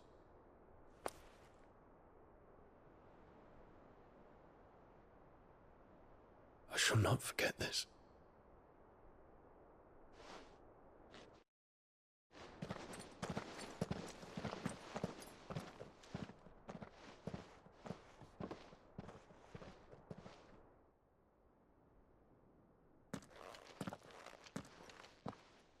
Thank you, Clive. Were it not for you, I fear I might never have found the right moment to speak with him. Not to mention the wyvern tales. I shall plant their seeds, that I might not disappoint His Highness upon his return. I hope the soil in the hideaway is to their liking. Why, these flowers bloomed in the bleak, black wastes of Waloed. I'm sure Nigel's yard will suit them to a T.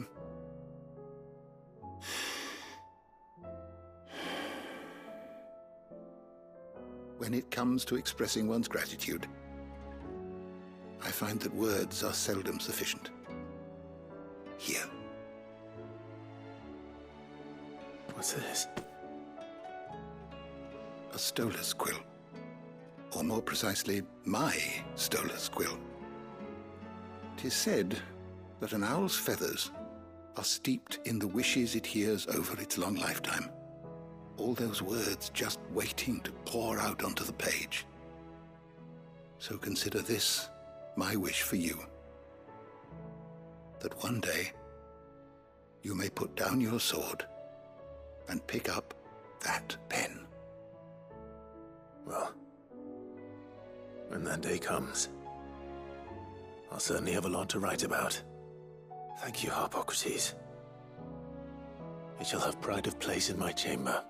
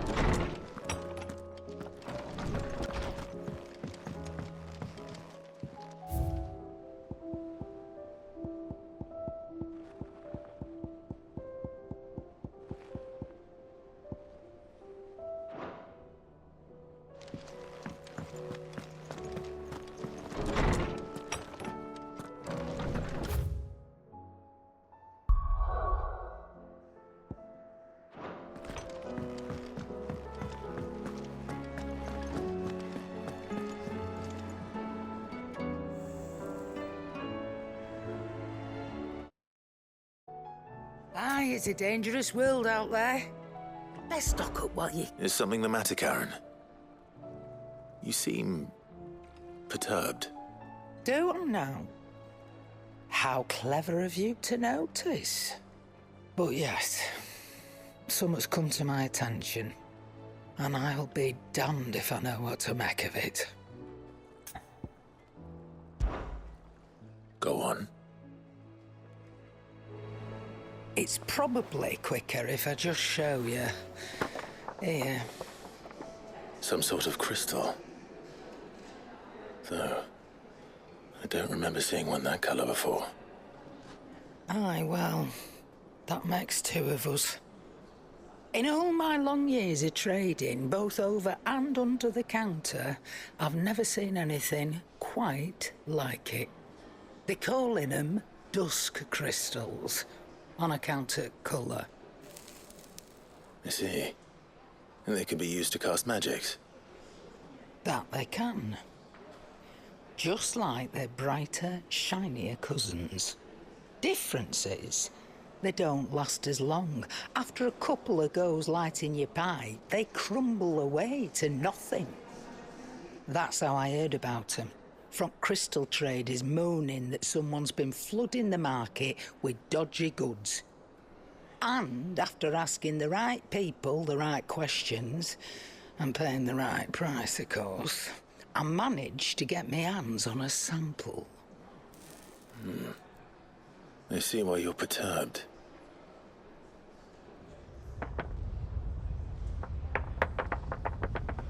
Hey, up. Do you feel that, Clive? Yes.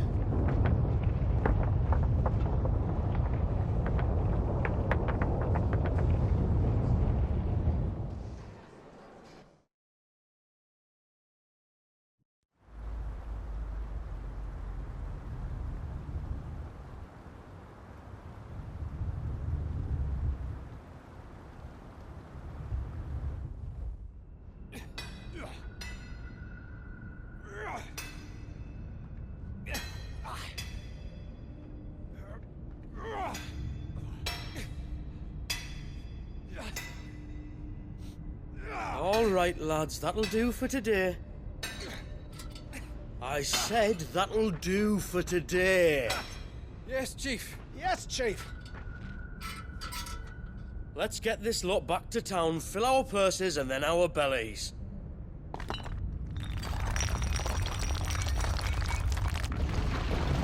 What did you two do now?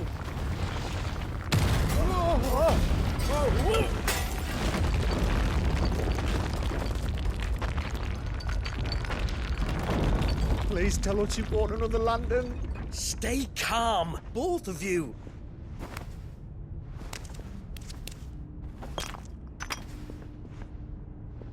Who needs a lantern when you've got one of these?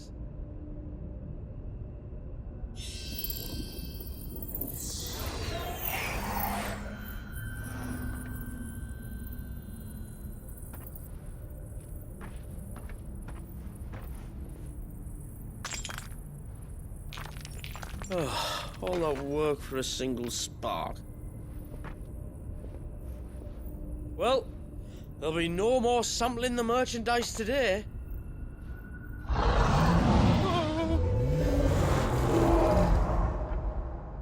That sounded close, Chief. Really close. Really, really close.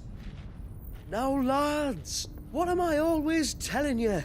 Good things come to those who run! Wait for us, Chief!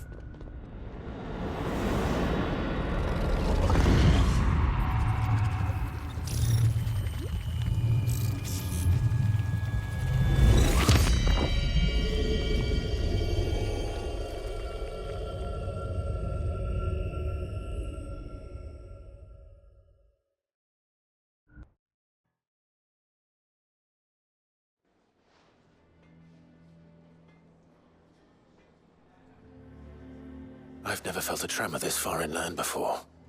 Me neither. But then, I'd never seen skies like these till a few moons ago, and it's been all change ever since. Come to think of it, the first anyone ever heard of these dust crystals was after you lot came back from the Dominion and brought this bloody weather with you. Do you think the two things are connected? Who knows? Could just be that with Drake's tail gone, the black market was running short of the good stuff. The Dominion's mines were the only source of new shards left in Storm after a certain evil outlaw decided to do away with the other mothers. And with the price of decent crystals going through the roof, traders turned to dealing in stuff they'd never have touched before. The question is, who's selling these crystals and where are they? Wait. This color. They couldn't be from Origin, could they? No, that wouldn't make sense. I saw it form in the sky, and that was long after we returned from the Dominion. But if they didn't come from Origin or any of the other mother crystals, then... does that mean... that you missed one? Aye. That were my thinking, any road. Another mother crystal we didn't know about. I'll speak with Joshua. If you're right about this, we need to find it. And quick, I'd say. On account of which, I'll take this shard over to Tomes for you. Get him to give it a once-over, case it rings any bells. Right. Thank you. And I expect you'll be wanting Jill's help with this, too. Right again. I will. Let me go and find Joshua, and we'll meet you in the shelves.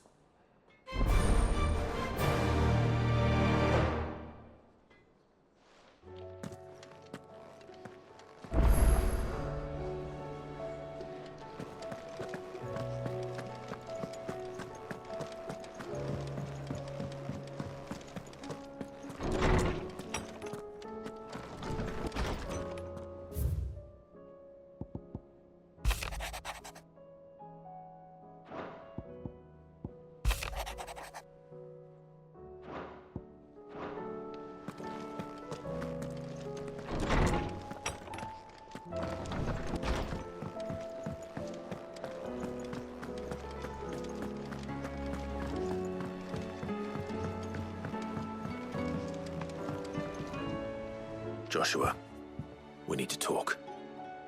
Karen's caught wind of something that I don't think we can afford to ignore.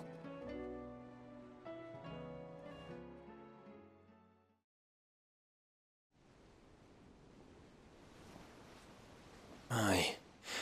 That is troubling. Not least because the Undying made no mention of these dusk crystals in any of their recent reports. So they weren't aware of them either. Perhaps. Or perhaps they merely deemed them unworthy of my attention. Wrongly, I might add, for I am inclined to share Lady Karen's misgivings. Then we'd better take her advice and consult Hippocrates forthwith. To the shelves, then. With our combined insight, I'm sure we'll discern something of use, be it no more than a place to start. Let's hope so.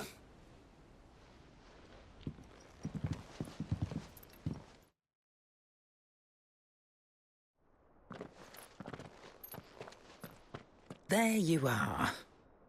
I've taken the liberty of telling these two everything I told you. Thank you, Karen. It's hard to believe such a lusterless shard could conjure much of anything. And you truly think this came from a mother crystal? One we never knew existed? Every other shard in the Twins did. Why should these dusk crystals be any different? Dim though they may be. We know they first appeared on the black market shortly after Ultima Car's primogenesis, darkening the skies. So might the two be connected? Could the spell have created a new mother crystal, perhaps? A replacement for the ones we destroyed? What do you think, Hippocrates? I think there may well be a connection. Yet, if we are to believe that the original mother crystals were of Ultima's making, does it seem likely that he would have need of anything so palpably inferior? No. I hazard that it was not Ultima who created these crystals, but humanity. More specifically, our fallen forebears, whose wonders litter the land even now. Legend holds that the fallen challenged the gods in order to win their power, and came tantalizingly close to doing so. It seems only reasonable that they should wish to learn the secrets of the crystals which the gods bestowed upon them. So they could make their own. Precisely.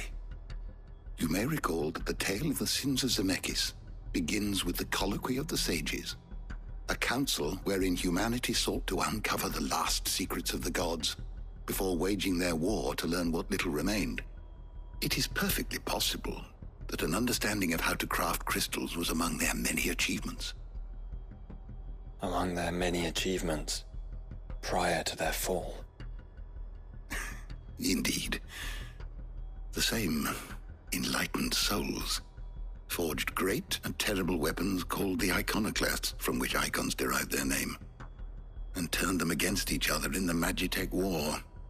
A pointless conflict which served only to make its victors more confident of their right to supplant the gods on high. And when at last they ventured to do so, the resultant imbalance in the ether is said to have been so great that the skies themselves turned black and began to boil. The first recorded Arcade sky, I suspect. Which brings us back to the matter at hand. It is my belief that these shards are the product of a long-slumbering Magitech mother crystal, stirred to life by a similar etheric upheaval to the one which accompanied its creator's fall. There's only one way to know for sure. We track down whoever's selling them and find their source. Karen, where did you buy this one? Down in Port Isolde when I was scratching around for supplies. Since the Imperials buggered off and took the tariffs with them, you can find all sorts of interesting stuff on the docks. Go and have a chat with the mercenaries guarding the gates.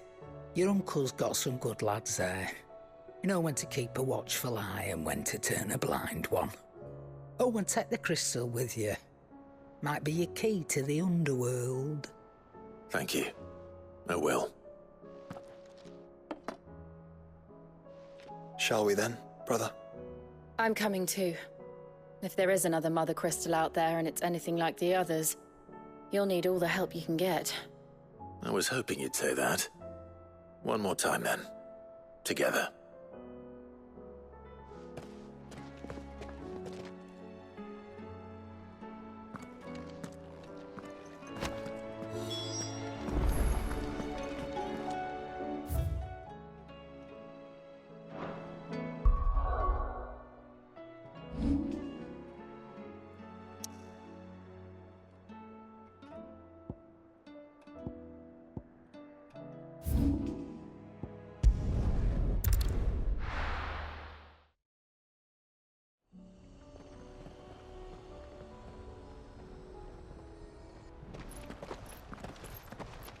Samuel! Slow down!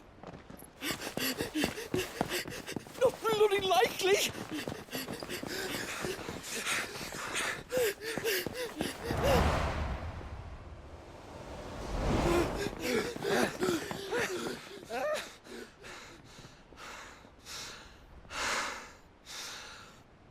Fuck me. They're fast on their feet.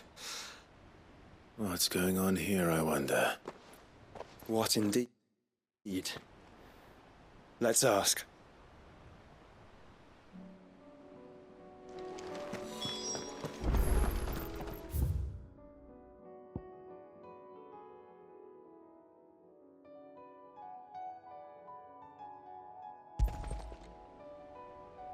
Excuse me. Who were those men just now? Bloody troublemakers, that's who. As soon as I asked them to present their packs for inspection, they turned white as a sheet and legged it. I chased them all away from the gates, but they're swift as hares. Still, at least we kept the bastards out. Don't need their kind stirring up any more strife. And what manner of strife have they been stirring up, exactly? Hey? Are you joking? This business with the crystals? Sorry, we've been away for a while. What's been going on? All right, I'll humor you. After the paltry rations the Imperials left behind dried up, folks started trading crystals out in the open. We turned a blind eye at first. Lord Byron's orders. Way he saw it, it weren't right to deny people the one thing they were all clamoring for. Till the dust started turning up, that is. Dusk crystals, they're called. Ill-favored shards that crack as soon as you look at them. Not that the folk who bought them by the bucket load knew that. And they were baying for blood when they found out.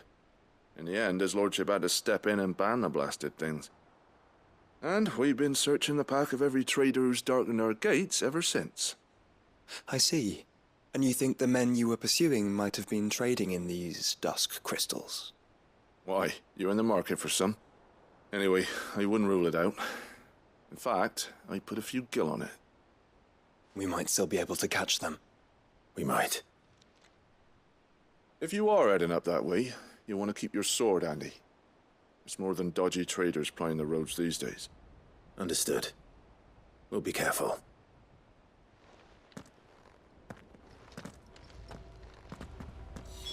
If those men were selling dusk crystals, I think it unlikely that they will risk returning to Port Isolde. Which means this might be our only chance of catching them.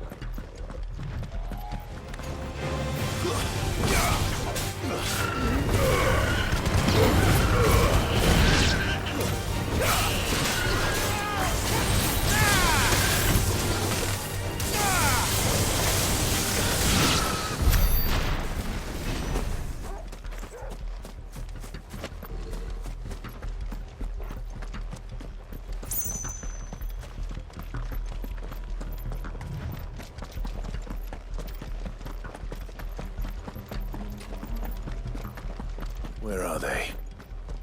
Still some distance ahead, I'd wager. They were making a good pace.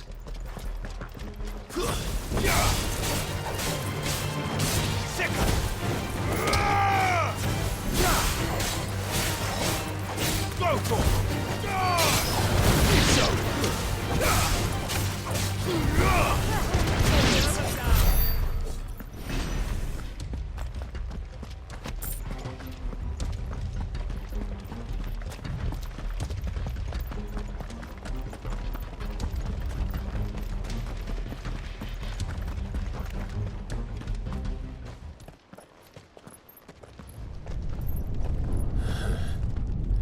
There's another one. Still no sign of those traders, though. No. I just hope we haven't lost them.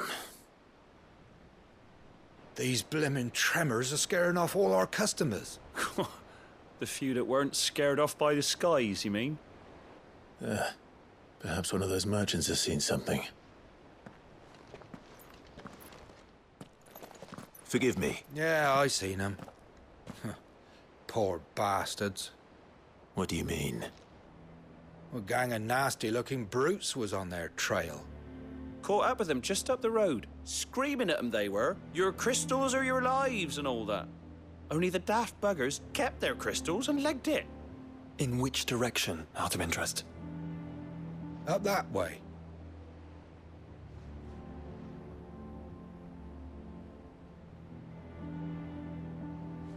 Towards the Old Hill docks. If it's help they seek there, they won't find any. But perhaps they might find a place to hide. Let's hope so. And then we can find them before their pursuers do. Thank you. And please, take care on the road.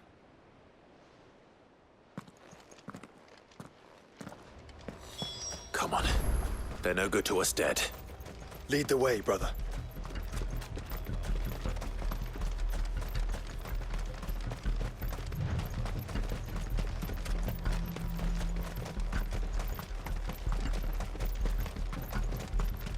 Turn the whole place upside down if you have to.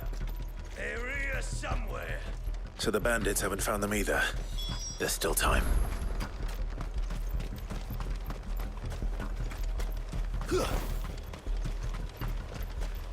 Sir! Lord Rosfield sent his sellswords to Over here!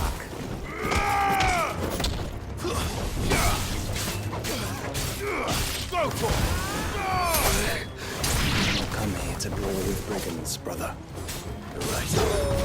Let's focus on finding the trees. Attack!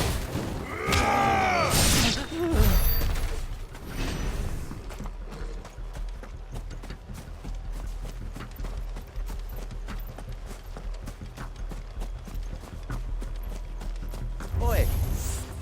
We got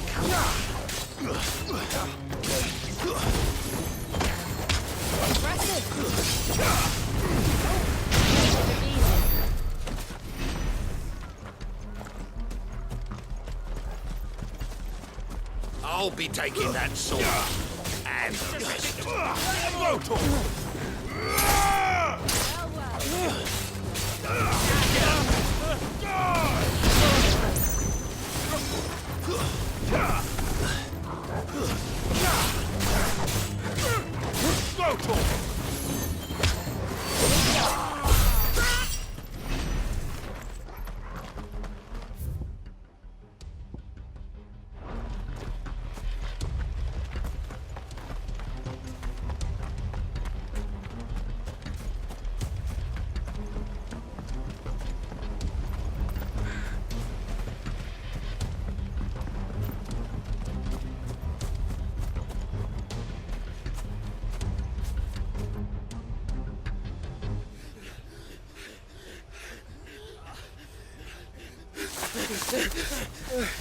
Go on, then.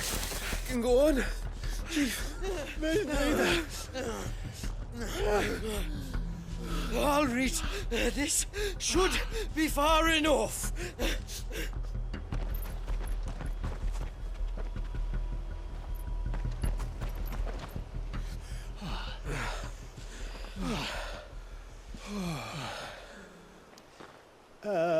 Chief? They've found us.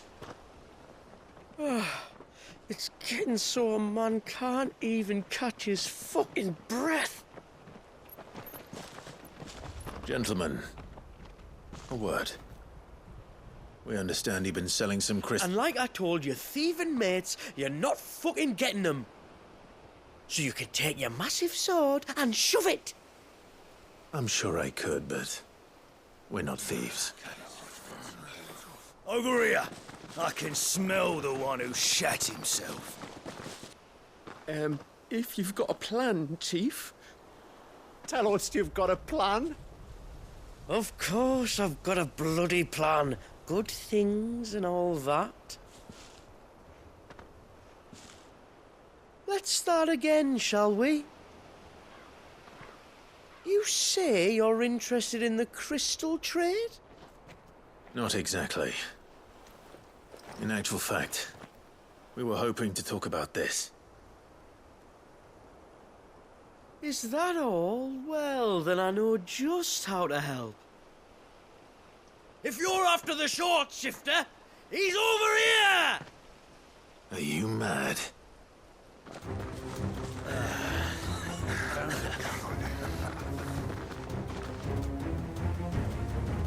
Slippery little pricks. Clinkers on the ground, quick as you like. Gentlemen, you've got it all wrong. Do we look like merchants? He's the one you want. Just look at what he's got in his hand. What? Him? Wait, I'm not... Do let us know if you need any more help. They won't get far, Clive.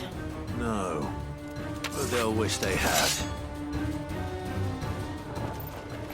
I'll carve you like a suckling pig and feed you to your fucking dog! Kind of you to think of him.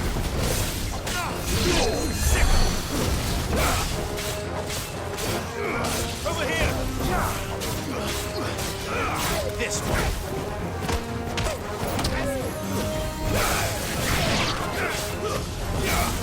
Get him!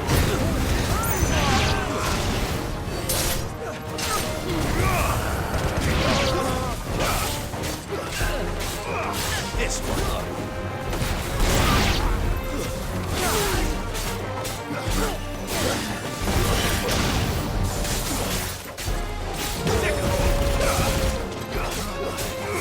Get him!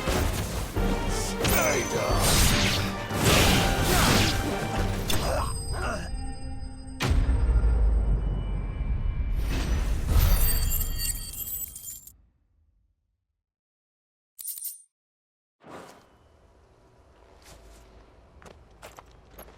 Did you see which way they went?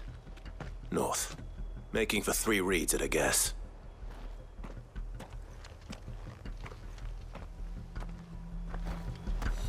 After them. If they reach the swamps, we'll never pick up their trail.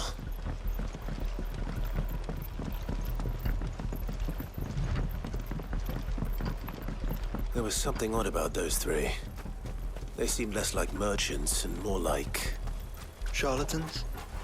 One might argue that a merchant is naught but a mummer without his mum. Then why am I not amused?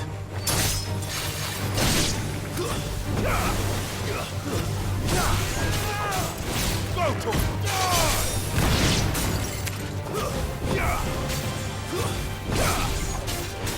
farewell.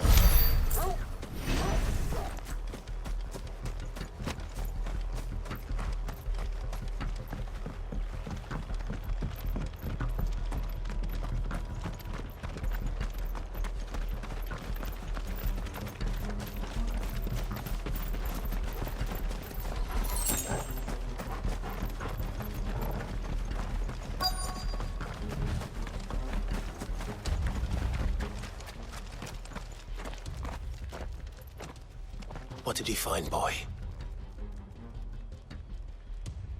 Clive, judging by the state of the ground, a lot more passed this way than our 3 charlatans. Another group of bandits? I doubt they'd leave this crystal behind. Regardless, we're on the right track. Let's pick up the pace.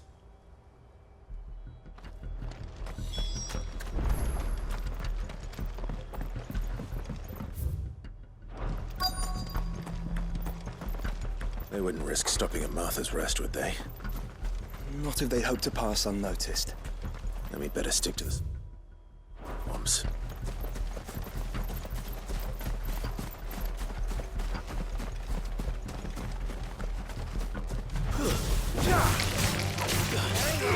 This one.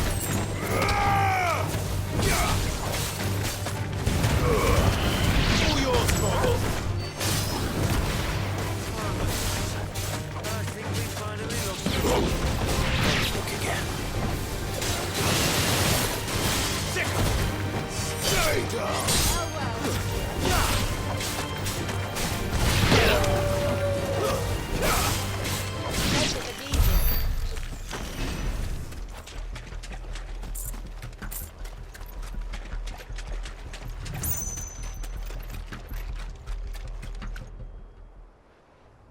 fuck. Persistent bastards, I'll give them that. Friends, I knew those louts were no match for you. But of course you did. Because you know what we're capable of, don't you? Now, you deal in crystal. Dusk crystal. And we want to know where you got it. So you're going to tell us? Let's assume for a moment that we are the merchants you're looking for. Why would we tell you where we procure our stock? What kind of shepherd leads a wolf straight? Are they getting worse? Clive, the tower. Well, that's new. That's impossible. Yeah, Chief. Do you think someone else got into the tower? Quiet, you daft sod! And what would they find there if they did? I wouldn't know. I've never been there. Echoes, maybe? Or fallen rubbish? I really couldn't say. The entrance is sealed tight. No way in. And how would you know that, if you've never been there?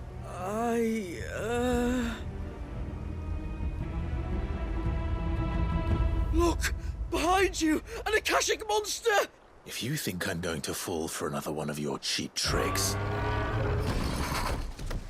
Clive, trouble. What? Oh.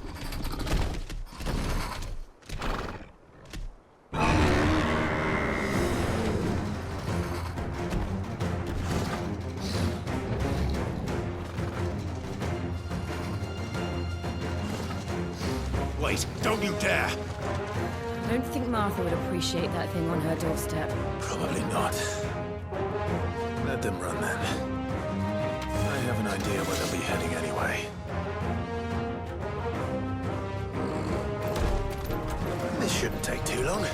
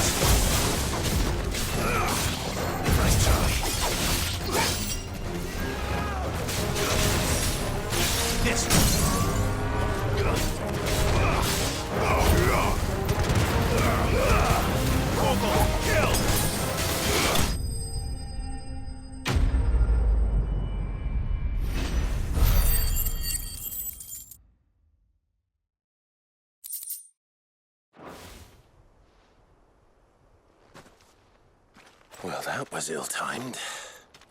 But at least we know what was chasing the merchants. That's twice we've saved them now.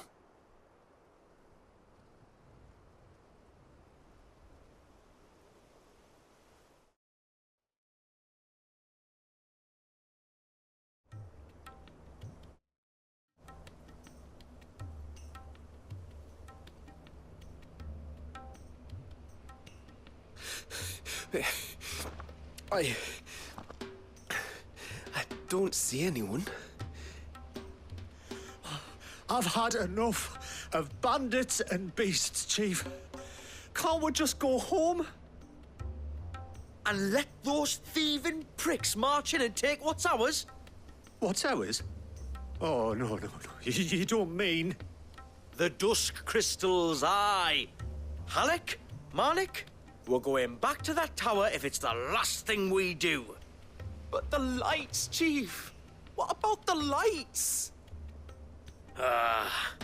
First you whine about it being too dark, then you whine about it being too light. Think about how easy it'll be to mine now.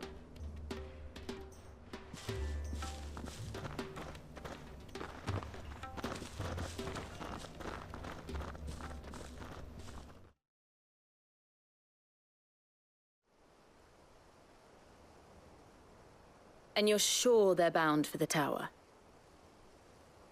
When they aren't running away from trouble, they're running towards it. Do you know anything of the place, Joshua?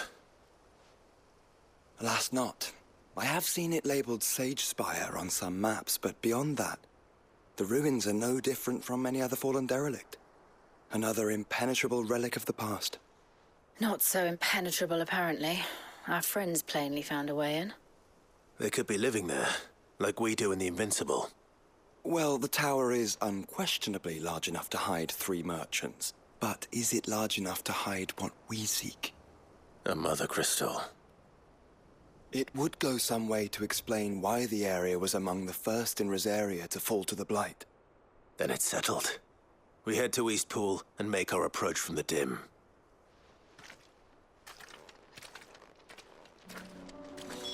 To think there could have been a mother crystal here in Rosaria all this time. The wars that could have been avoided. We still don't know what's in there, Clive. But whatever it is, there is a good reason it has gone unnoticed for so long. The tower sits atop a jagged ridge. Few have ever had occasion to pick their way through the rocks, even before the Blight swallowed them.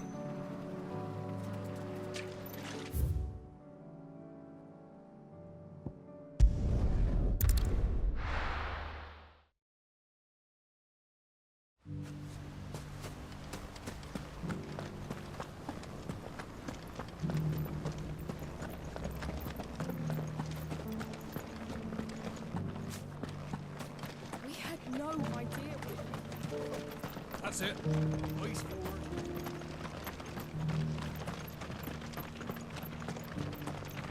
Shouldn't we at least have warned him?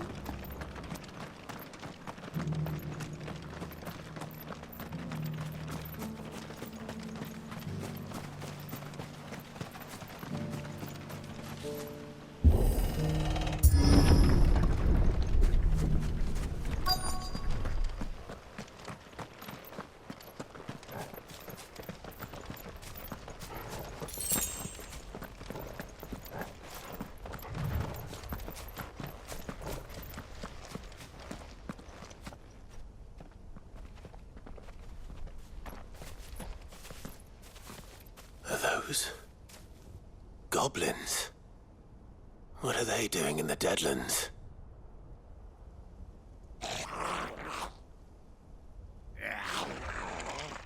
Look what they're carrying. I don't recall ever hearing of goblins using fallen relics as weapons. Well, they certainly aren't welcoming gifts. Clive, remember where we are. No magic. Right.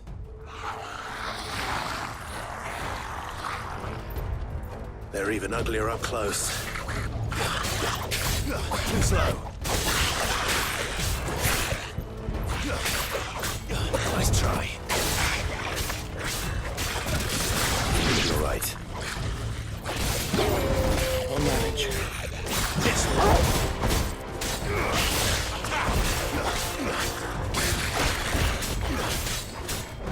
Get him!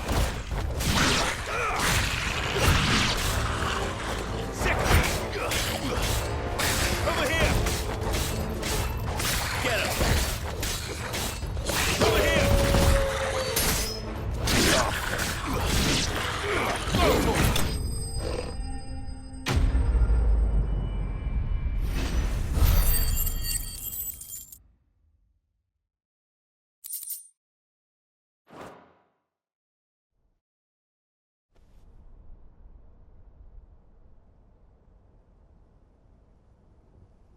Let's hope that was the last of them. Indeed. I'd almost forgotten what it was like to have to rely on steel alone. Clive? Joe? You may want to see this.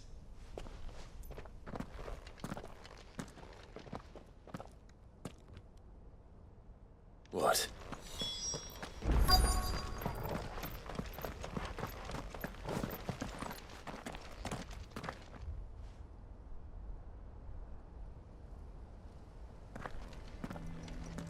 It was open when I found it.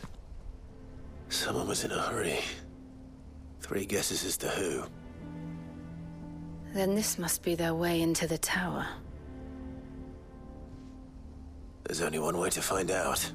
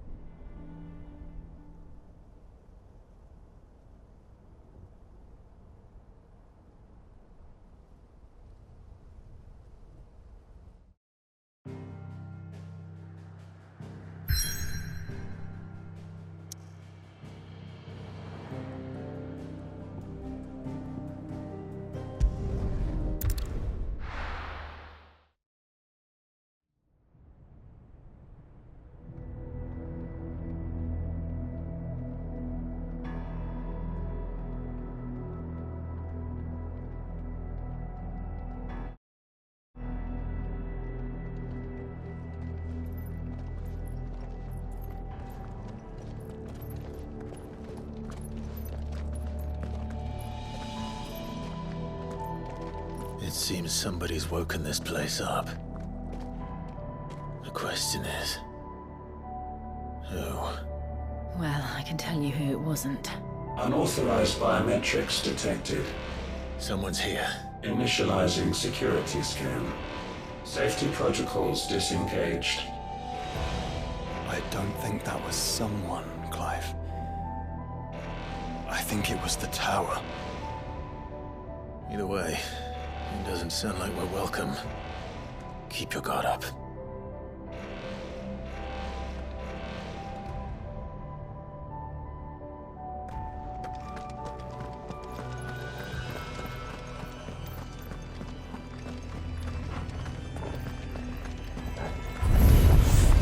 Intruder alert.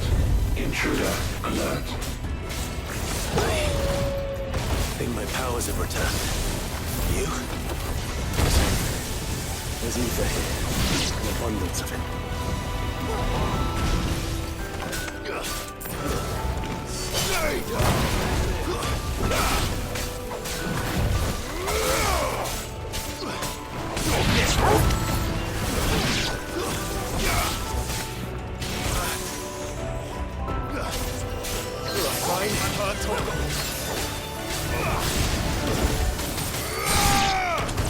To me, boy. I'm hurt, Torgal. Help me, boy. To me, boy.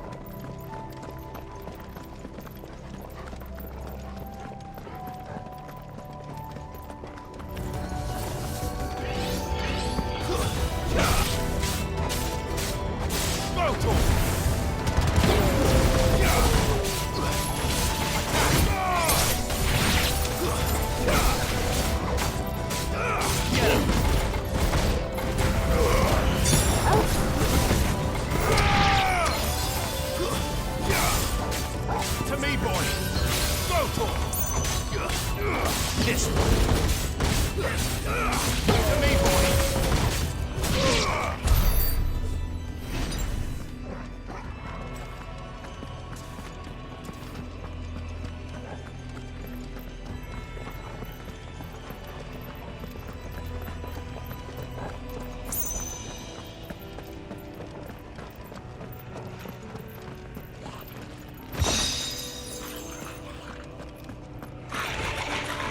More goblins.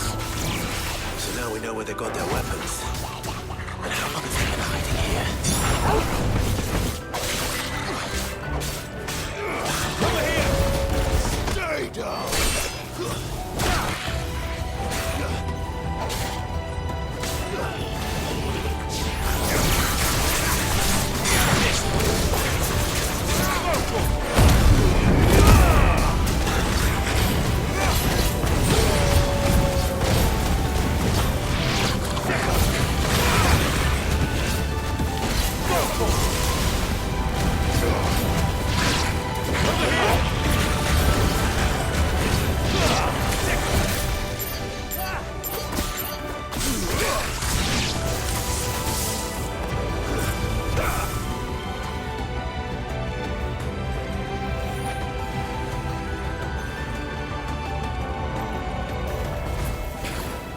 This way.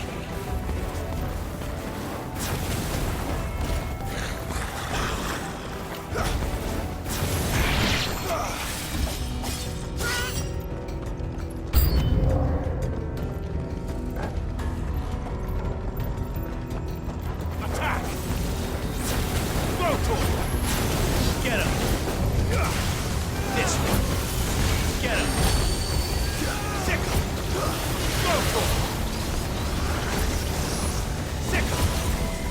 This one.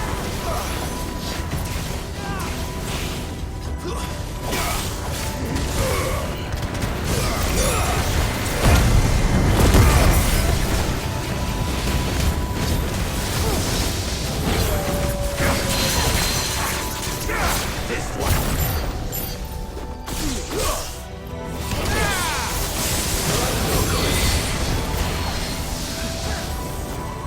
I've heard talk of it.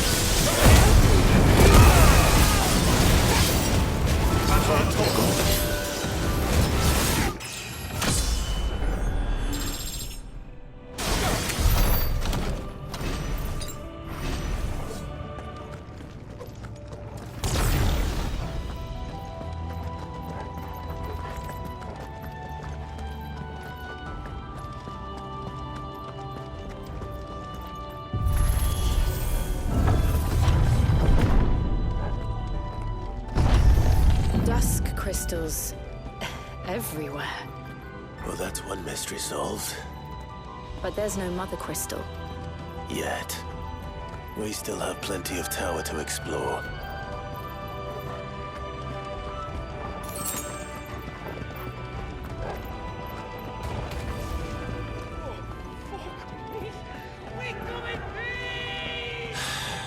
I know that voice. Come on.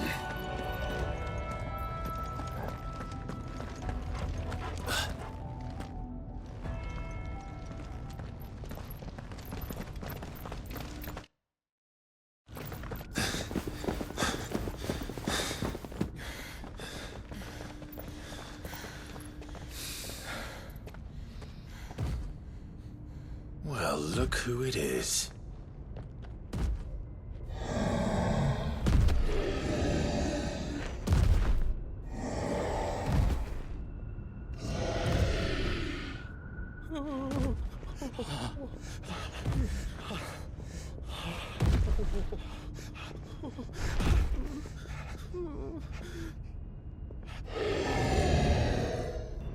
Warning. Warning. Core defense systems engaged. Initiating sterilization lockdown. What the hell is it talking about, Joshua?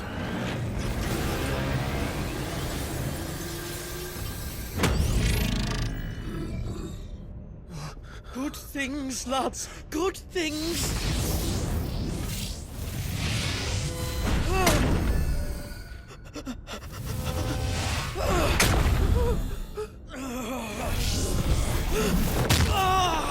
Chief!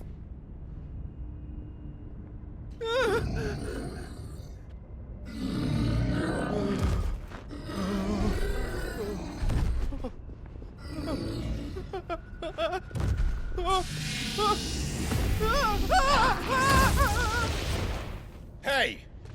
Over here.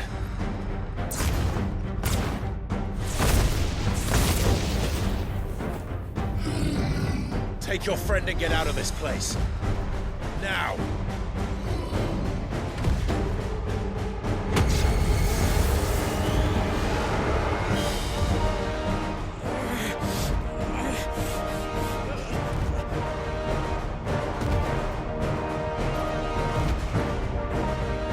And while they run away, we do the fighting.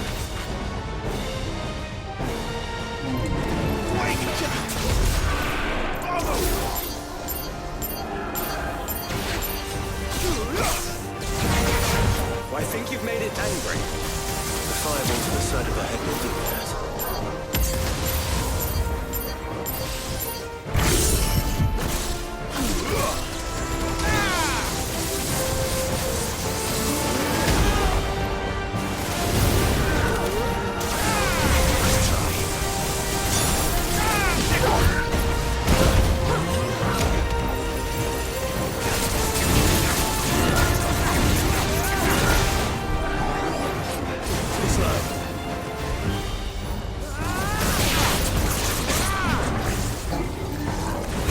Nice try.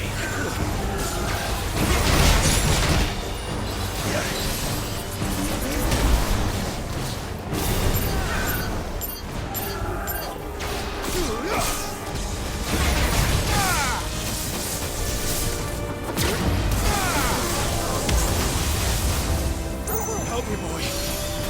I'm hurt, Tonko.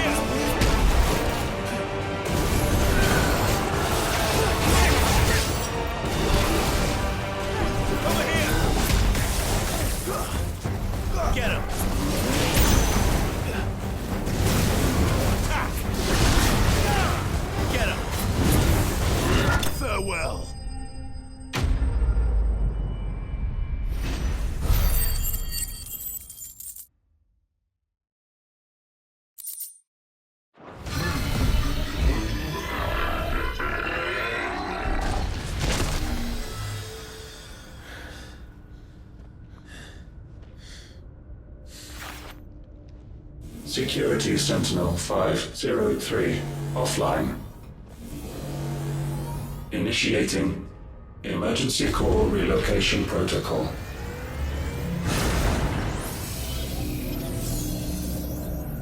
If I didn't know better, I'd say that was the heart of a Mother Crystal.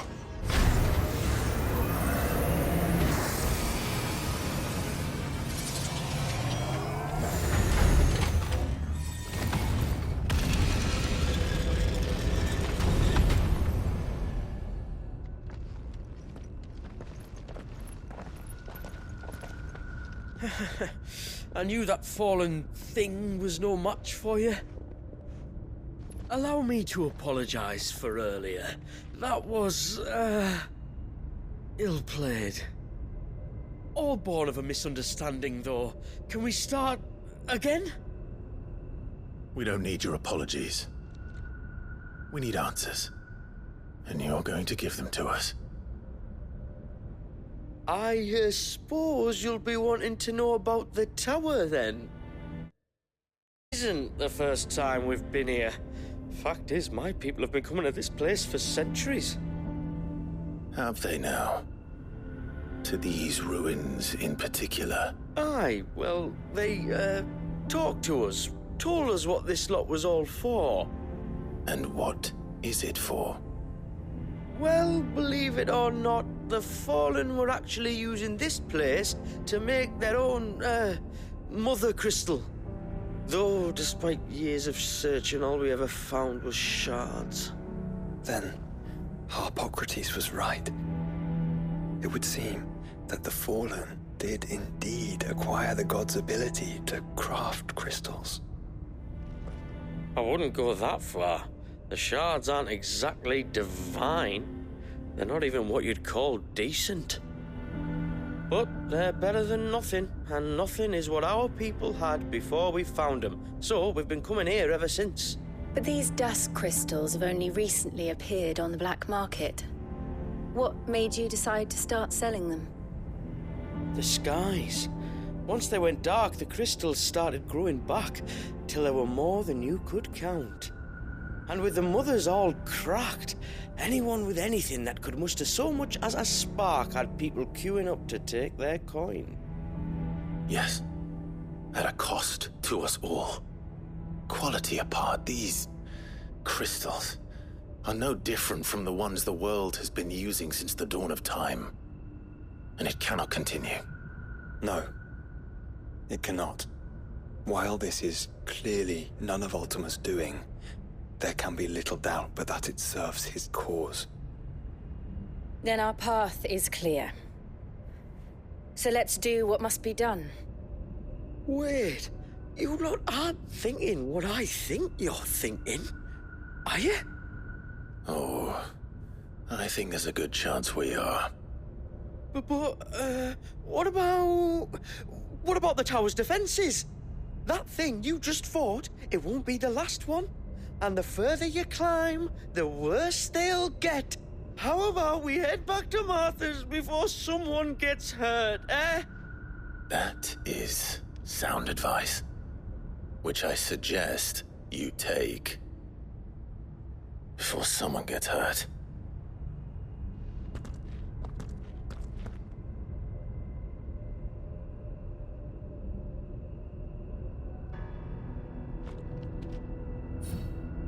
Are you sure you don't want to think this over? We could talk about it outside, where it's safe. I've never seen anything like that in here before. I swear. I told the chief. To think the Fallen built all this. The knowledge they must have needed. Knowledge now lost.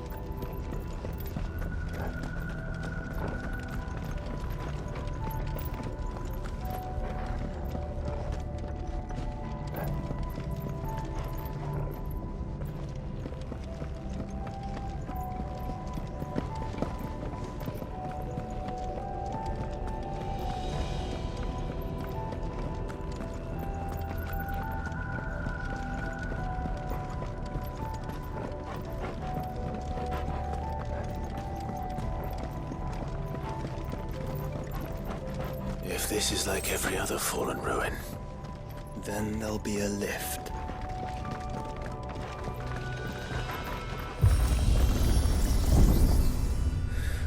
Onward and upward.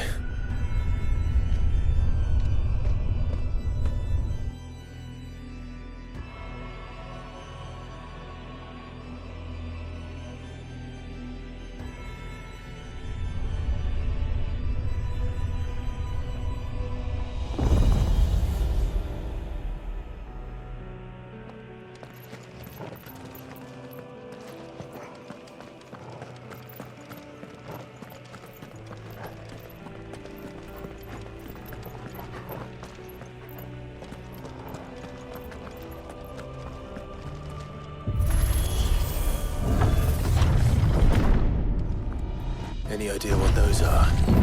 They seem to be containers of some sort. Or perhaps...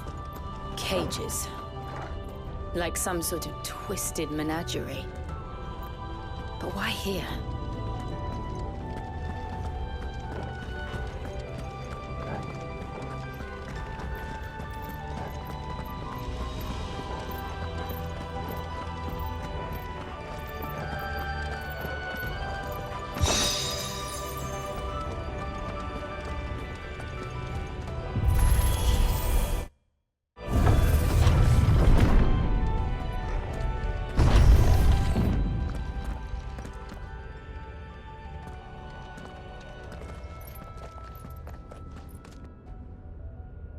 How many of these things are there?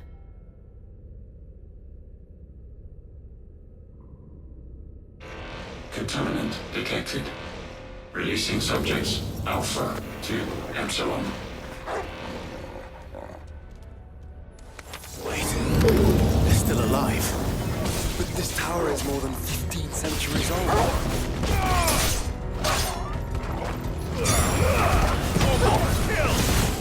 Stay down! This way! Go for it! Attack!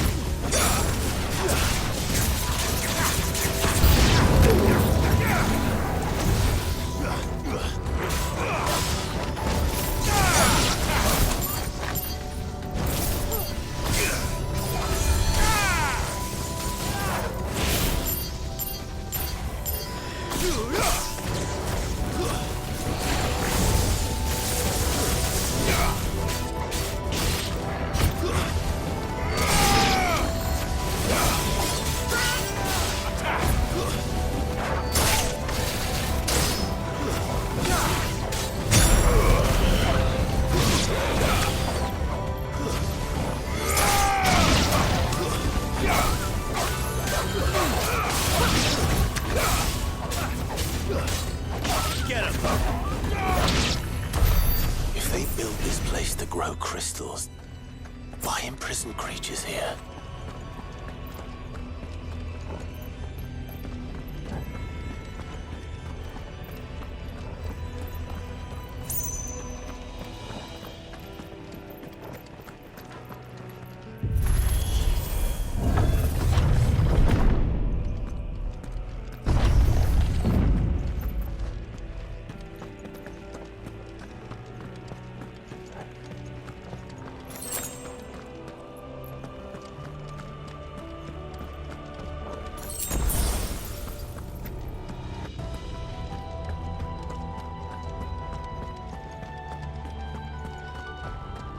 That device.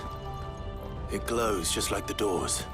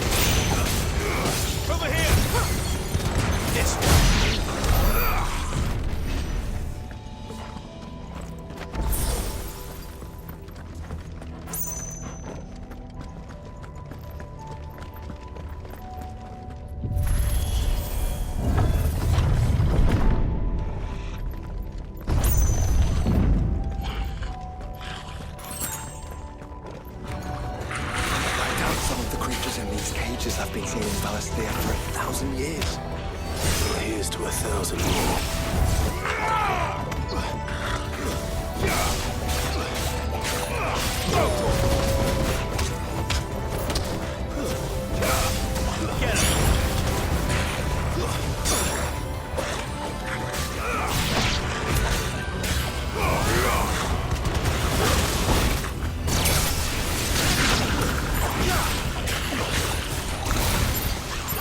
Get him!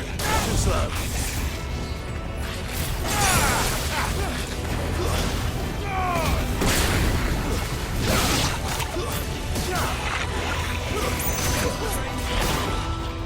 This one. Sick 'em. This one. So well.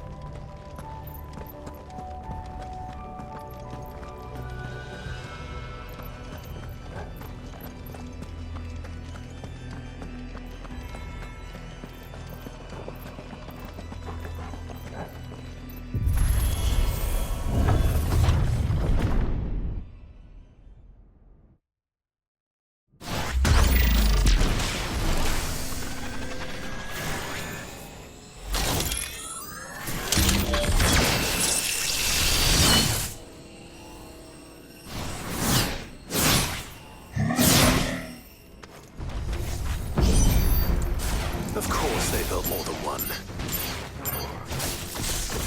Though it appears this incarnation can fly.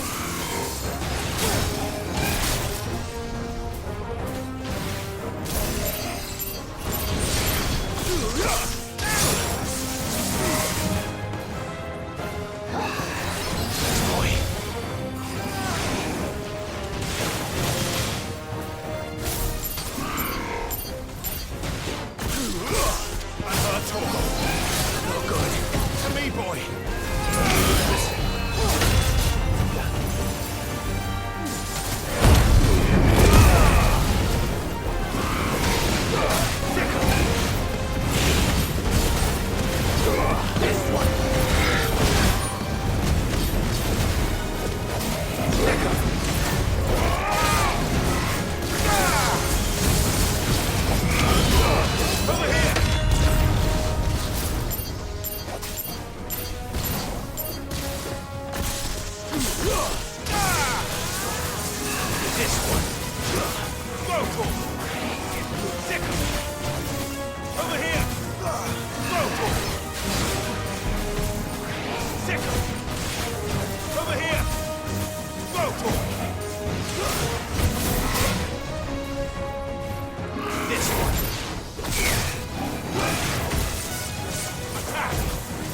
This one. Whoa. Over here. Stick 'em.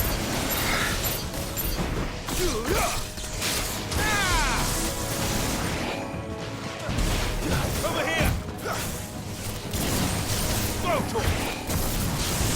Nice try. Over here. Whoa. Get him.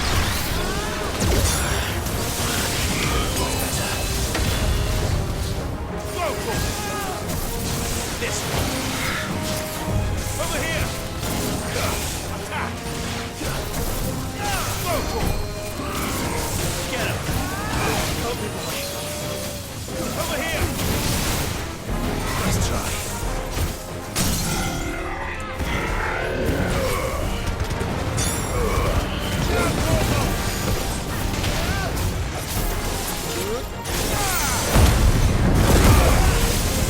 Help me, boy.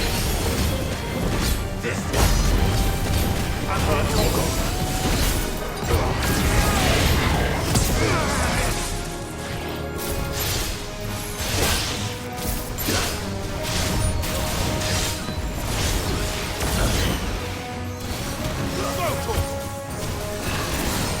Get him. Stick him. Get him.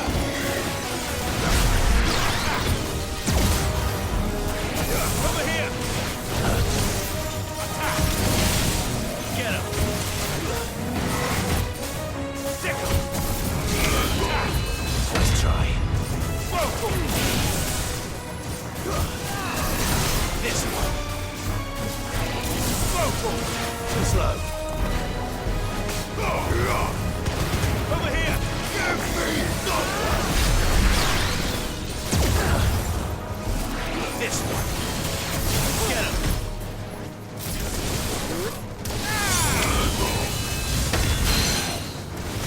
This one. Get him. Over here. Stick him. This one. Nice try.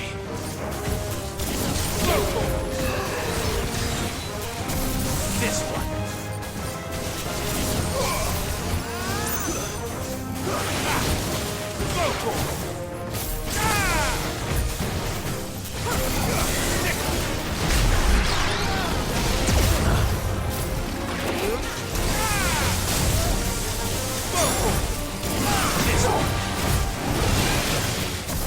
Get him.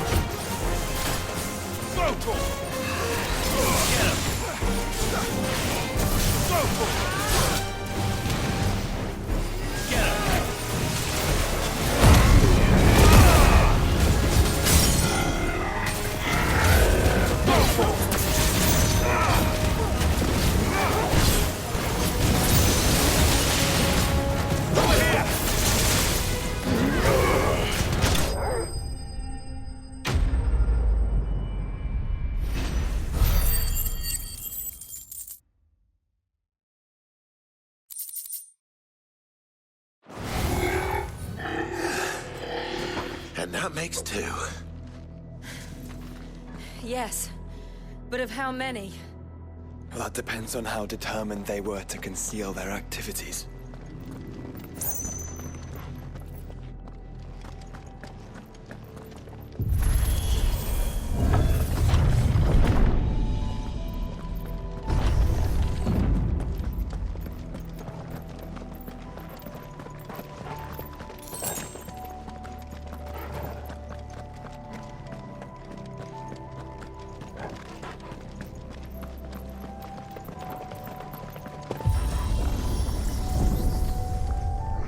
This is all too easy. If the tower is in control, why not simply disable the lift? What are you suggesting, Joshua? That it's hurting us.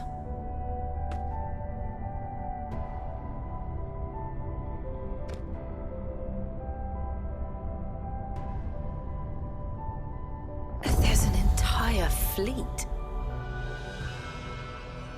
I wonder if any are still capable of flight. Mid will want to see this.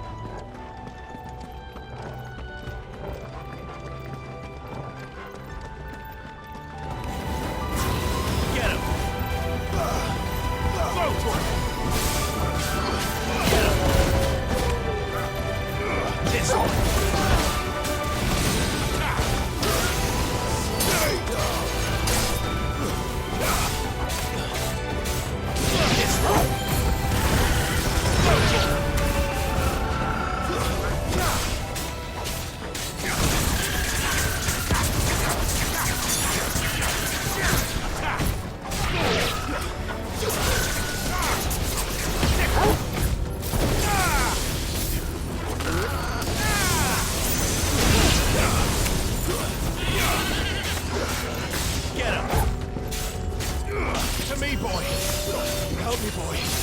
To me, boy. I'm hurt, Torgal. To me, boy.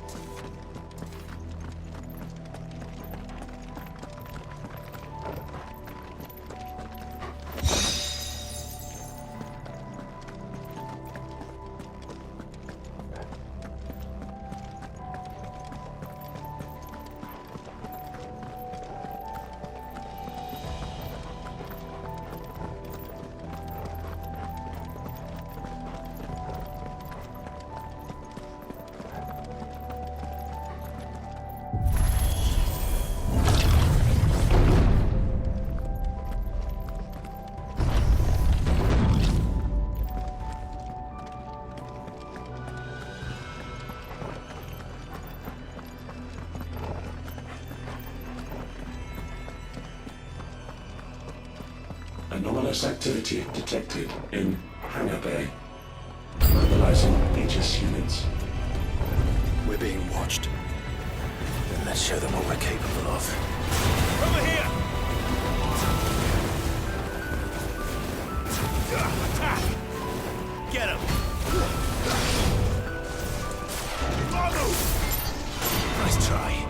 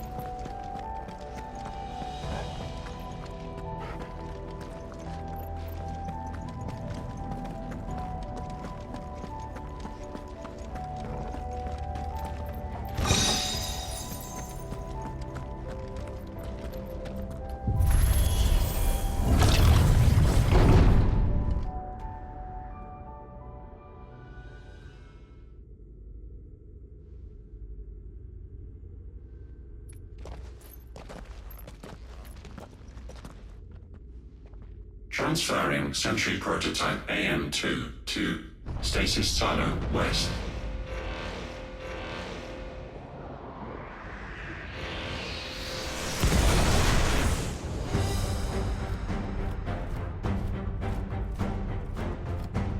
We'll just have to hope those crystals it's sporting are as worthless as the others.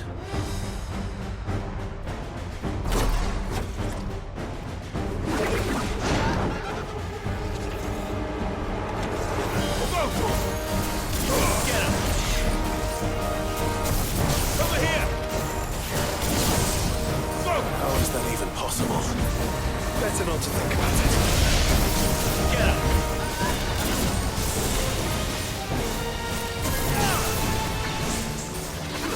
Get him! Attack! Go for it! This one!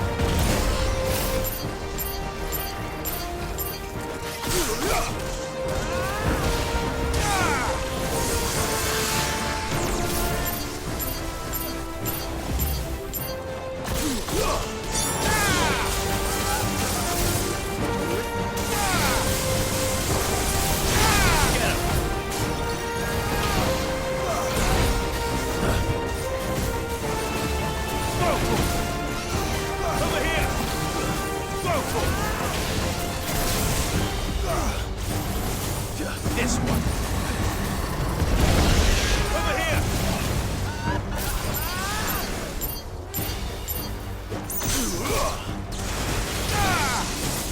Get him.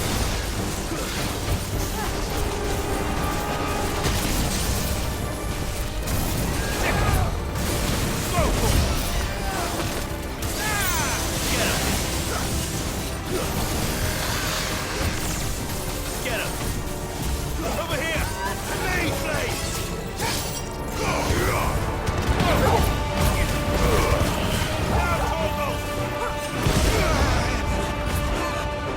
Follow the ether, Clive. Right.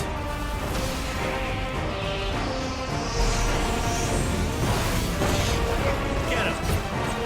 This one.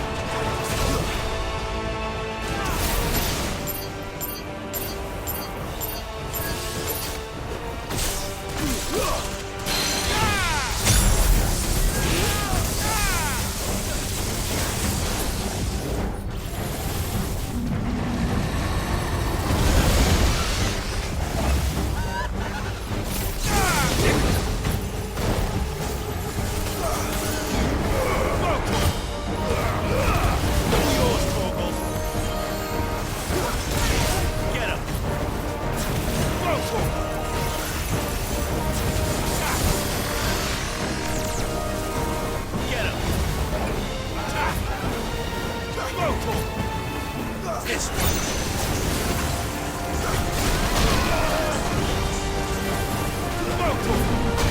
Get him.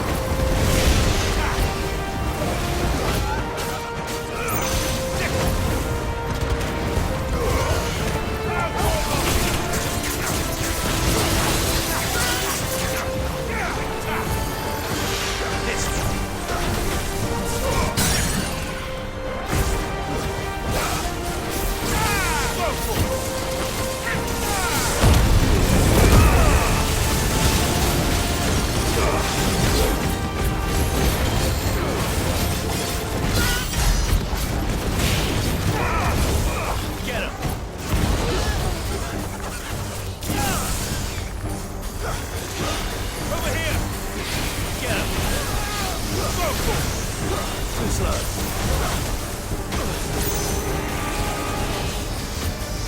Go for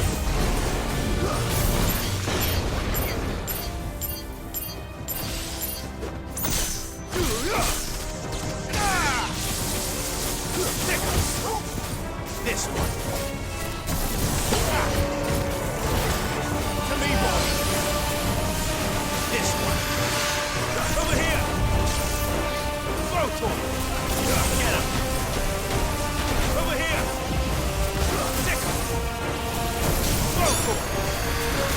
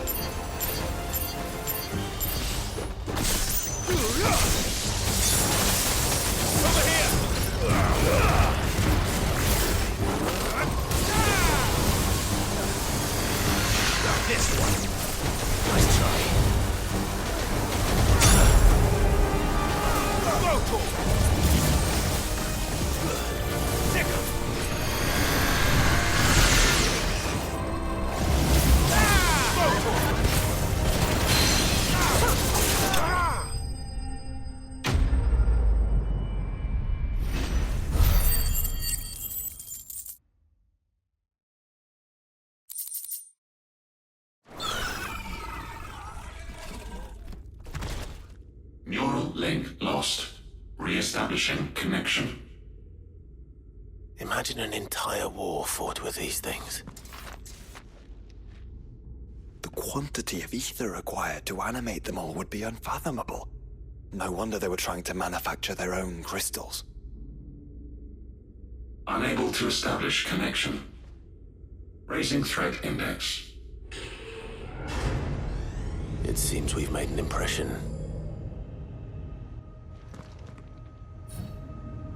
Perhaps the rest of the cages will open now.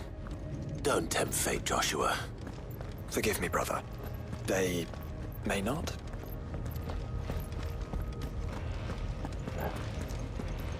Primary firewalls breached. Code orange. Research staff are to proceed to the nearest command center immediately.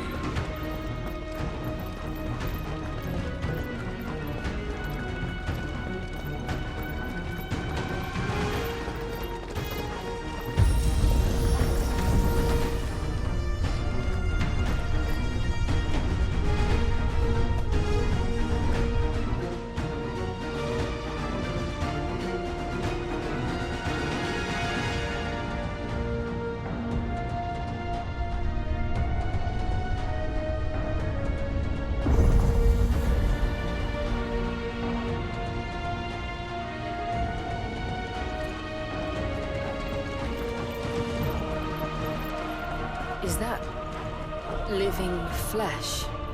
I'm beginning to think this whole tower is alive. Stasis units 5 to 14 offline.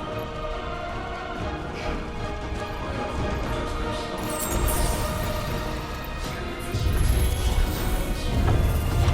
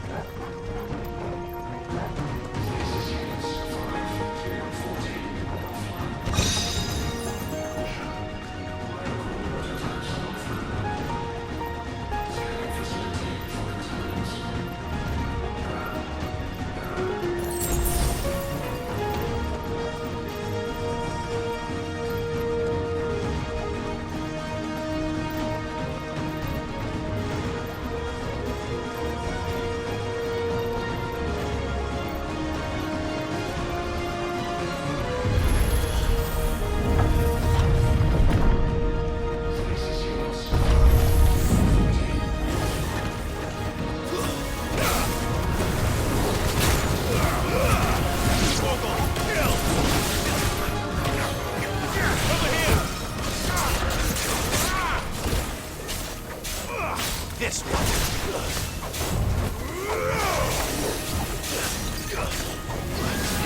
Over here!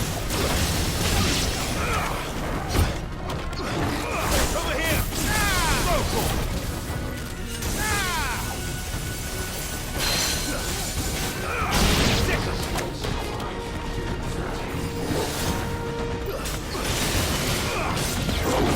Too slow.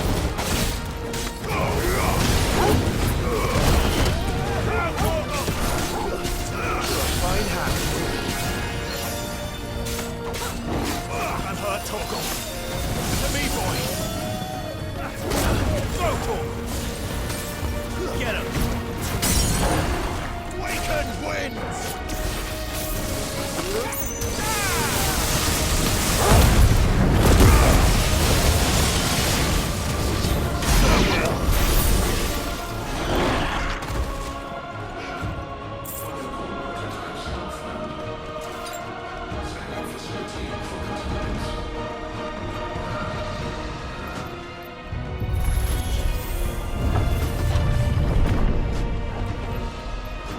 Did the tower make this as well?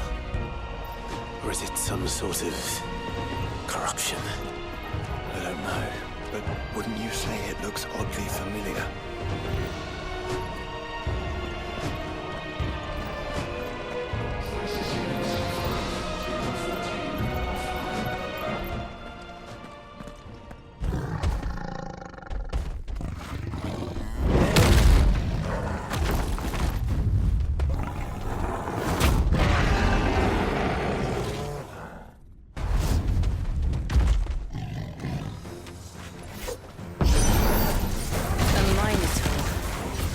Born over 1,500 years ago. Yes.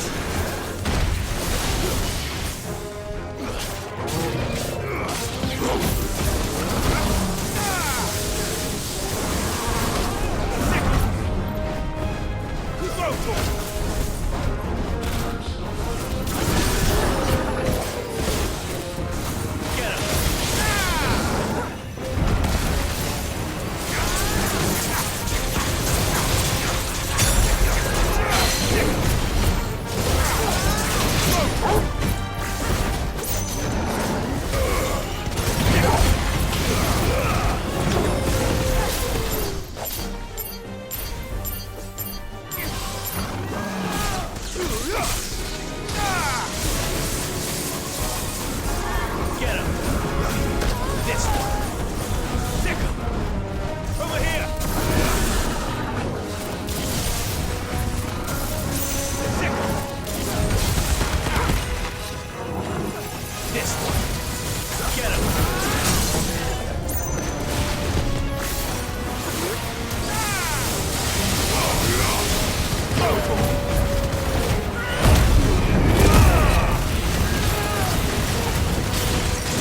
Over here. Attack.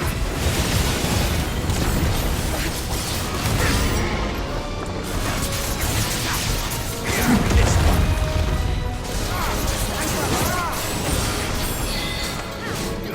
Help me, boy.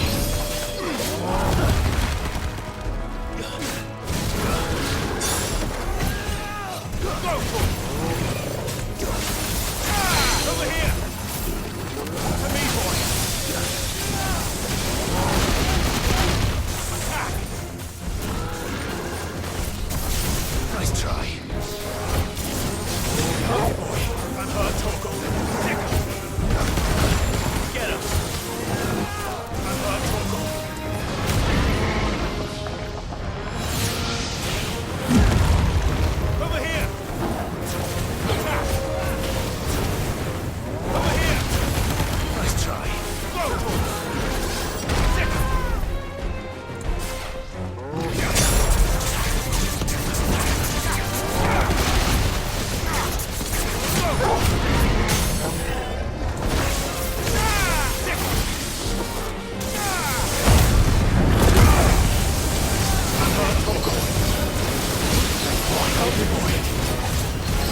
me, boy.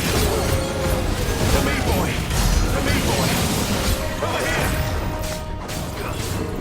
Get him. Go for it. This one.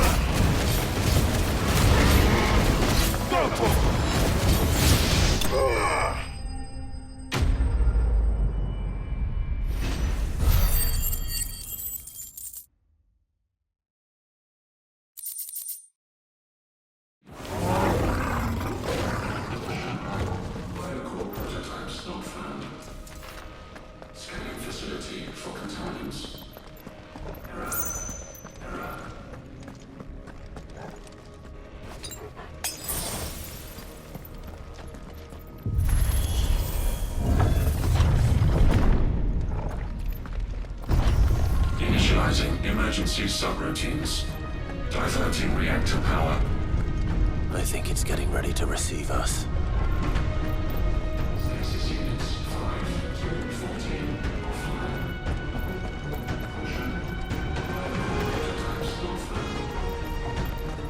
Ah, there's another one of those devices.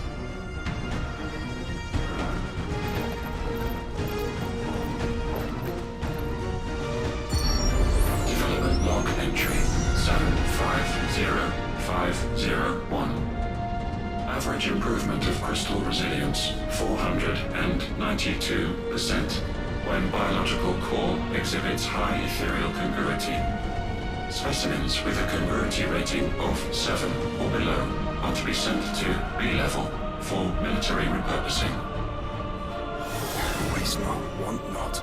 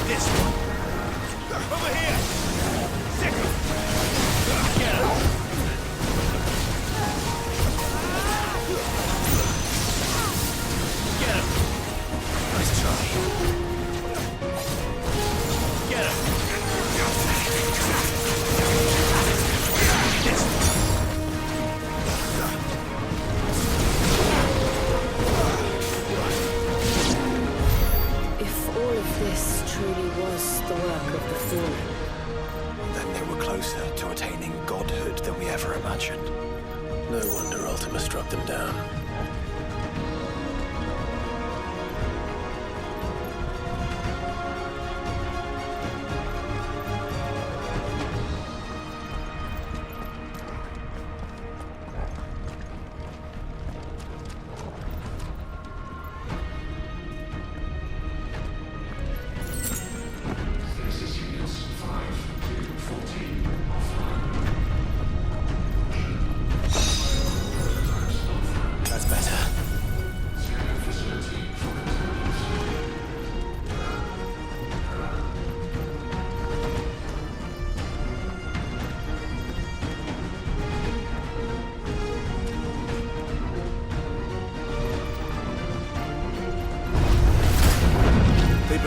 way. This one. Get him. Over here. Attack. Go. Attack.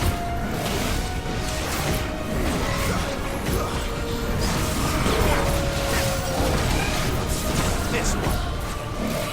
Over here. This one.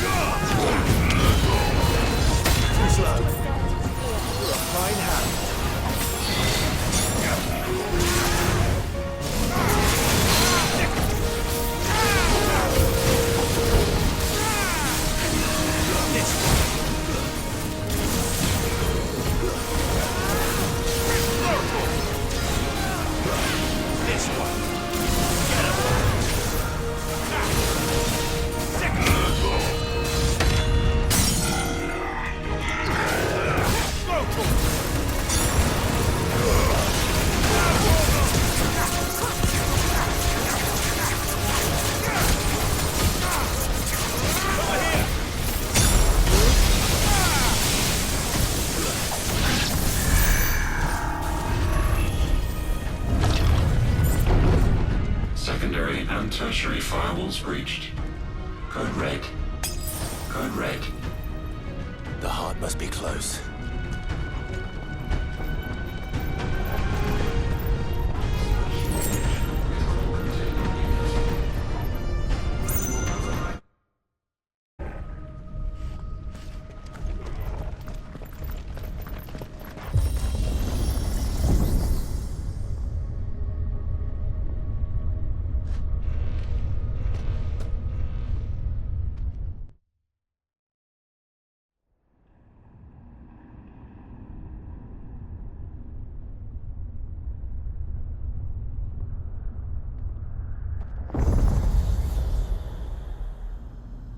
There. Now's our chance.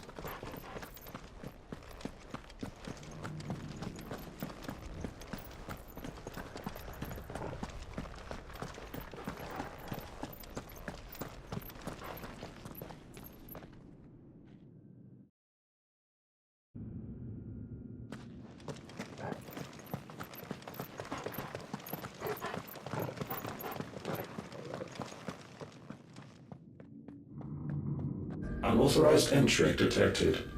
Primary core firewalls activated. Initializing iconoclastic defense system Omega-1. What the hell is an iconoclastic defense system? I've a feeling we're about to find out. And that we will not like the answer.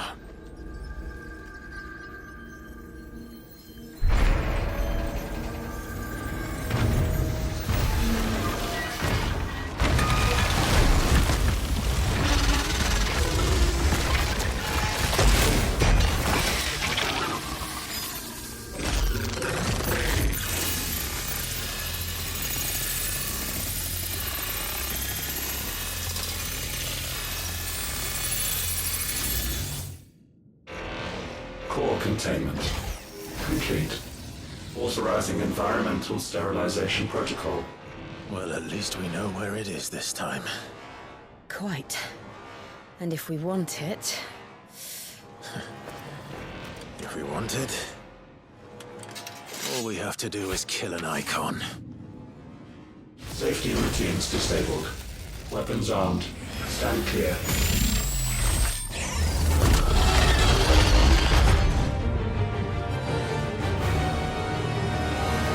Get him! Stick him! Smoke him! Stick him! Over here! Smoke him! Over here!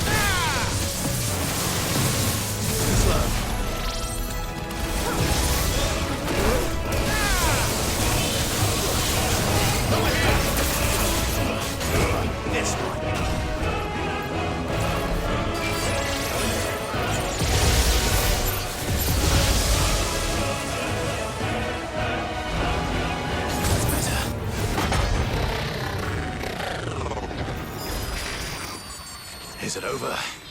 Please tell me it's over. Data assessment complete. Recalculating threat level. Weapon routines authorized. Rerouting core power to Omega 1.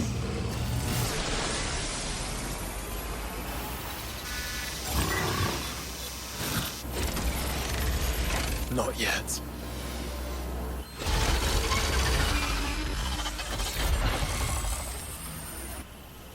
And what makes you say that?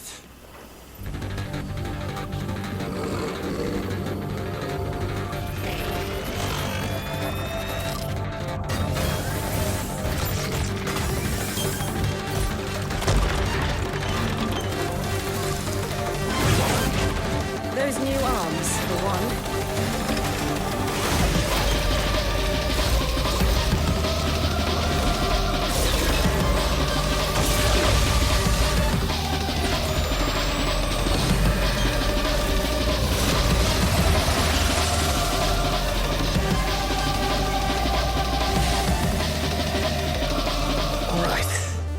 I'm convinced.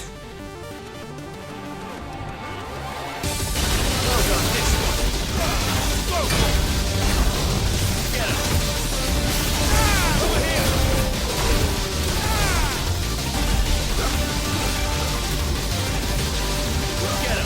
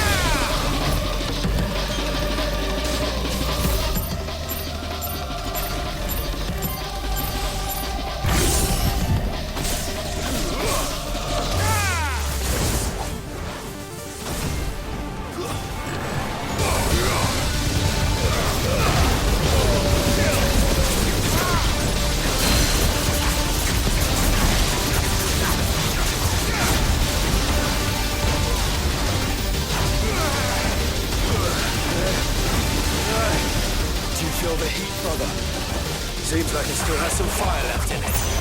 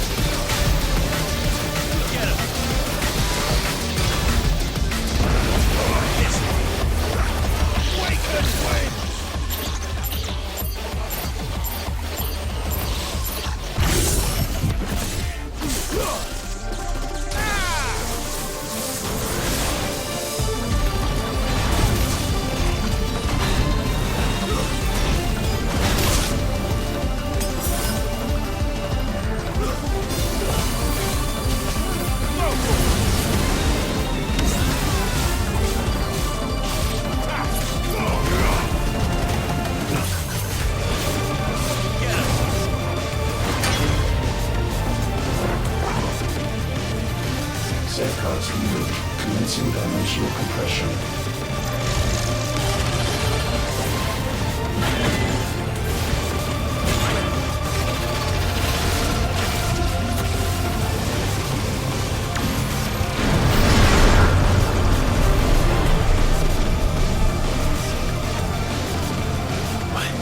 Why can't I? Breathe, because it's constricting all of creation. Well then, we'd better kill it quick.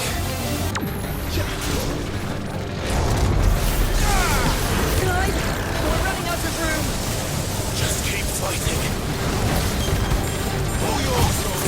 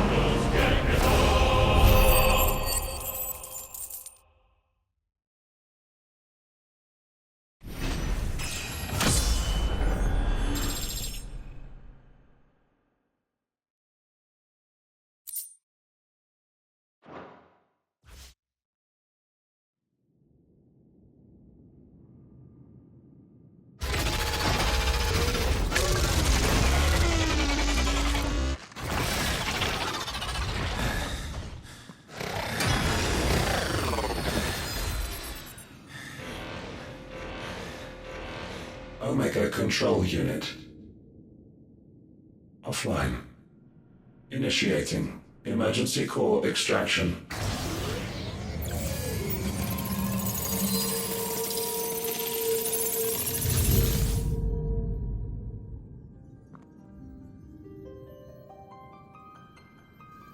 Would you care to do the honors, Clive? Gladly.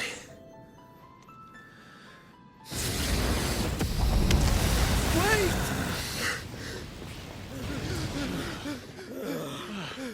For what?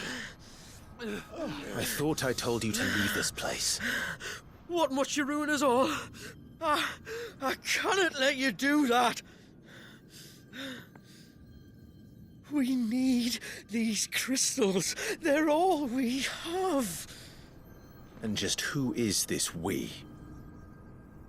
We are of an ancient tribe, one of the first to lose its lands to the Blight. For countless years, we were forced to roam the Twins. A nation without a mother crystal, a people without a blessing. So we found our own. The dust crystals provide us a means to survive. Yes, but at what cost? I call crystals. These shards channel ether. And where do you think that ether comes from? It's sucked from the land, as a leech sucks blood from a beast. And what? You just expect us to believe that? No, but that doesn't make what we've told you any less true. If this heart is anything like the others, it will bleed the twins of their life force, till naught remains, naught but death. The proof is all around. What do you think robbed your people of their home in the first place? We are trying to stop that from happening again. And this is the only way. Fuck me. You're Sid. You saw what happened after the Empire lost Drake's head. What do you suppose they will do when they find out, as they surely will, that there is another heart hidden right here under their noses? Your people's need will count for naught.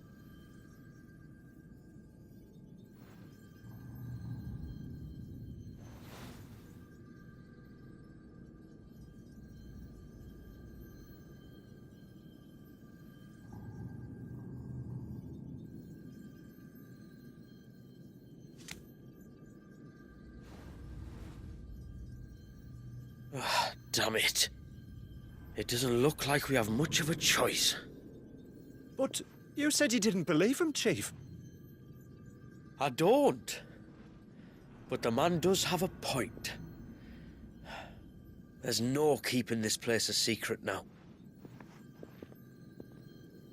And hanging on to these crystals will only get our people killed.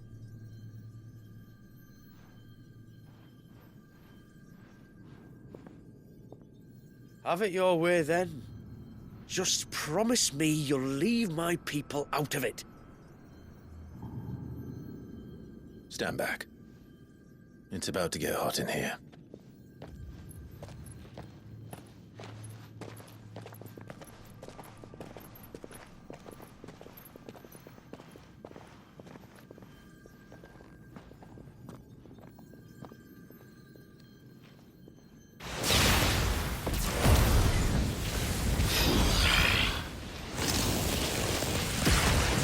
Surge detected. Warning. System overload. System overload.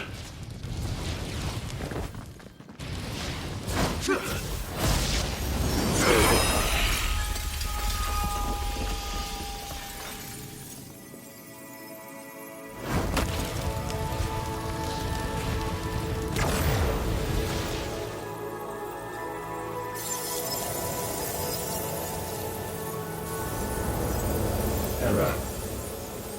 Core not found. System failure imminent.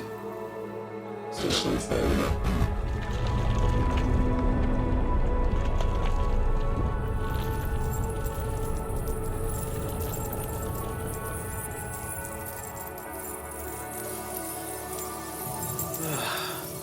I hope we did the right thing.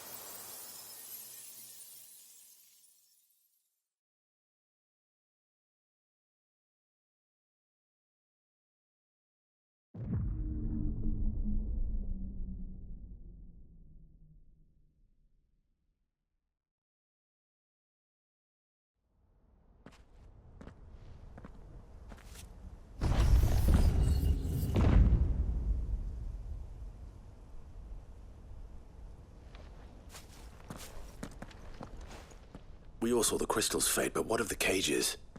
We barely even explored half of the chambers. Without the heart to sustain them, I doubt those still slumbering in the tower will stir now, if ever. I hope you're right.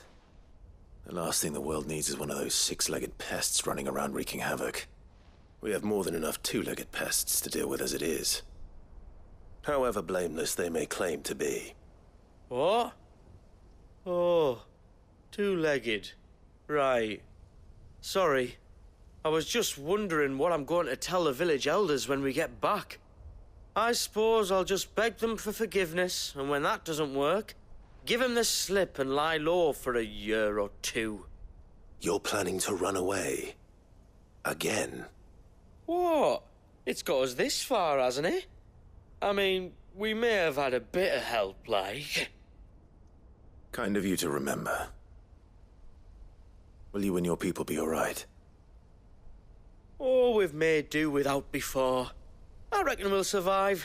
And if what you said is true, it's not like the rest of the realm's going to have it much easier. Besides, one man's ordeal is another man's opportunity, as the old saying goes. I don't recall ever hearing that one, but fine.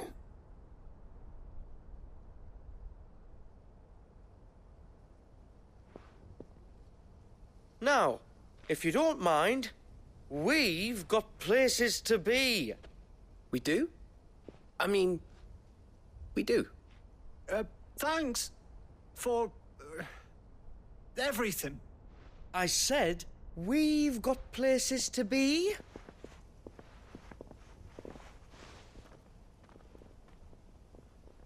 Back to the hideaway, then.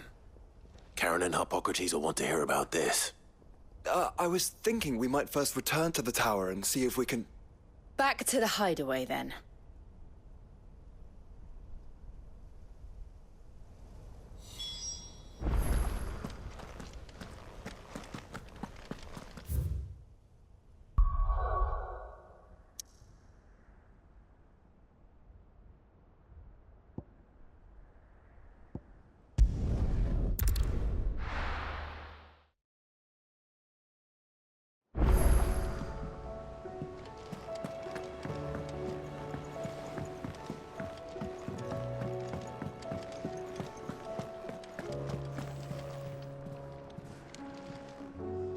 Back, are ya? So? Did you find out where the dust crystals were coming from, or what?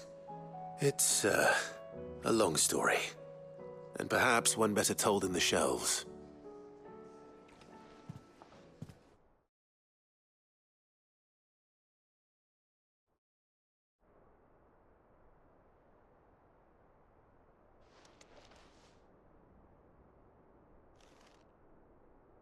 Bloody hell. Remind me never to go poking round in any fallen ruins. Not only a mother crystal of human creation, but an icon as well. Truly, the study of our fallen forebears is endlessly rewarding.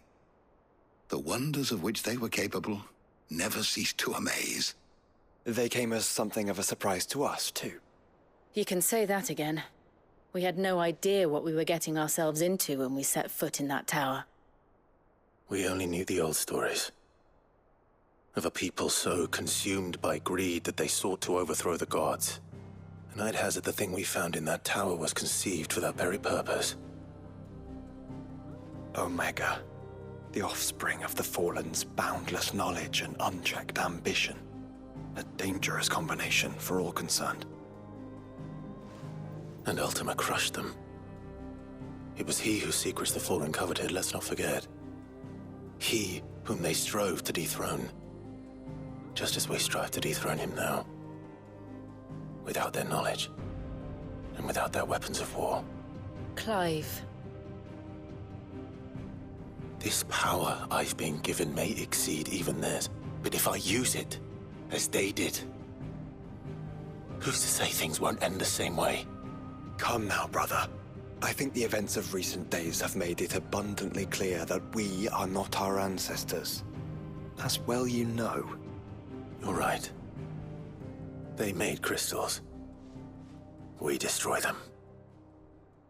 In crafting their artificial art, the Fallen sought to emulate the divine. But that is not the path we have chosen. No.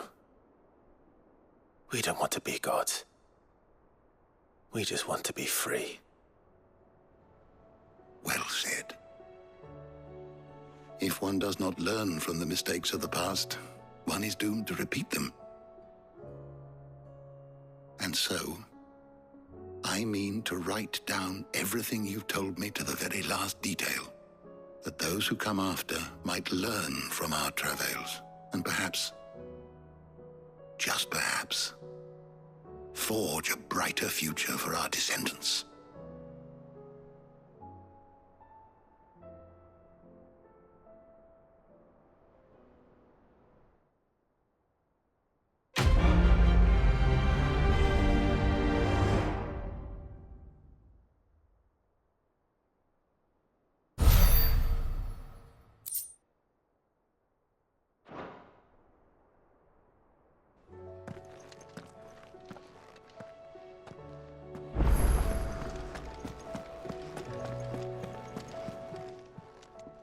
Aye, it's a dangerous world out there.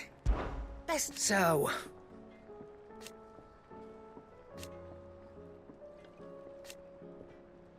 No. Go on, then.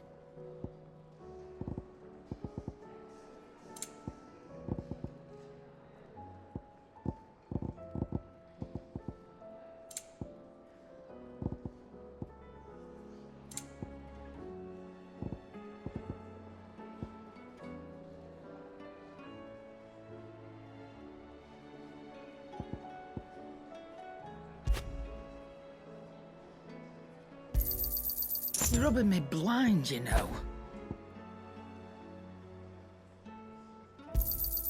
It'd better all be here.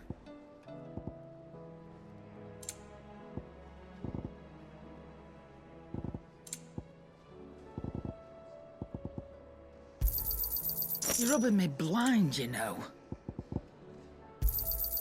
You'll not find a better price than that. And how were you gonna carry all that?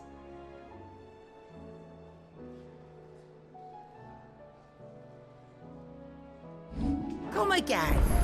Or don't. I'm not much bothered either way. So what do I owe the honour? Not saying fortune, do you?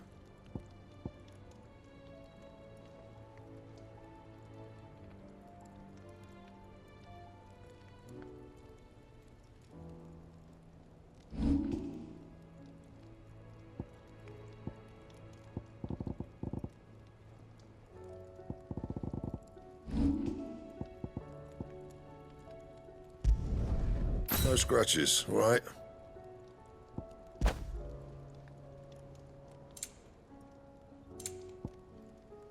And?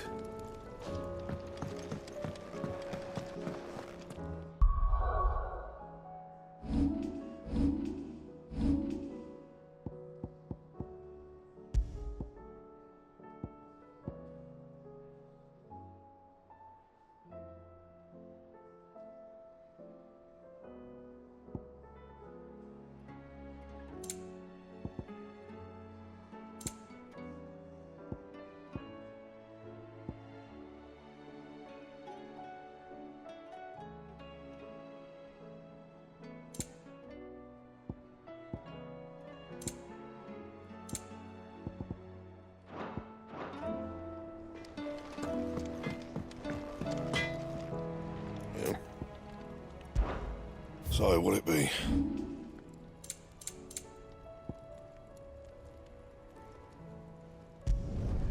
You can thank me later.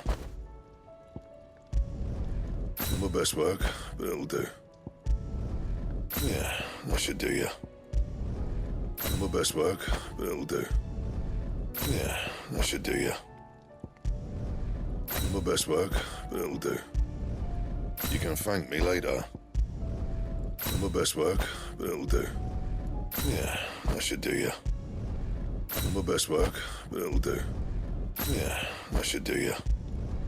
You can thank me later. Yeah, that should do you. You can thank me later. Yeah, that should do you. My best work, but it'll do. You can thank me later. Yeah, that should do you. You can thank me later. Yeah, that should do you.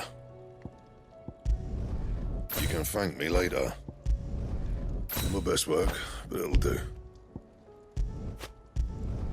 You can thank me later. Bring me the materials, and I'll think about it.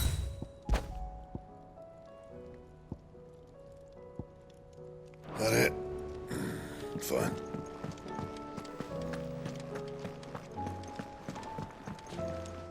What can I get you, Sid? Honestly, Sid, you're too nice for your own good. Do you hear that, ladies and gents? The next round's courtesy of the realm's most benevolent outlaw.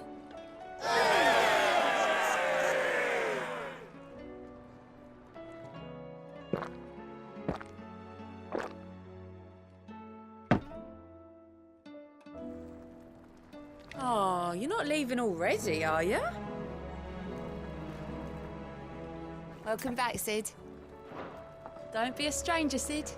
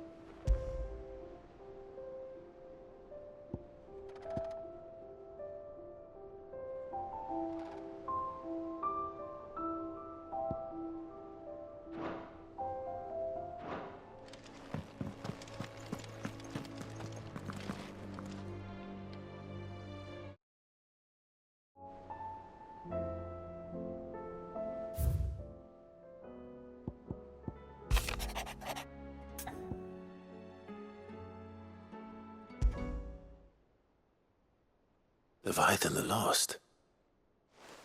But why now? After all this time. Why, what now? Oh, I'm not sure you'd believe me if I told you. After all we've been through. I doubt there's anything that could surprise me at this point. All right then. Rouse Joshua and meet me in the mess. We'll talk there.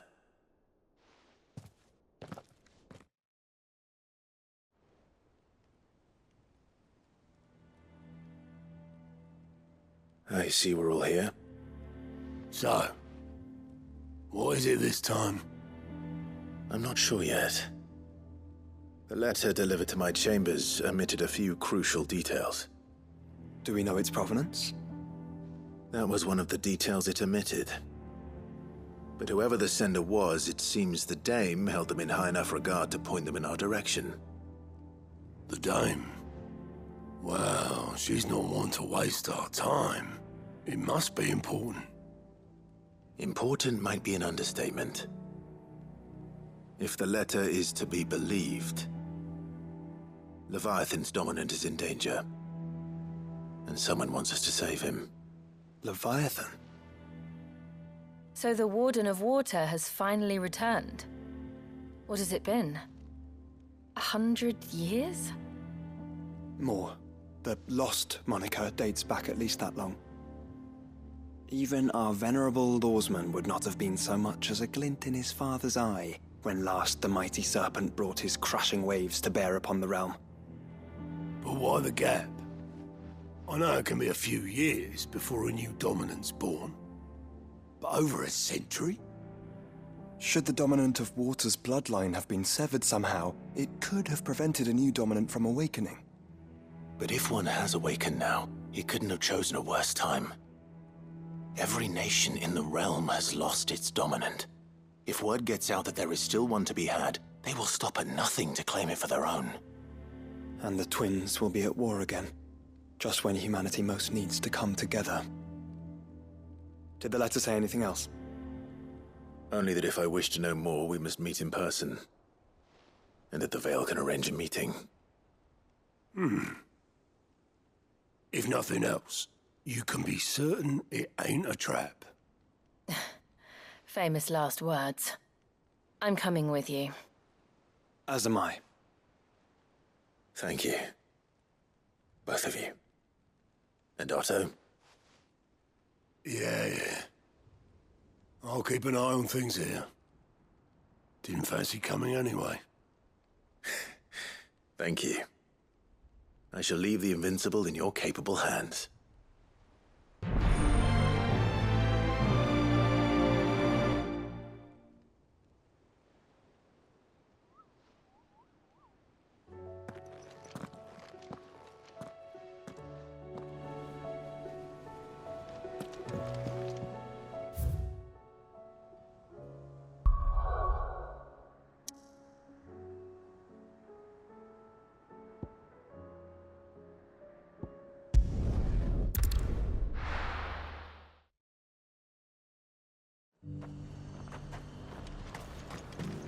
To the Vale it is, then.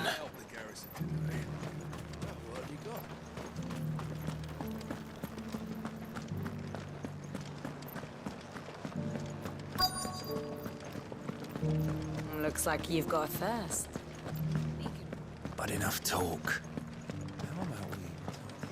Fancy a peek behind the veil, my lord? I'm looking for a Layla. You found one. So, will your friends be joining in? Or just watching? We're not here for your services. We simply want to talk. What you do with your time is up to you. The price is still the same.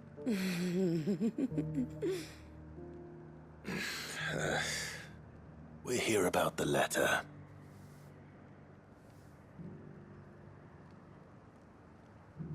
Oh, sorry. I suppose you'll be wanting to know who wrote it then. Among other things.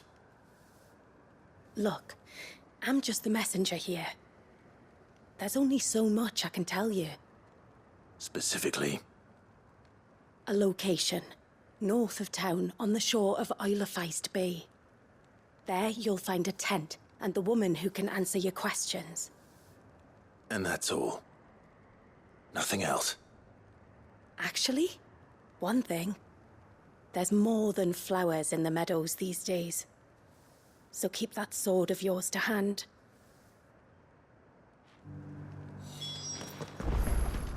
Does anyone else think it's strange that this woman should prefer to keep to the outskirts of town? Not if she realizes the value of the information she's party to. And the danger it puts her in.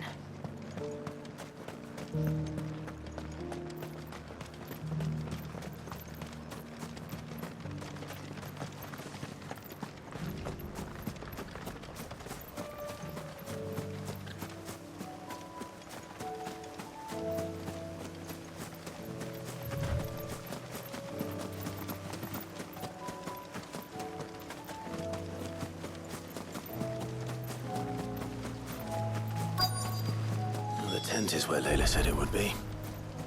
Yes, but who awaits us inside?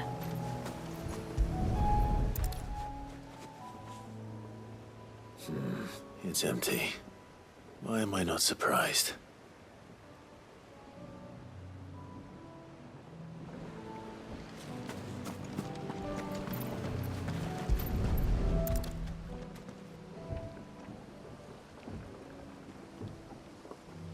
A boat. No prizes for guessing who that belongs to.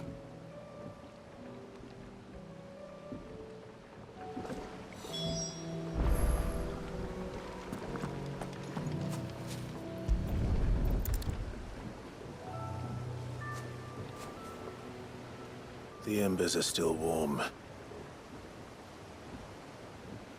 So you're Sid.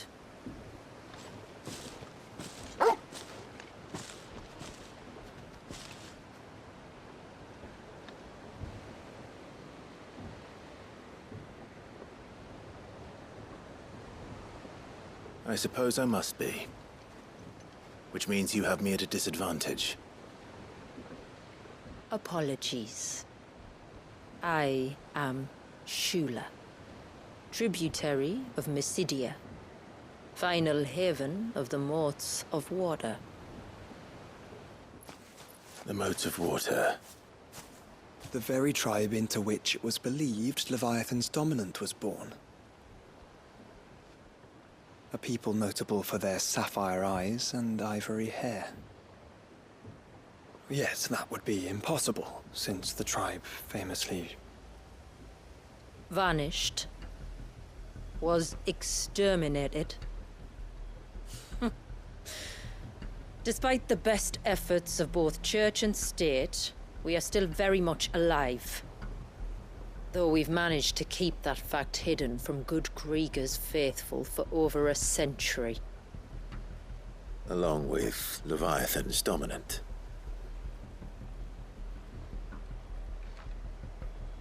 That wave out there.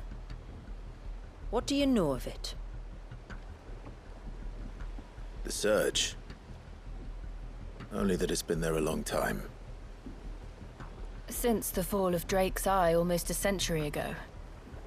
Some claim the two are connected, but none can speak with any certainty. So in other words, you know nothing. Not that I'll hold it against you.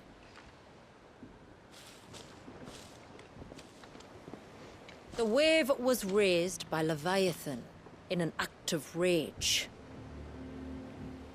Moments before the waters were stayed, and the icon and its dominant bound within. And you want us to? Rescue him. Yes. You see, a little bird told me about a certain outlaw with a singular knack for putting unruly dominants in their place. And ours is about as unruly as they get.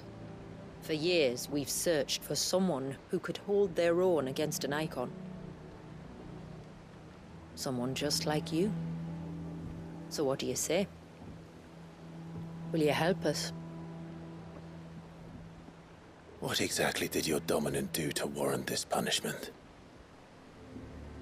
What did he do? He committed the greatest crime one of his kind can. He was born.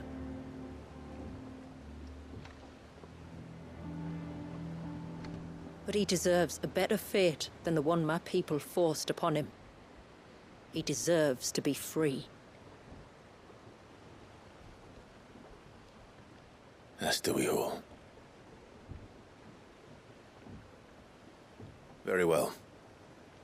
Far-fetched though your tale may seem, something tells me you speak in earnest. So we will do what we can for your dominant. But first, you will tell us everything you know about him and the means of his imprisonment. I can do better than that.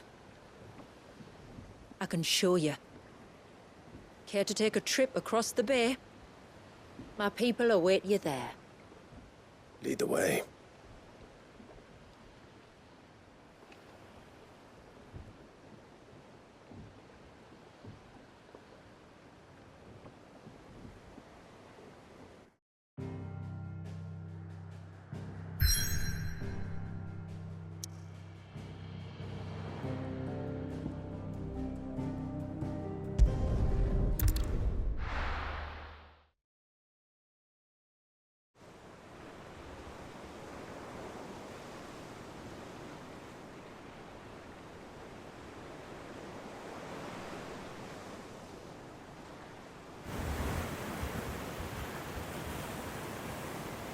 All right, you might want to hold on to something. We're coming up on the wall, and passing through can take a bit of getting used to. I don't see any wall. Of course you don't. That's the point. It's a glamour woven by our ancestors to keep our village hidden from prying eyes. But don't take my word for it. Watch.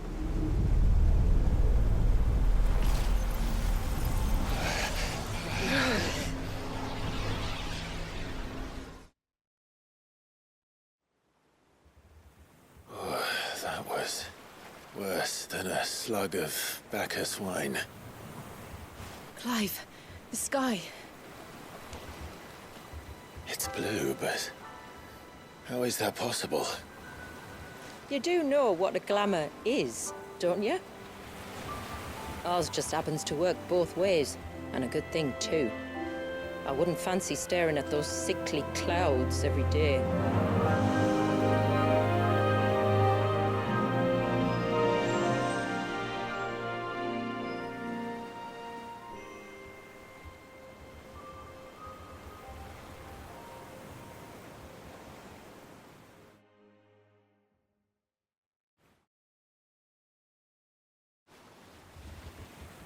And that concludes our little voyage. We're here.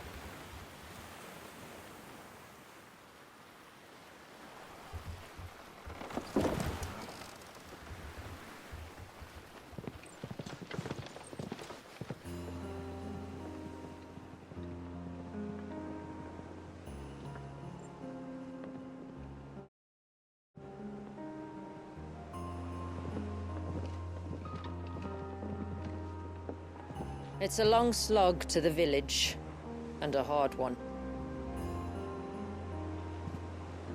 I hope you're up for a climb.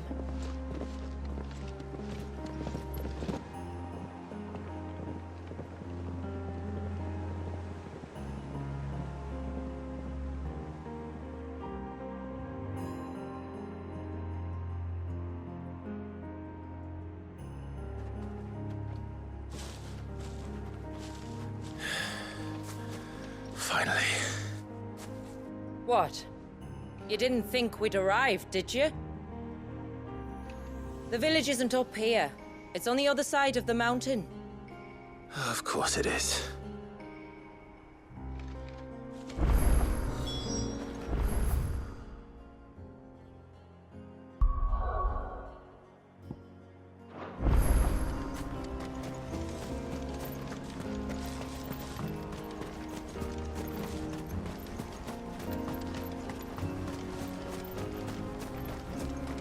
Watch yourself, Sid. This path can be treacherous. If not for the sheer drop, then for the beasts who prowl it. Thank you for the warning. And please, call me Clive. Sid is an alias. You will be pleased to learn, Lady Shula, that I have no such aliases. Is that so, Lord Margrace? It's all the same to me.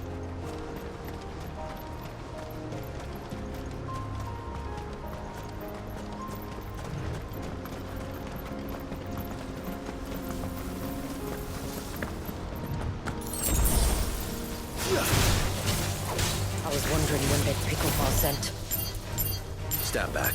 We'll handle this. Oh, will you now? Shall I keep my axe and spells to myself, then?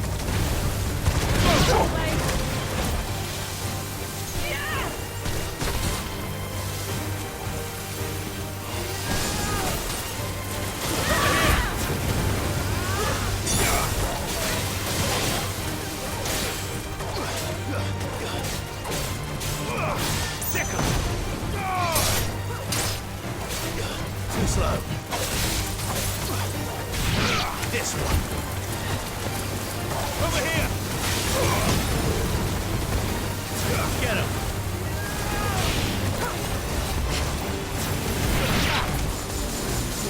Get him!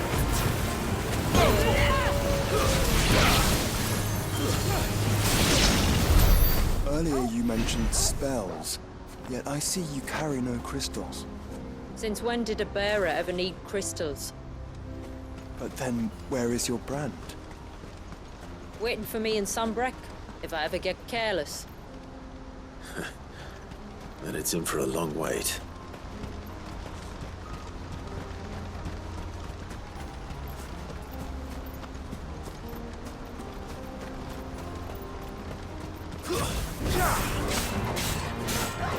Get him!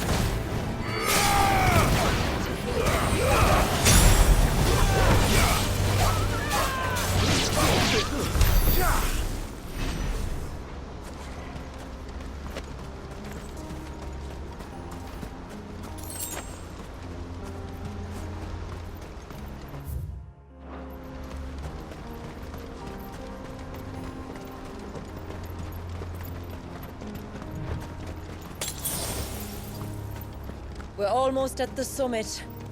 From there, you'll have a better view of our home.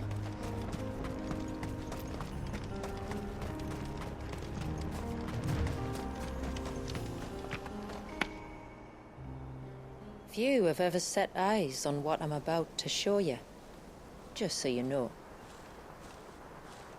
This is not what I expected. Welcome, my friends, to Mysidia.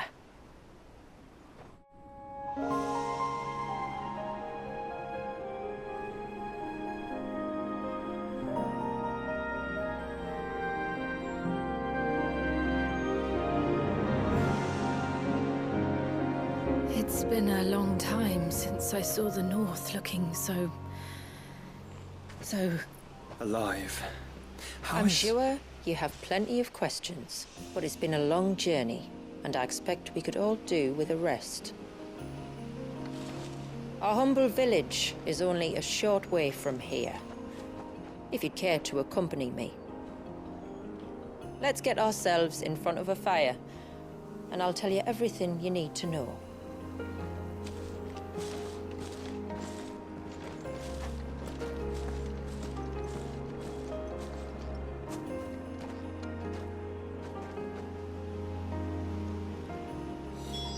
It's beautiful, Shula. And we aim to keep it that way.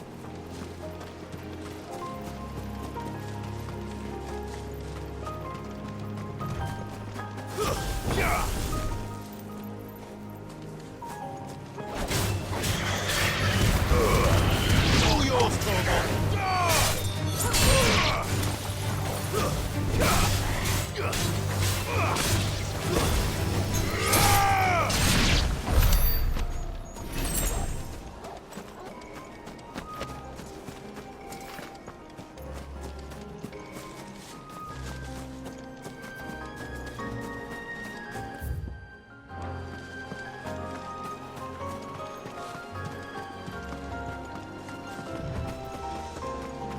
Are those stones glowing?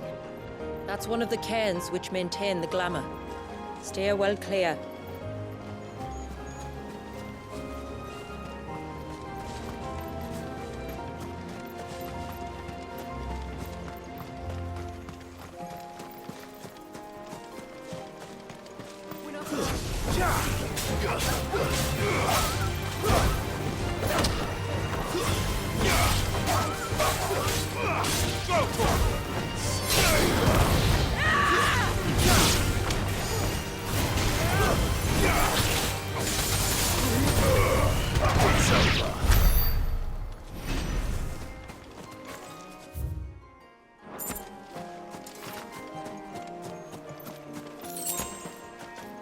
If the surge was an act of rage, One wonders what prompted it.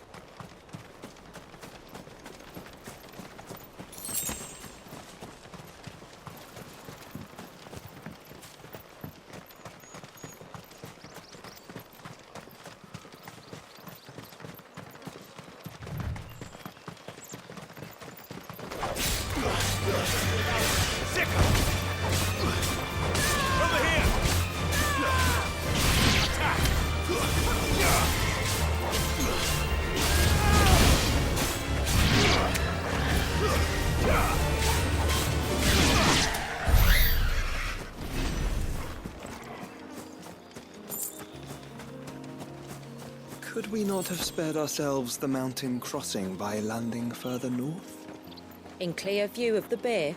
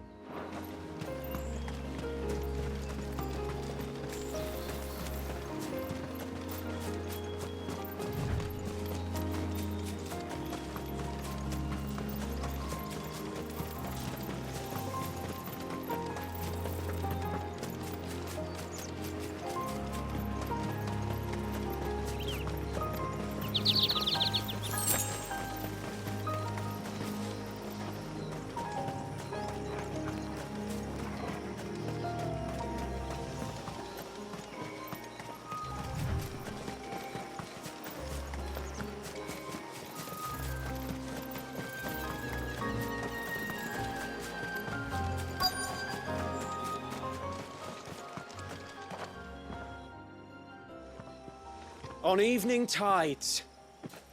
Does morning's light return?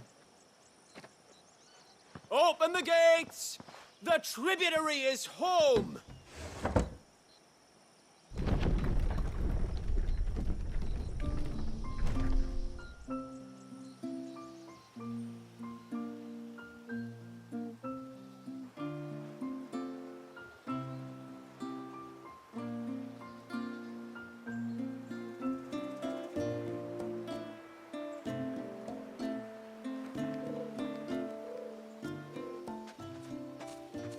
Outsiders? Well, I never. Look at the size of that dog. All right now, back to your duties.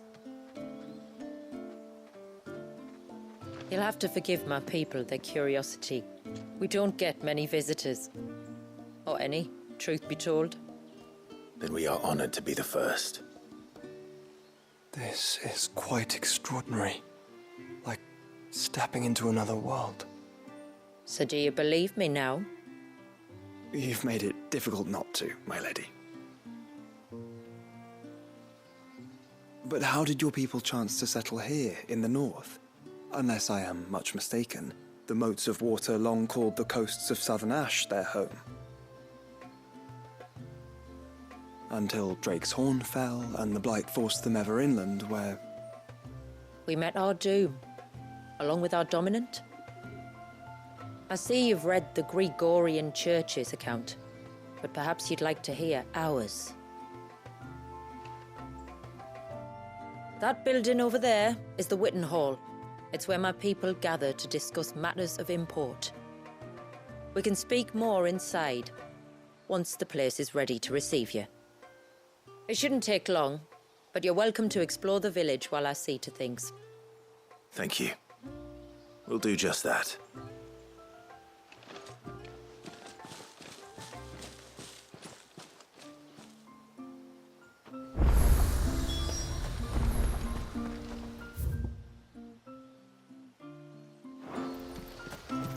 That'll be them then.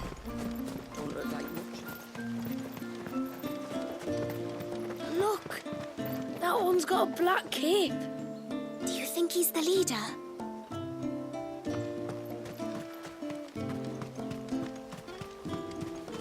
Intruders! We must flee!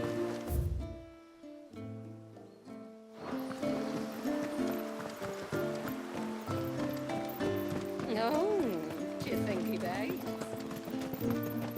Welcome to Haven. The tributary awaits you within the Witten Hall.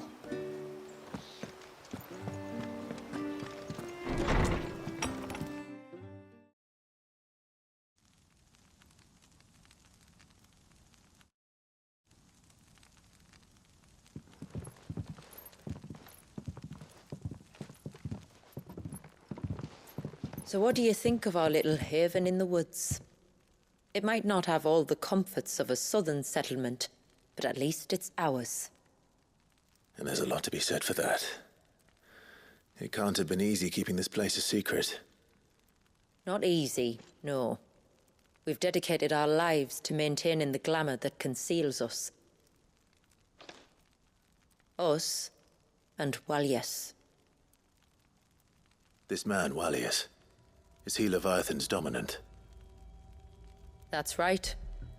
Though he's no man, Walius is still a baby. A baby? Forgive me, but you said that the Dominant and his icon were bound inside the Surge almost a century ago. That would surely make him older still. It would, if he'd been allowed to age. But the spell robbed the poor bairn of even that. I'm sorry? Walius was the son of my great-grandfather. Leviathan awoke within him almost immediately. But instead of allowing the lad to live out his life as a valued member of the community, my ancestors sought to put his power to other uses.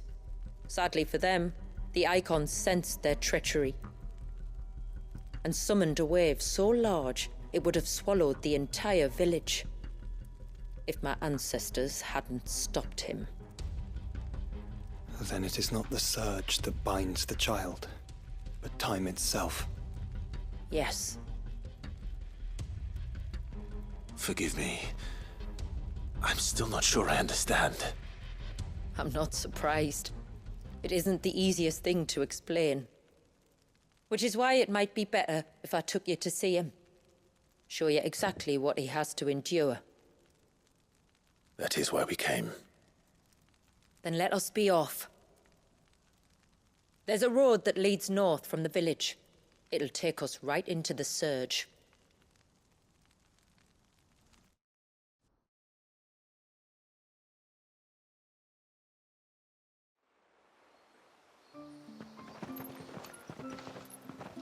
Are you bound for the Wave, tributary?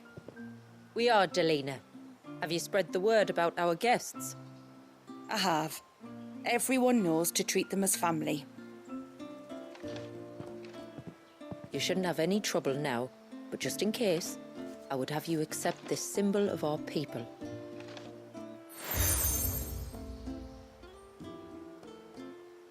That's very kind. I look forward to meeting the family. The feeling's mutual. Should the tributary be indisposed, feel free to ask me any questions you might have regarding the village, and I'll do my best to answer. Thank you. We will. Then I bid you good tide.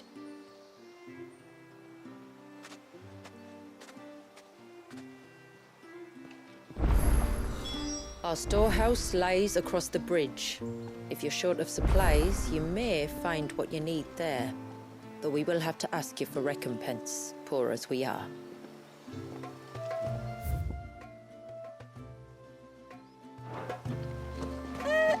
Sid?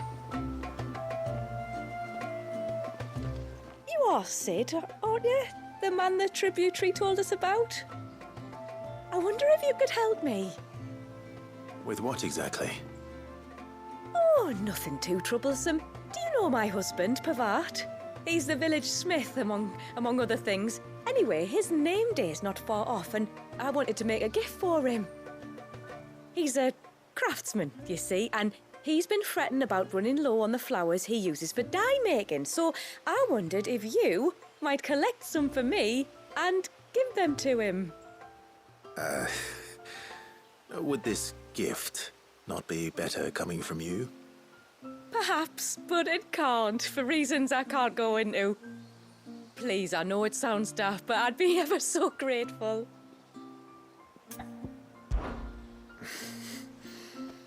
Fine. Which flowers does your husband need? The sweet little blue ones that grow around the fount. Elder's blessings, they're called. We use them to dye our fabrics so we always feel close to water like they are. You don't need to go to the trouble of picking them yourself, though. Just speak to the field hands and ask them to share their harvest with you. 2 basketfuls should be enough for my husband to be getting on with. 2 basketfuls it is.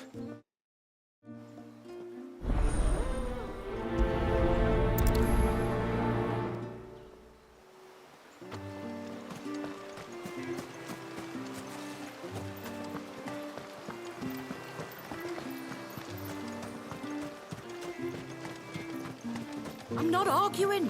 The child must be saved. Excuse me. I wonder, might you be able to spare a basket of Elder's blessings? Pavard's wife tasked me with collecting some for her husband, and suggested that I speak to you. Ah. Werda wants you to bless her better half with the fruits of our labour, does she? Go on then. Give the old fool something to squirm about. I'm sorry.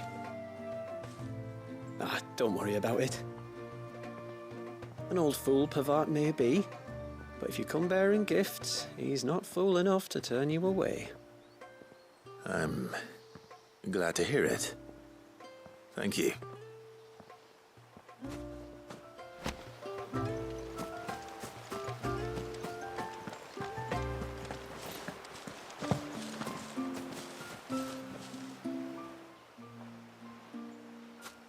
Ah, welcome to Haven, friend. Thank you. Forgive my presumptuousness, but the smith's wife has asked me to make her husband a present of some Elder's blessings. 2 basketfuls, to be precise. Well, I have one, if that's any help. It is. I'm much obliged. They really are beautiful. Aren't they just? Though that's not the only reason they have a special place in our hearts. Legend has it that when our people fled from Ash, the tributary of the time took some seeds with them. And as they wandered high and low across the Twins, he'd plant them wherever they stopped for water. Every elder since has done the same. So when we finally put down roots here in Mysidia, the flowers did too.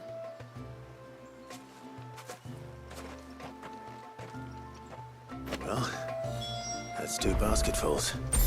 Time to visit Pavard.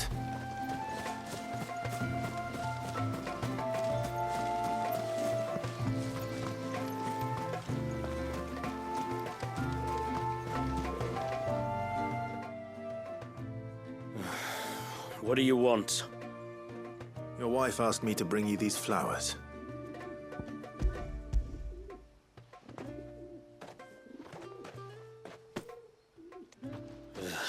That woman. Come out. I know you're there. Who? Me?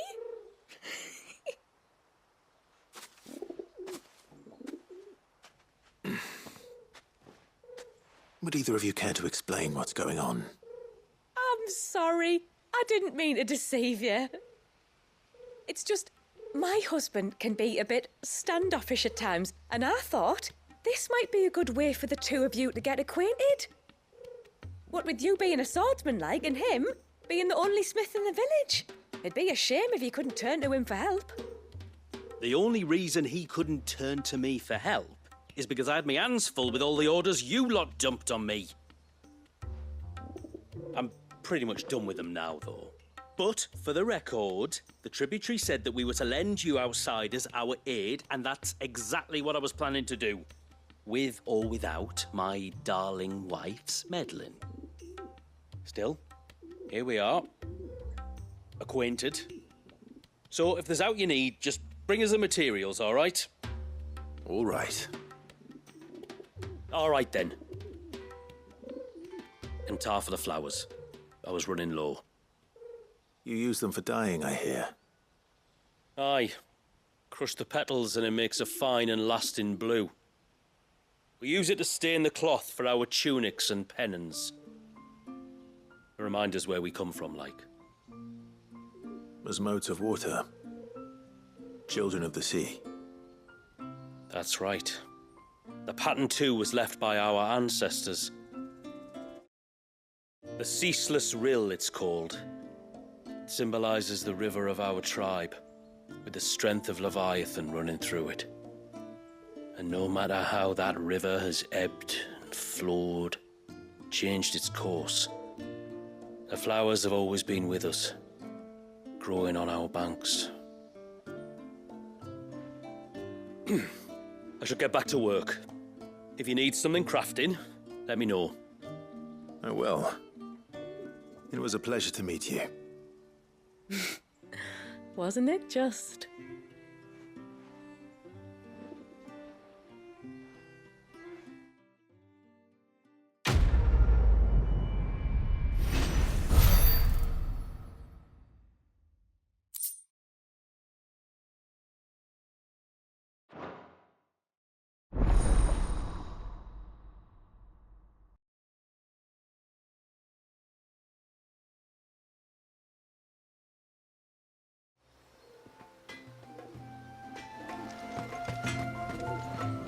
Reckon my steel's just as good as any.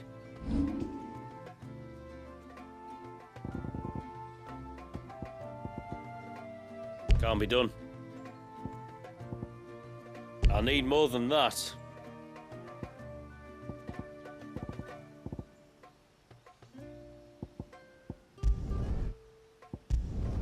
Will that do, yeah? Done. Better than new. Will that do, yeah? Can't be done.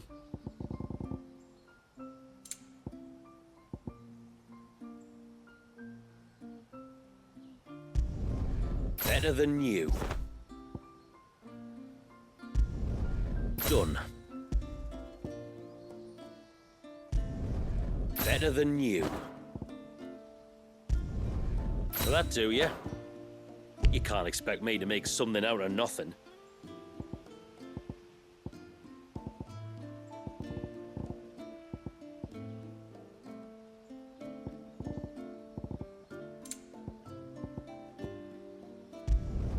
Better than new.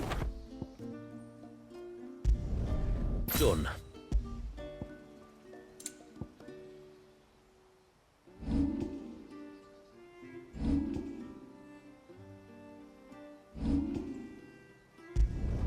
Flawless. Will that do, yeah?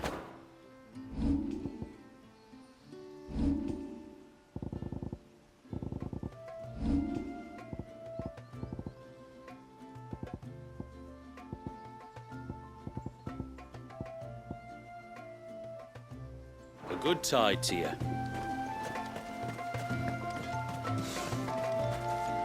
Wearing. Oh, I'll have her hide when she gets back. Oh, sorry. I was leagues away. How can I help you?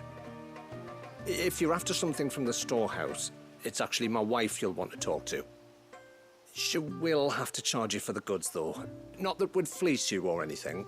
It's just, you know, needs must. I understand.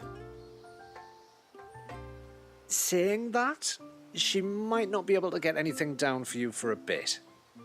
Ah, right. She's got her hands full with the inventory, you see. It should have been my daughter's job, really, but the willful little Rills decided to make herself scarce. Ah, the heavens only know where that girl's got to. If you'd like me to keep an eye out for her. Oh, no. I couldn't ask that of an outsider. Could I? You wouldn't mind? Of course not. She won't have gone far, will she? I hope not. But I've scoured the entire village for her and come up empty-handed. Can't help thinking she might have gone on another one of her little adventures. Ah, a free spirit, is she? Aye, that she is. Can't get her to sit still, especially once you heard you lot were on your way. Outsiders! You should have seen her little eyes light up. Oh, if she wanted to watch you arrive, she'd have made for the low gate where you first came in. The guard there might have spotted her. Maybe you could ask him. Ruka, her name is. All right. I'll let you know if I find her. Try not to worry.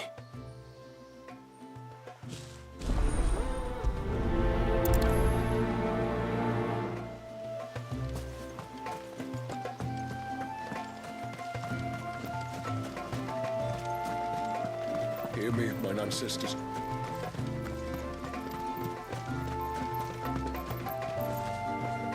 Excuse me. You haven't seen the storekeeper's daughter, have you? Little Ruka? I have, as it happens. She went out through the gate not long ago. Out of the village? Alone? Aye, she does it all the time. There's a path off to the left which leads down to the river.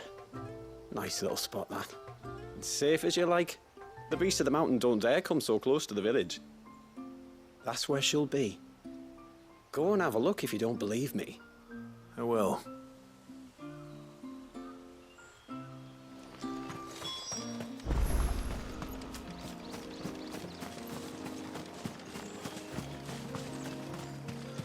This must be the path.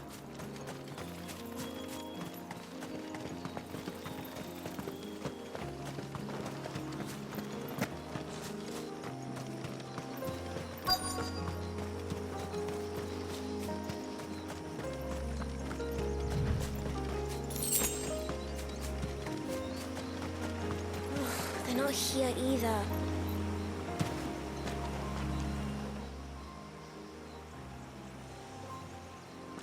It's you! I've been looking everywhere for you. You must be Rooker. You know my name? Can you lot read minds? Your father asked me to keep an eye out for you. You left without telling him where you were going. He was worried. But I went to look for you. Well, now you found me. What do you say we head back to the village and let your father know you're safe? All right. And on the way home, you can tell me all about the world beyond the wall. I want to know everything. Everything might be a stretch.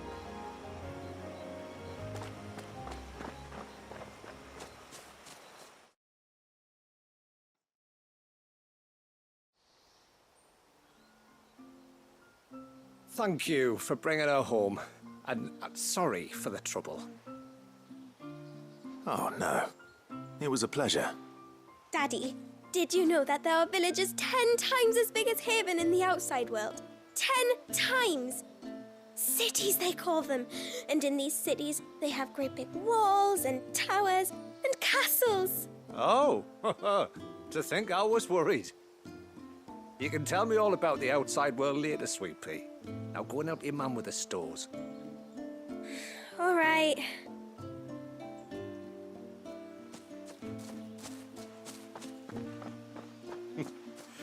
Thanks for putting up with her questions. She, has a lot of them. One of the big ones being, what are the people beyond the wall like? Reckon you've made a good first impression. Are we the only one she's ever met? That you are. The rest of the world can't know we're here, so we'll have to be very careful who we're letting in and out. A few of us might make the occasional trip to shore for supplies, but for the most part, we'll make do with what we've got, including what the old Northerners left us. Yes. You built on top of the old ruins, didn't you? Well, they make for fine foundations. Their masons clearly knew what they were doing. That's one thing we don't have to worry about. Oh, it's everything else that's the problem. Medicines, metals for tool making, anything like that. We have to dress up as travelling merchants and make a trip to the outside and pray to every cloud in the heavens that nobody sees through us. Which explains why you need Gil. Aye. And now Ruka's back, my wife should be free to assist you with any potential purchases. So please, do make good use of our stores, because we fully intend to make good use of your coin. I'll be sure to keep my purse strings loose.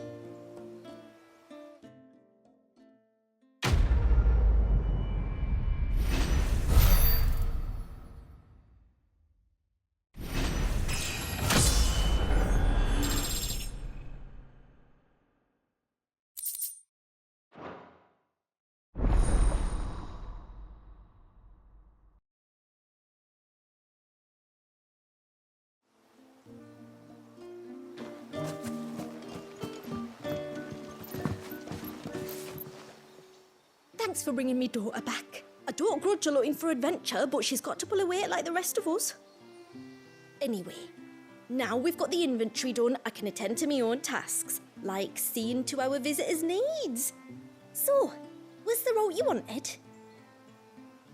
I will have to charge you. May it serve you well.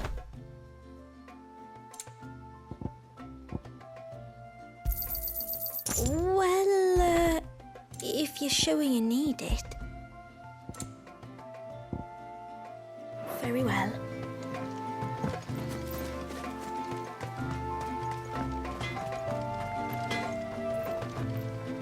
Yes?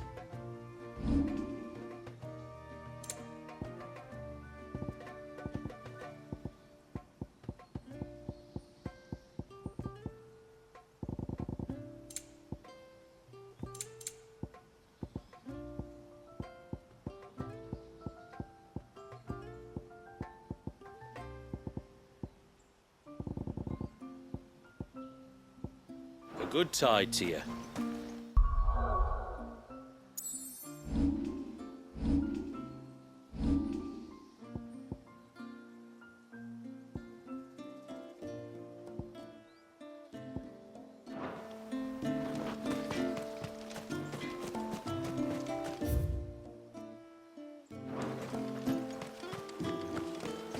How long do you think this bridge has been stuck?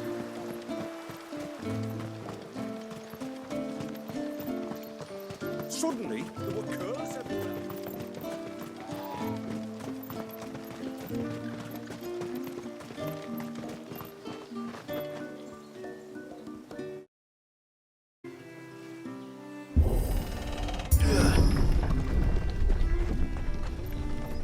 There's a pair of ships just up ahead.